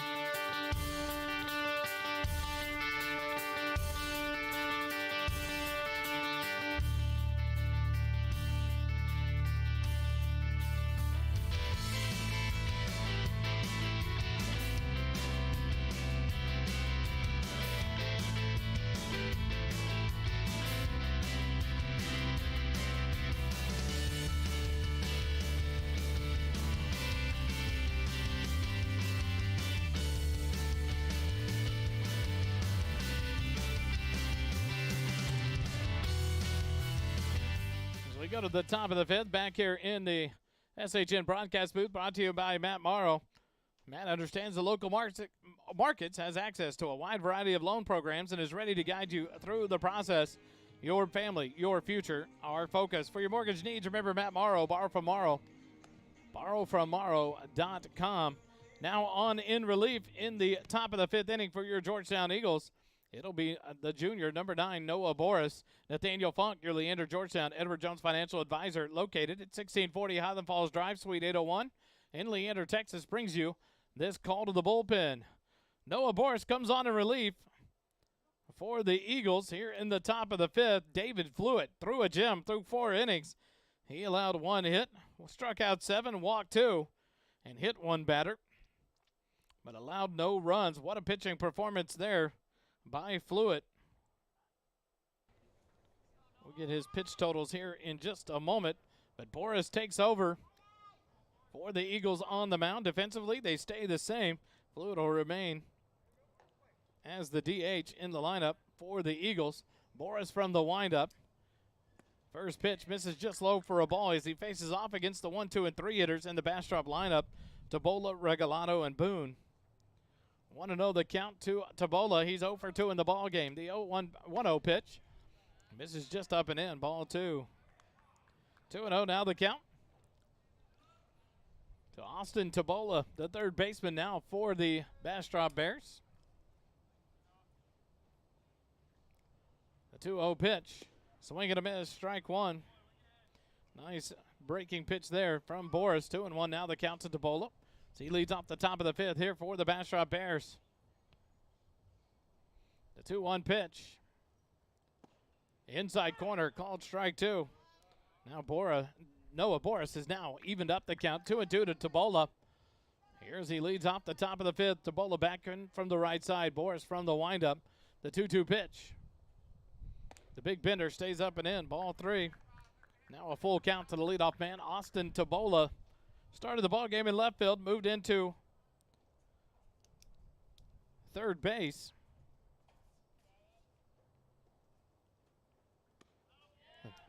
Oh my, what a beautiful payoff pitch, and just misses the corner for a leadoff walk First walk issued by Boris has the leadoff man aboard in Tabola. And now stepping in is the pitcher of record, Regalado. Came on a relief and 2 outs in the bottom of the 4th inning.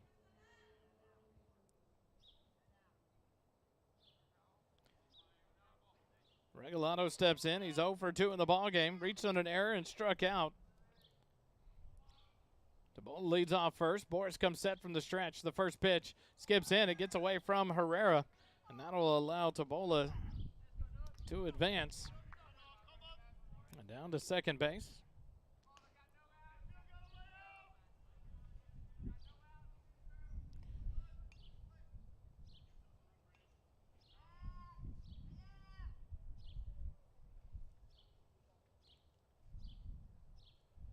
Boris comes set. Tabola leads off second base. The 1-0 pitch. Down and away. Ball 2. Nice stop there by Herrera.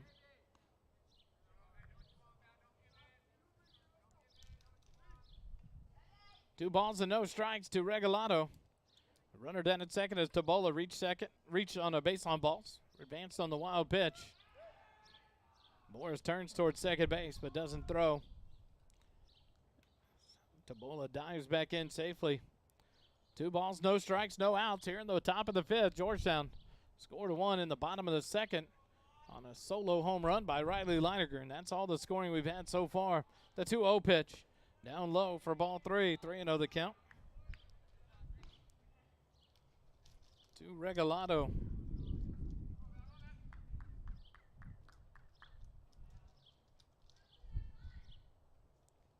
Boris comes set from the stretch. Look back at second base. The 3-0 pitch right down the Main Street for a called strike. Regalado had squared around a bunt, pulled it back. He's trying to get in the head of Noah Boris. Now the count 3 balls and 1 strikes. The 3-1 pitch inside ball 4. So back-to-back walks has put runners on first and second for the Bastrop Bears here in the top of the 5th.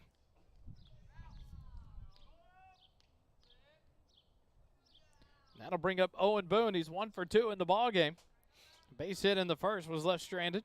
Popped out to the third baseman, Brady Peters, in the 3rd inning. Steps in here with runners on first and second and no outs. First pitch swinging, pops it up left side of the infield. Hellman right on the grass behind shortstop. Third base makes the catch for out number 1. P6 in the book to retire Boone. Runners stay put at first and second base. That'll bring up Peter Bacon, the shortstop for the Bastrop Bears. 0 for 2 in the ballgame is Bacon. Struck out swinging in the first, struck out looking in the 3rd.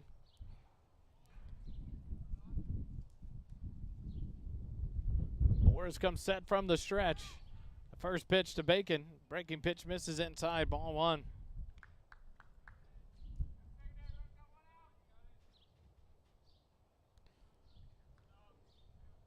Wind again. Picking up again in the outfield. You see the flags. That one skips in. Nice block by Herrera. 2-0 the count now to Bacon with Easton Allen on deck for the Bastrop Bears. 1 out here in the top of the 5th. Runners on first and second for back-to-back walks issued by Boris.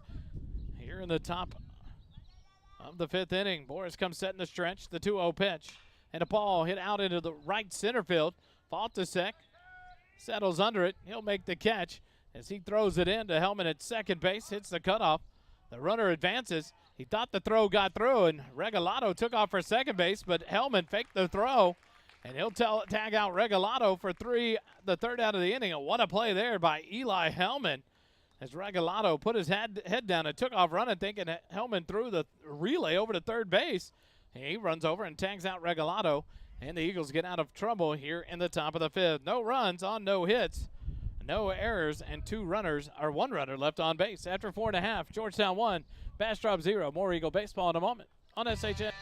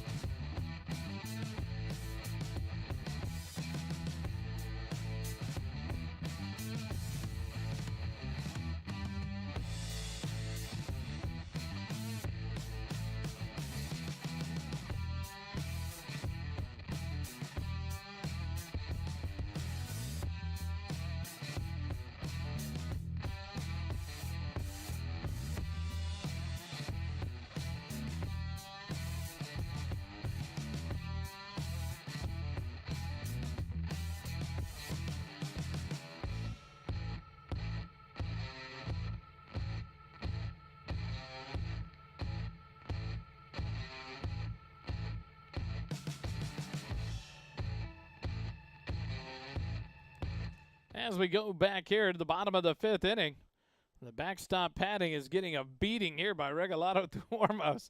We hear it popping in our ears. It wasn't live on the crowd mic yet.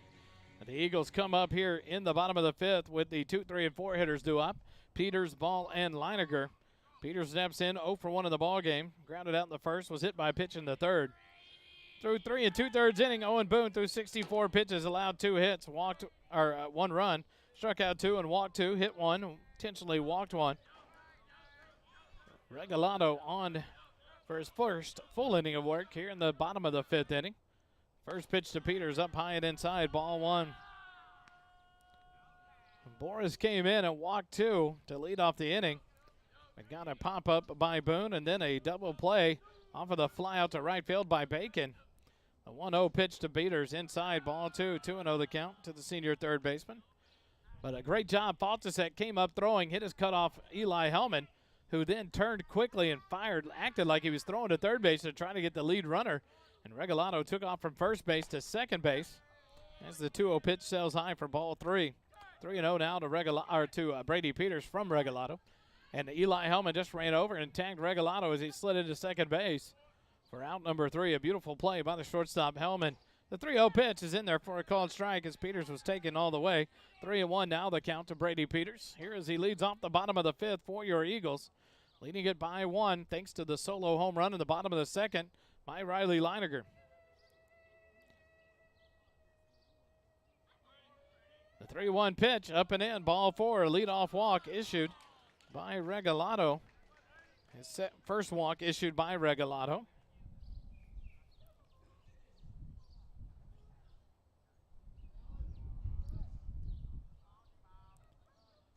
That'll move Peters down to first base. And now steps in Talon Ball. He's 0 for 1 in the ball game. Popped up in the first inning. Sack bunt laid down beautifully in the third. Steps in here with no outs and a runner on first base. Peters leads off first, held on by Allen. The first pitch, Ball tries to bunt it, but bunts it foul back to the screen. 0-1 the count to Talon Ball. 0-1 the count with no outs here in the bottom of the 5th. Georgetown would like to open this up a little bit. 1-0 the score ever since the bottom of the 2nd inning. Brady Peters leads off first, held on by Allen. Ball will bunt down the first baseline. Here comes Regalado to field it. He's going to have to make a quick throw and does. And a beautiful sack bunt laid down by Talon Ball. Moves the runner into scoring position with just 1 out now. Another beautiful bunt there. Regalado made a good play to get the out at first. 1-3 on the putout. But the second time in the ball game, Talon Ball has laid down a beautiful sack bunt to move the runner into scoring position. In steps Riley Leiniger. We'll see if they walk him here. And they're going to pitch to Leiniger here as he steps in with 1 out and a runner at second base here in the bottom of the 5th. Intentional walk the last time he stepped up. Leiniger 1 for 1 in the ball game. A solo home run in the 2nd. Intentional walk in the 3rd. Steps in here from the left side. Regalado comes set from the stretch. A look back at second base. The pitch to Leiniger. Leiniger lays off and takes the breaking pitch for a called strike. 0-1 the count to Riley Leiniger. Junior first baseman. Hits from the left side. Throws right. Steps back in, ready to go. Regalado gets the sign and comes set from the stretch. The 0-1 pitch. Outside corner, called strike 2. And Leiniger looked up and down at Coach Vieira, kind of like, 0-2 now the count to Leiniger with 1 out and a runner at second base.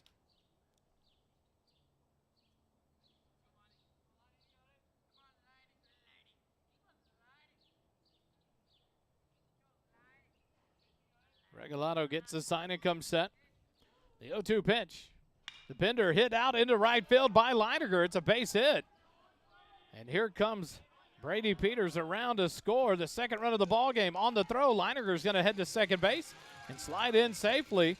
An RBI single by Riley Leiniger. Advances on the throw.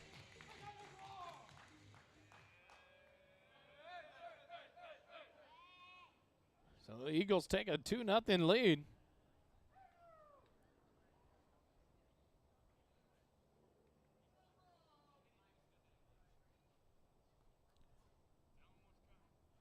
Riley Leininger swaps spots with Brady Peters as he comes in to score on the base hit. The RBI single on an 0-2 pitch.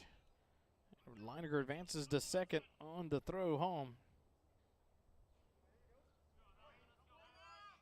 Second hit allowed by Regalado. First run allowed. The first pitch. Leininger's going to advance on the wild pitch. It gets past the catcher. It's a second wild pitch by Regalado. Leininger gets up to third base. 1-0 the count to Eli Hellman here. Hellman 0 for 2 in the ball game. Strikeout and a flyout. The 1-0 pitch. And Leininger fouls it off back to the backstop. 1-1 the count. You hear it there on the now that we got the mic going. 1 ball and 1 strike with 1 out here in the bottom of the 5th. 1 run across for the Eagles and a runner down at third base and Riley Leininger. The RBI single. He advanced to second on the throw and moves up on the wild pitch to third base. Infield plays up on the grass for the Bears to try to cut this run at home. Trailing by 2. Regalado comes set. Now he'll step off and move to the windup with a runner at third base. The 1-1 pitch. Up and in. Almost hit him. His teammate's so kind to tell him to wear it. Heilman got out of the way there. Now a 2-1 count with 1 out and a runner at third. Regalado gets the sign. The 2-1 pitch. This one up and in. Ball 3. 3-1 count to Eli Hellman. On deck is Jackson Rainey, the left fielder for the Eagles here in the bottom of the 5th inning, leading by 2-0. Regalado gets the sign from Arriaga. The 3-1 pitch. And Hellman pops it up right side. Let's see if it'll curl back out of play, and it looks like it will as Hellman treats halfway down and then comes back, and it did. It went into foul territory, out of play. But now a full count to the senior shortstop, Eli Hellman.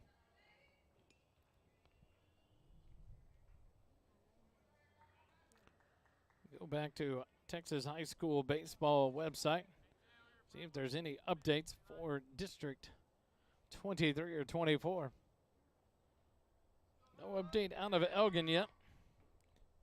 So we'll continue to watch that before we end the broadcast to see if we have any final positioning for District 23 here on the final day of district play. The payoff pitch to Hellman. Up and in, ball 4. A 1-out walk. Issued to Hellman, second of the inning by Regalado. Now runners on the corners as Jackson Rainey steps in. 1 for 2 in the ball game. Nope, it'll be a pinch hitter. Now coming up to bat for your Eagles, pinch hitting for Jackson Rainey will be number 6. That's Cord Lawrence, 1/2 of the Twin Towers. As Lawrence will step in here. With 1 out and runners at the corners. Lawrence steps in from the right side. Regalado moves back to the stretch with the runners on first and second. The first pitch to Lawrence is in there for a called strike. 0-1 the count to Cord Lawrence, the junior.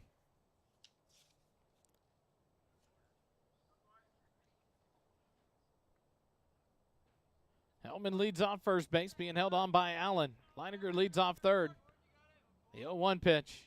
Down and gets away. Here comes Leininger towards home. The play from behind the plate, and they can't handle it. He gets away from the pitcher, Regalado covering, and that's going to allow Eli Hellman to get all the way to third base.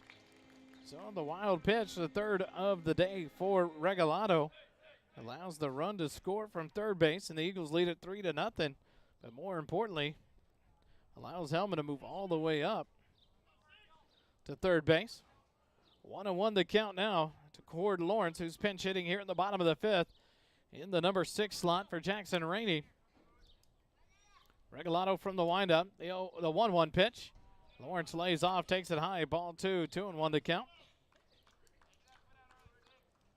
1 out here in the bottom of the 5th, 2 runs across for the Eagles. They take a 3-0 lead over the Bastrop Bears. Hellman leads off third as Regalado brings the 2-1 pitch.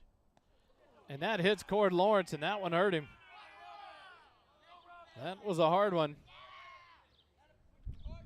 Cord Lawrence will head down to first base. That one had to hurt there.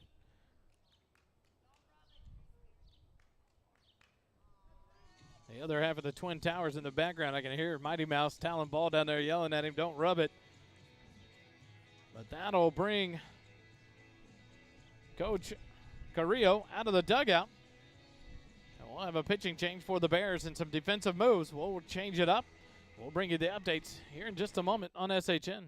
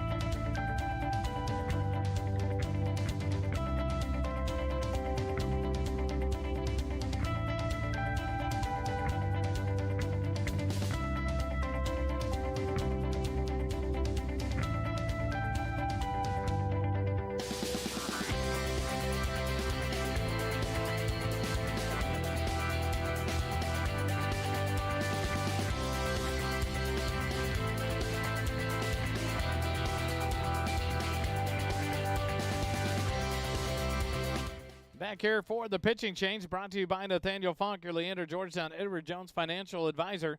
Located at 1640 Highland Falls Drive, Suite 801 in Leander, Texas, brings you this Bastrop Bear call to the bullpen.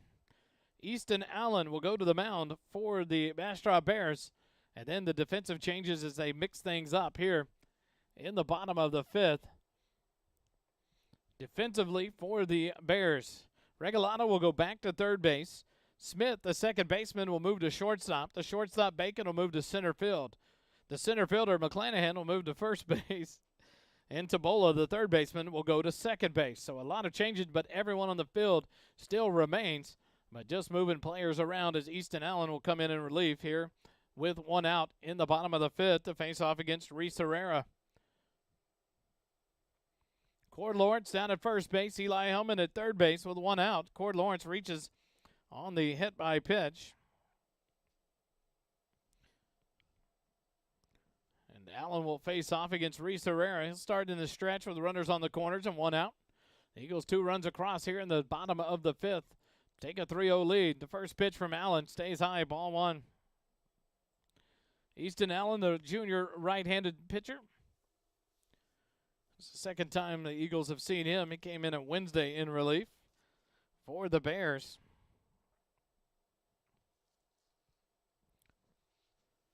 The 1-0 pitch to Herrera. And that hits Herrera, so that'll load the bases. So Herrera was 0 for 1 in the ball game. Remains 0 for 1. He was walked in the second inning, struck out in the fourth, hit by a pitch here in the fifth, and that'll load him full of Eagle runners. And Andrew Nations will come in courtesy run for the catcher, Reese Herrera. Third Eagle batter hit by a pitch here in this ball game. Peters was hit back in the third inning. Cord Lawrence was hit just before Reese Herrera.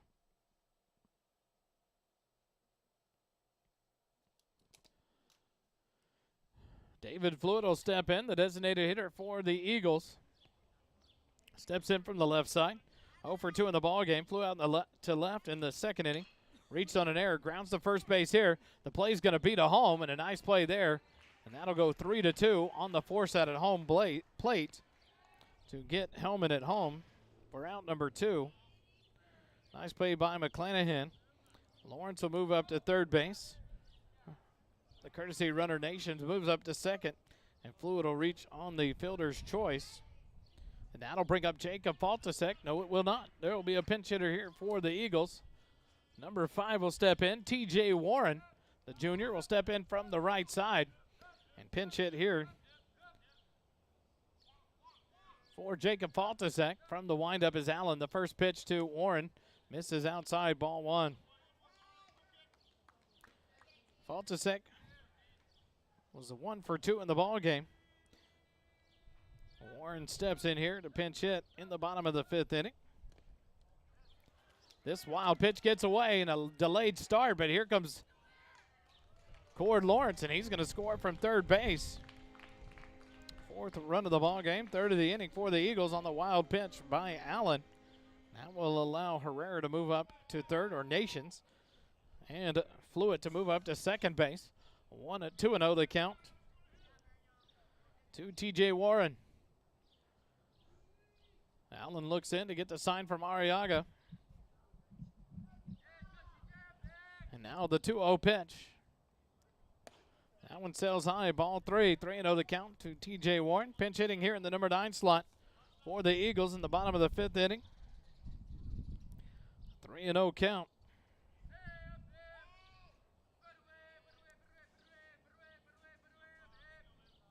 The 3-0 pitch. And Warren takes a 2-out walk to load the bases for the Eagles. First walk issued by Easton Allen. And another pinch hitter here in the number 1 slot of the lineup. It'll be number 3. Hitting in Devin Peterson's slot, Riley Hill, the junior, will step in here from the right side.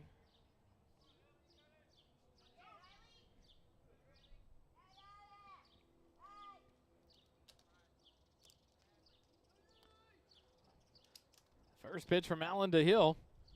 On the inside corner, called strike. 0-1 the count. The 9th batter to take an at-bat here in the bottom of the 5th for the Eagles. Allen from the windup, the 0-1 pitch. And that wild pitch gets away, and that's going to allow Andrew Nations to score. He was running for Reese Herrera, the 4th of the inning. The 5-0 lead now for your Eagles.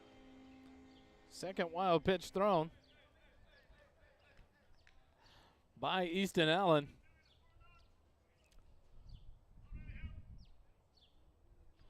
TJ Warren moves up to 2nd base. Fluid up to 3rd now. The 1-1 pitch to Hill, up and in, just misses the head. 2-1 now the count. To Riley Hill, the junior. Steps back in from the right side. 2-1 the count with 2 outs. Runners at 2nd and 3rd. The 2-1 pitch from Allen. Up over the head of Riley Hill. 3-1 now the count.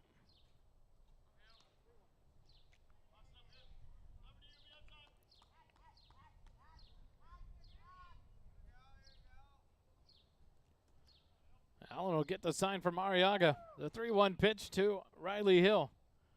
This one sails high. And that'll be a walk issued to Riley Hill.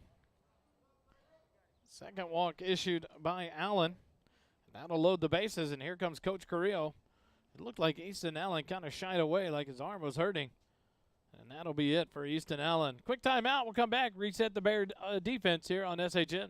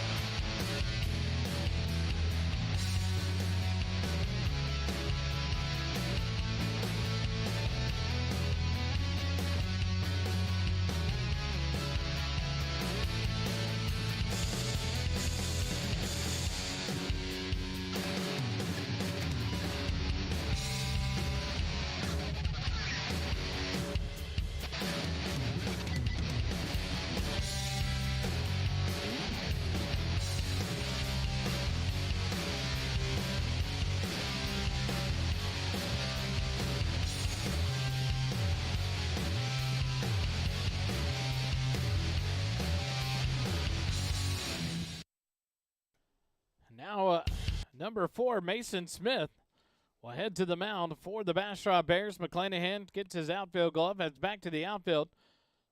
And it looks like Allen will go back to first base. Bacon will come in from the outfield. He'll go back to shortstop.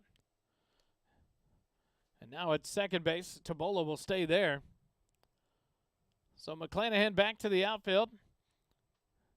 He'll be alongside De La Rosa and Boone. And Easton Allen did come back out at first base defensively for the Bears. So if you can keep all their defensive changes straight, you're doing a good job here. In left field is Boone. Center field is McClanahan again. Right field is De La Rosa. At third base, Regalado. Shortstop is Bacon. Second base is Tabola. First base is Allen. Smith is on the mound. Mason Smith, the right-hander. And he'll face off. It's going to say Brady Peters if it's him again. First pitch is in there for a called strike, and it is Brady Peters. His second plate appearance here in the 5th inning. He led it off and walked and scored a run. Steps back in here with the bases loaded and 2 outs. Mason Smith comes set from the stretch. The 0-1 pitch. Misses just low. Ball 1. 1-1 the count to Brady Peters. On third base is Fluid. Second base is T.J. Warren. On first, Riley Hill. Brady Peters, a 1-1 count here. He bats for his second time in the inning. The 1-1 pitch, and Peters sends it into right field. De La Rosa looks to settle under it, and he'll make the catch for out number 3. F9 in the book to end the bottom of the 5th, but not before Georgetown is able to put up 4 runs on 1 hit. And no errors, and 3 runners left on base. After 5 complete innings, 5-0 your score. Georgetown leads it over Bastrop. More Eagle baseball in a moment on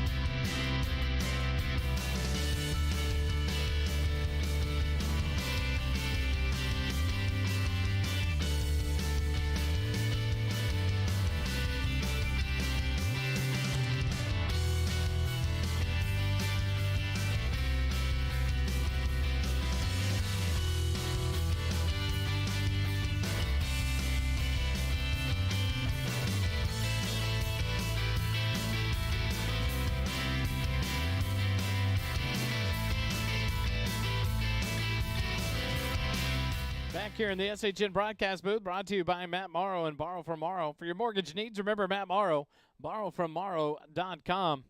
Some changes here for the Georgetown Eagles. Defensively, Ashby Cooper. That's going to be wrong. Cooper Ashby is going to be the name I need to get correct. Cooper Ashby, the junior, heads to first base for your Eagles. Noah Boris comes off the mound as he pitched an inning in relief and goes to third base. Brady Peters will go to the mound for the Eagles here as we go to the top of the 6th inning. Leininger out of the ball game, I believe, as Talon Ball stays at second base. Eli Hellman out at shortstop. So the first pitch from Peters, a check swing, and it's a ball. Is Easton Allen able to hold up on his swing? Allen Smith and McClanahan do up here. In the top of the 6th, Peters works from the windup. First base side of the rubber, the 1-0 pitch. Lays off and takes it for a ball.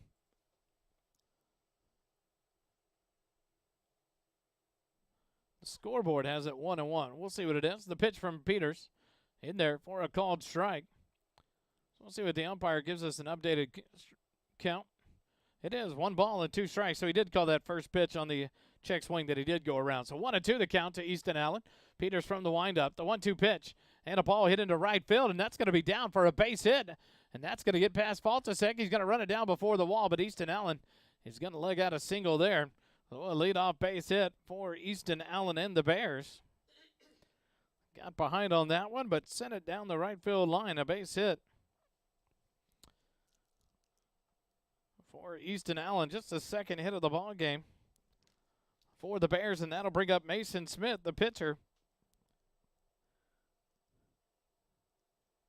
for the Bears. Takes the first pitch for a called strike. 0-1 the count to Mason Smith with McClanahan on deck for the Bears. Allen leads off first, being held on by Cooper Ashby. The 0-1 pitch, a swing and a miss as Mason Smith chases that one for strike two. 0-2 the count now. To the pitcher, Mason Smith. He'll choke up from the right side. Peters works from the stretch. The 0-2 pitch. The big bender, swing and a miss, strike three. Beautiful strikeout by Brady Peters for out number one. And that'll bring up the center fielder, Mason McClanahan.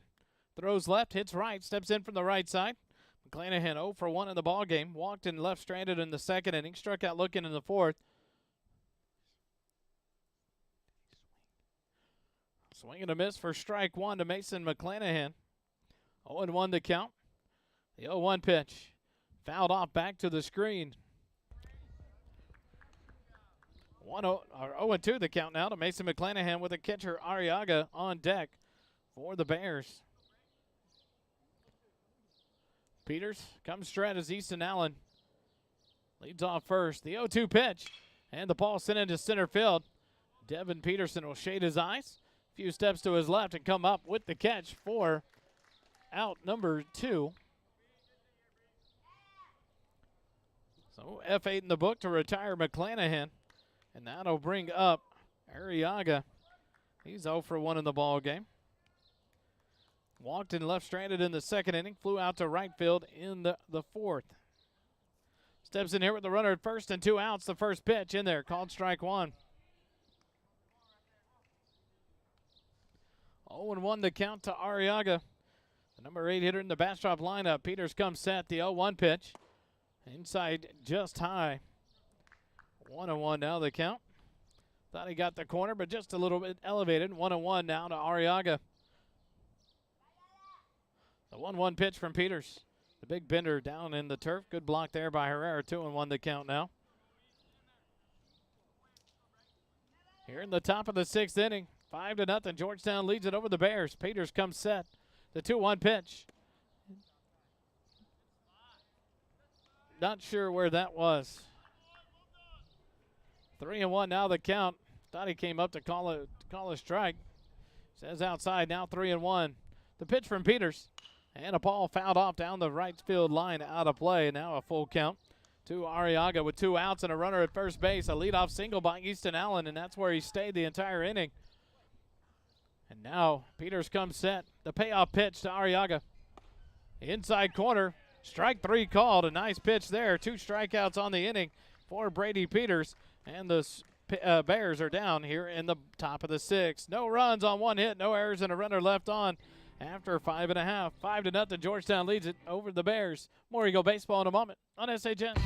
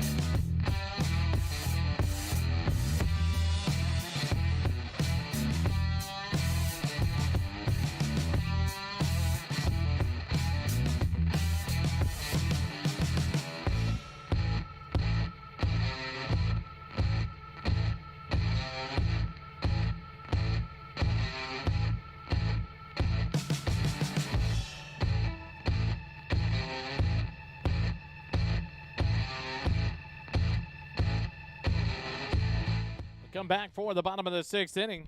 That'll bring up Talon ball.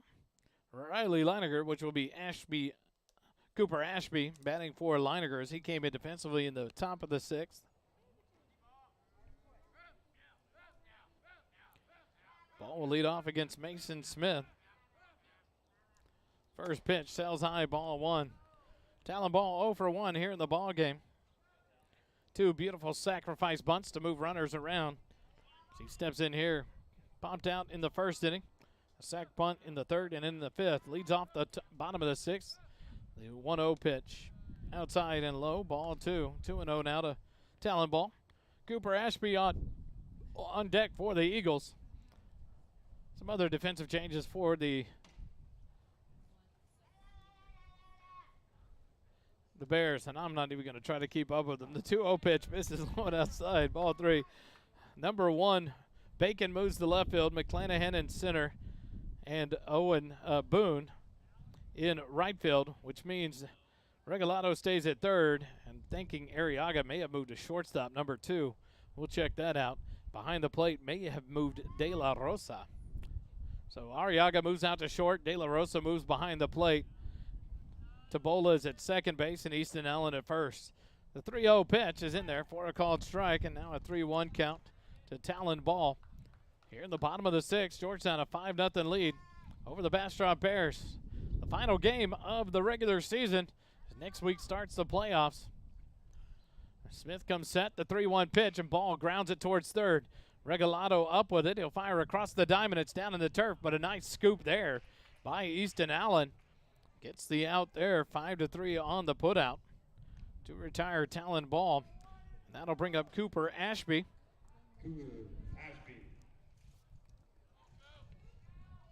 Nice play there by Easton Allen for the scoop. Cooper Ashby, the junior right-hander, steps in here, went in defensively at first base in the top of the inning. Steps in here to bat in the bottom of the 6th inning. Eli Hellman due up next for the Eagles. It may be a substitute. We'll see there. I can't tell. First pitch to Ashby misses low for a ball. 1-0 the count. Nope, Eli Hellman on deck for your Eagles. So he'll stay there at shortstop for the Eagles. Smith comes set in the stretch. The 1-0 pitch to Ashby. Up and in, ball 2. 2-0 the count.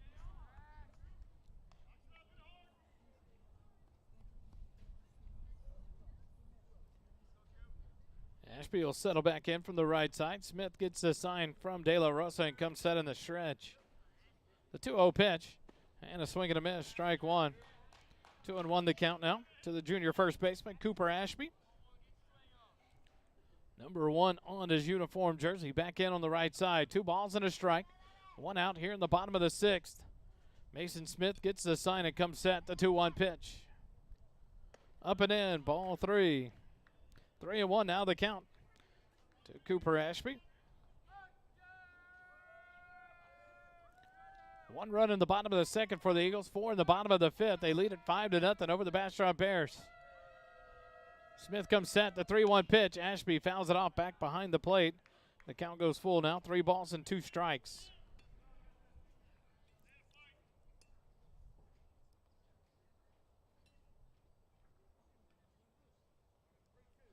Ashby back in from the right side. Mason Smith will get the sign. 1 out here in the bottom of the 6th. The base is empty. A full count to Cooper Ashby. The payoff pitch. And Ashby sends it into right center field, and that's going to be down for a 1-out single. Nice piece of hitting there by Cooper Ashby. Gets the base hit. The first one allowed by Mason Smith on in relief.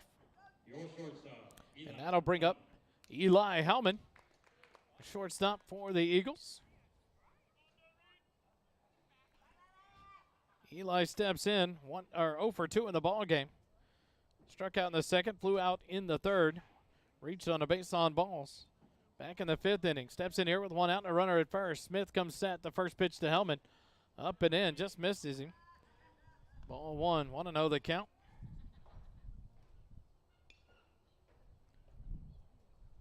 Jackson Rainey on deck for the Eagles.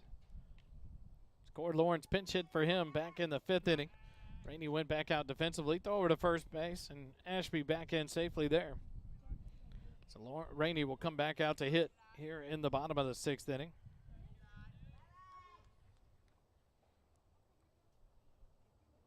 A 1-0 pitch to Hellman. Hellman lays off and takes it for a strike. 1-1 the count to Eli Hellman, your senior shortstop.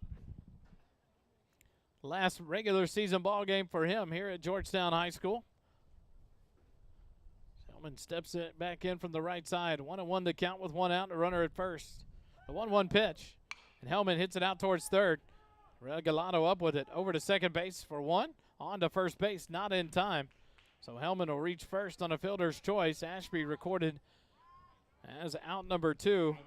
Your left fielder, Jackson Rainey. So 5-4 on the putout to record the out of Ashby at second base. Hellman down at first on the fielder's choice, and in steps Jackson Rainey with 2 outs. Here in the bottom of the 6th.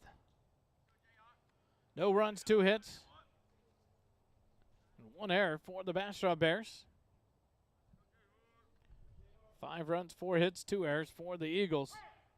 First pitch to Rainey, called strike 1. 6 base on balls allowed, 3 batters hit by a pitch, so 9 free bases plus the intentional walk, 10 free passes issued to the Eagles. Has made the difference here in this 5-0 lead. The 0-1 pitch to Rainey stays up and away, ball 1. 1-1 the count. Rainey 1 for 2 in the ball game. A single and a stolen base back of the second was left stranded there. Popped out to the shortstop in the 3rd inning. Steps in here in the bottom of the 6th.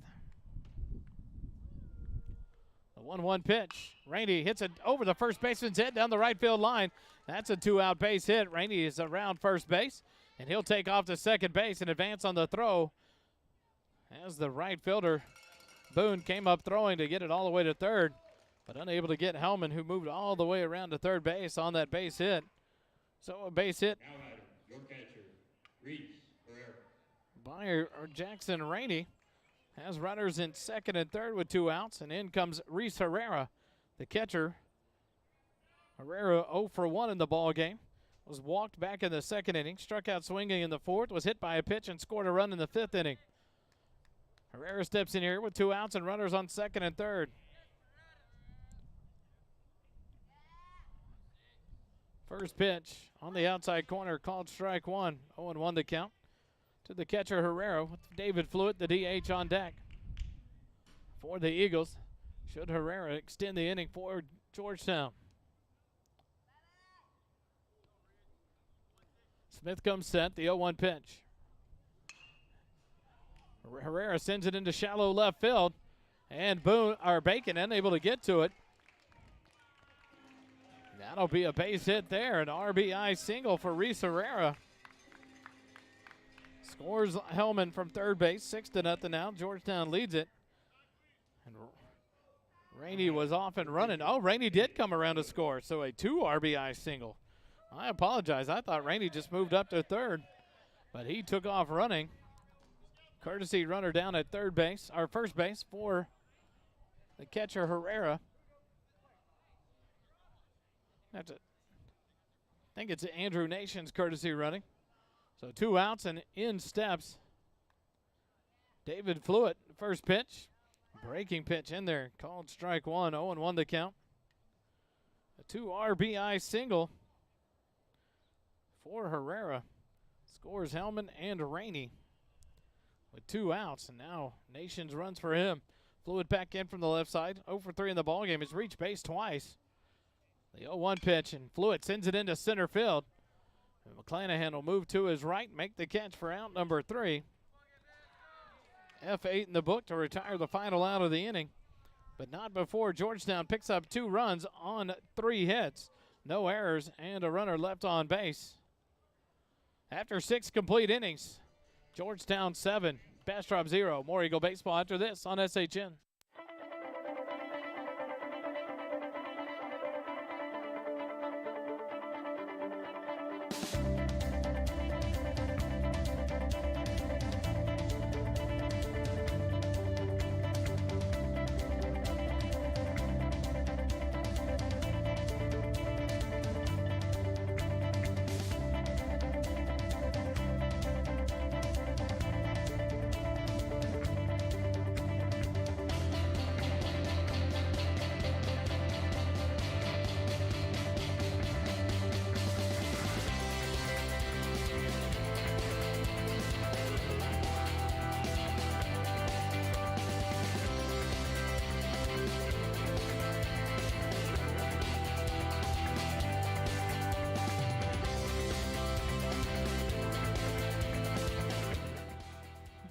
go to the top of the 7th inning, and Kyle Ropolo on the pitch. The 7th inning for your Georgetown Eagles. Nathaniel Funk, your leader, Georgetown Edward Jones financial advisor, brings you this Georgetown Eagle call to the bullpen. Kyle Ropolo, the senior right-hander, comes in to close things out here in the top of the 7th for the Georgetown Eagles. Not many games you'll see Brady Peters and Kyle Ropolo in back-to-back innings, but today in the finale of the regular season, both seniors get an inning in here. Herrera throws it down to Hellman at second base, and we get ready for the top of the 7th.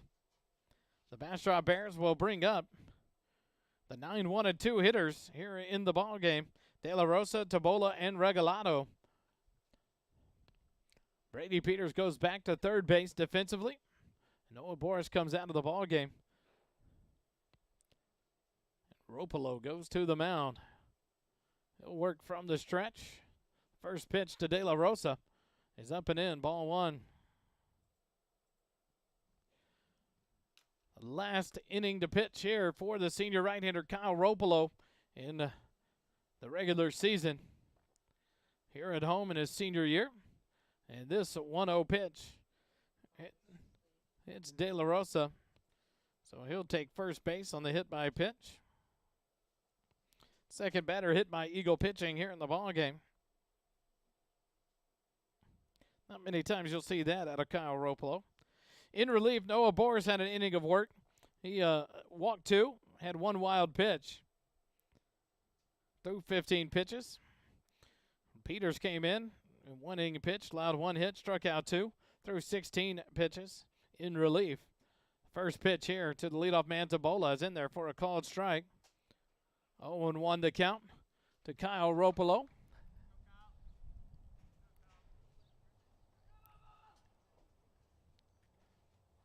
Ropolo comes set, the 0-1 pitch.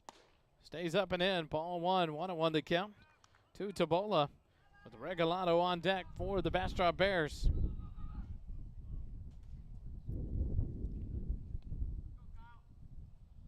Ropolo a look at first, now will come set from the stretch.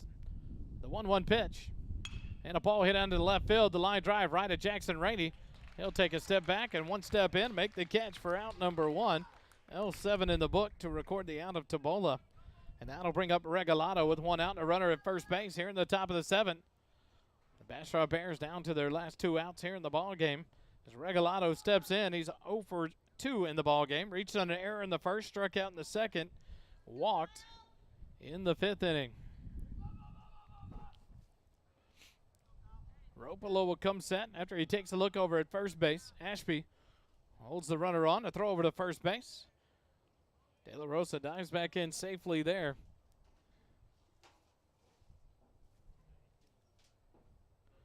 One out here in the top of the 7th. 7-0. Georgetown leads it over Bastrop in this non-district ball game. De La Rosa, or Regalado, sends one down the left field line. And Jackson Rainey gives chase but can't get to it. A 1-hopper off the wall. Rainey's going to get it in quickly. They're going to throw it to second base, but not in time. As a double by Regalado as he hit that one down the left field line. If that wind's not blowing like that, Regalado had a home run. And so are the Bastrop Bears trying to get some things done here. In the top of the 7th inning, has runners at second and third base now with 1 out. Nice shot there by Regalado. Just the 3rd hit of the ball game by the Bastrop Bears. 1 out and in steps number 23, Owen Boone. He's 1 for 3 on the ball game.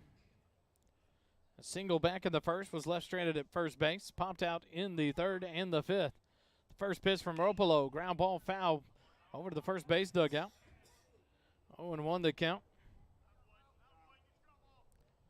Remember that name, Valentin Regalado, the right-handed freshman for the Bastrop Bears. You'll hear that name for years to come. Ropolo comes set, the 0-1 pitch.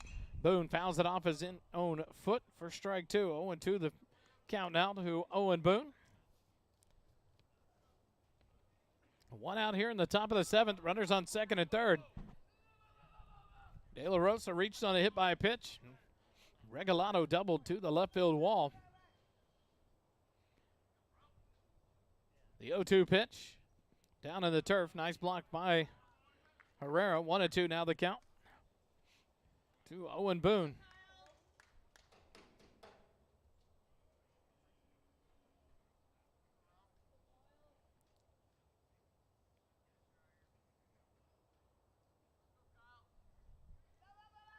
Ropolo comes set. The 1-2 pitch. Way outside, ball 2. 2-2 the count.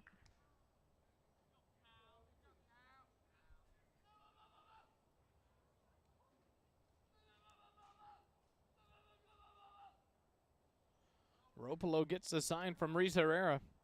He'll come set in the stretch. 2 balls, 2 strikes. 1 out. The 2-2 pitch. And a ground ball hit up the middle. High bouncer over the pitcher's head. Talon Ball will field it. The throw to first on the run in time. That'll score the run from third base in De La Rosa, but it'll get the second out of the inning on the RBI ground out by Boone. 4-3 on the put out.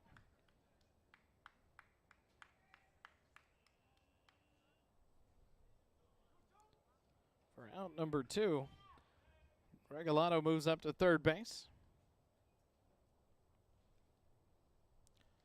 And the first pitch to Peter Bacon, driven back up the middle. An RBI single there will score Regalado for the second run of the inning. For the Bastrop Bears, a nice shot up the middle by Bacon. The 2-out RBI single. It's the 4th hit of the ball game for the Bastrop Bears. Lead cut to 5 now, 7-2. And in steps Easton Allen, the first baseman. He's 1 for 2. First pitch in there, called strike. 0-1 the count.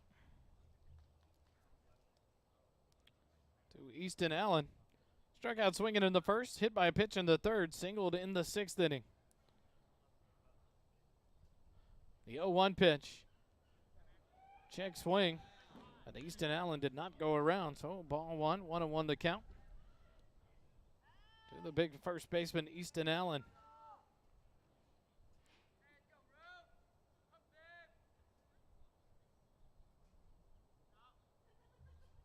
The 1-1 pitch. Pull foul off the third base dugout.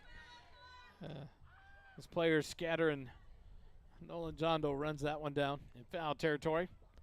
Kyle Ropolo ahead now. 1 ball and 2 strikes. 2 outs. 1 strike away from ending the regular season. The 1-2 pitch, breaking pitch, grounded down the first baseline, but foul. As Easton Allen fights to stay alive in the at-bat.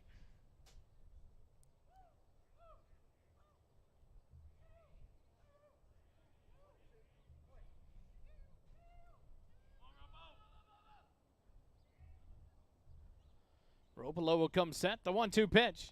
And that one will hit Easton Allen. He'll take off down to first base. So runners on first and second now as Bacon moves up to second base. Allen reaches base on the second for the second time after being hit by a pitch.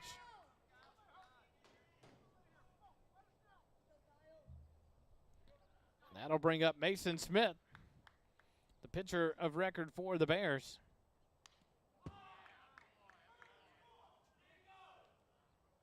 And he'll foul it off for strike 1. 0-1 the count. 0-1 the count with 2 outs to Mason Smith. Runners at first and second. Ropolo comes set in the stretch. The 0-1 pitch. And a ball hit out over the head of center into left center field.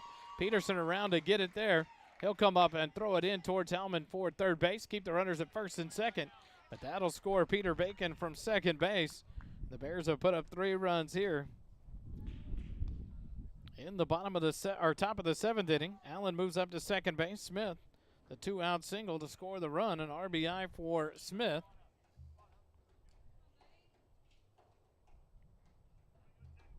In steps McClanahan.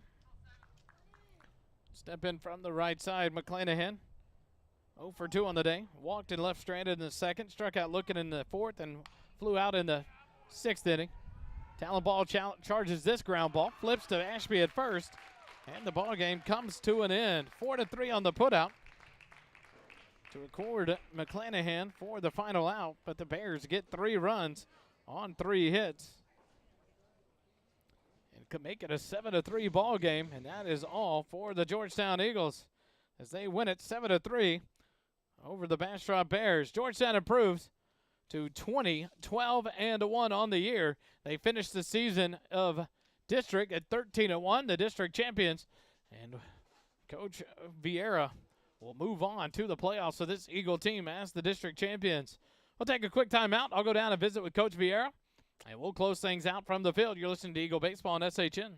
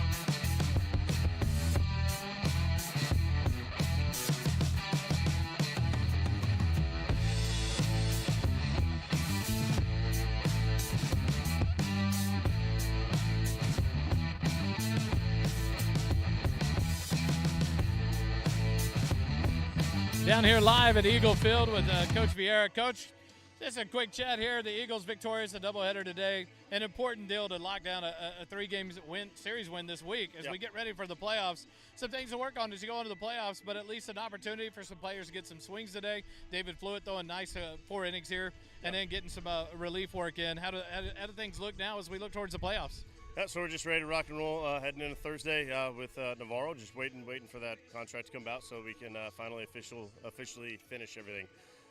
So it was a good performance for our guys today. David Fluke did a great job at the start. Got some big hits when we needed to. A little slow at the beginning, and then our guys really locked in, and then we were able to get it done. I'm going to just let you go. Go enjoy it.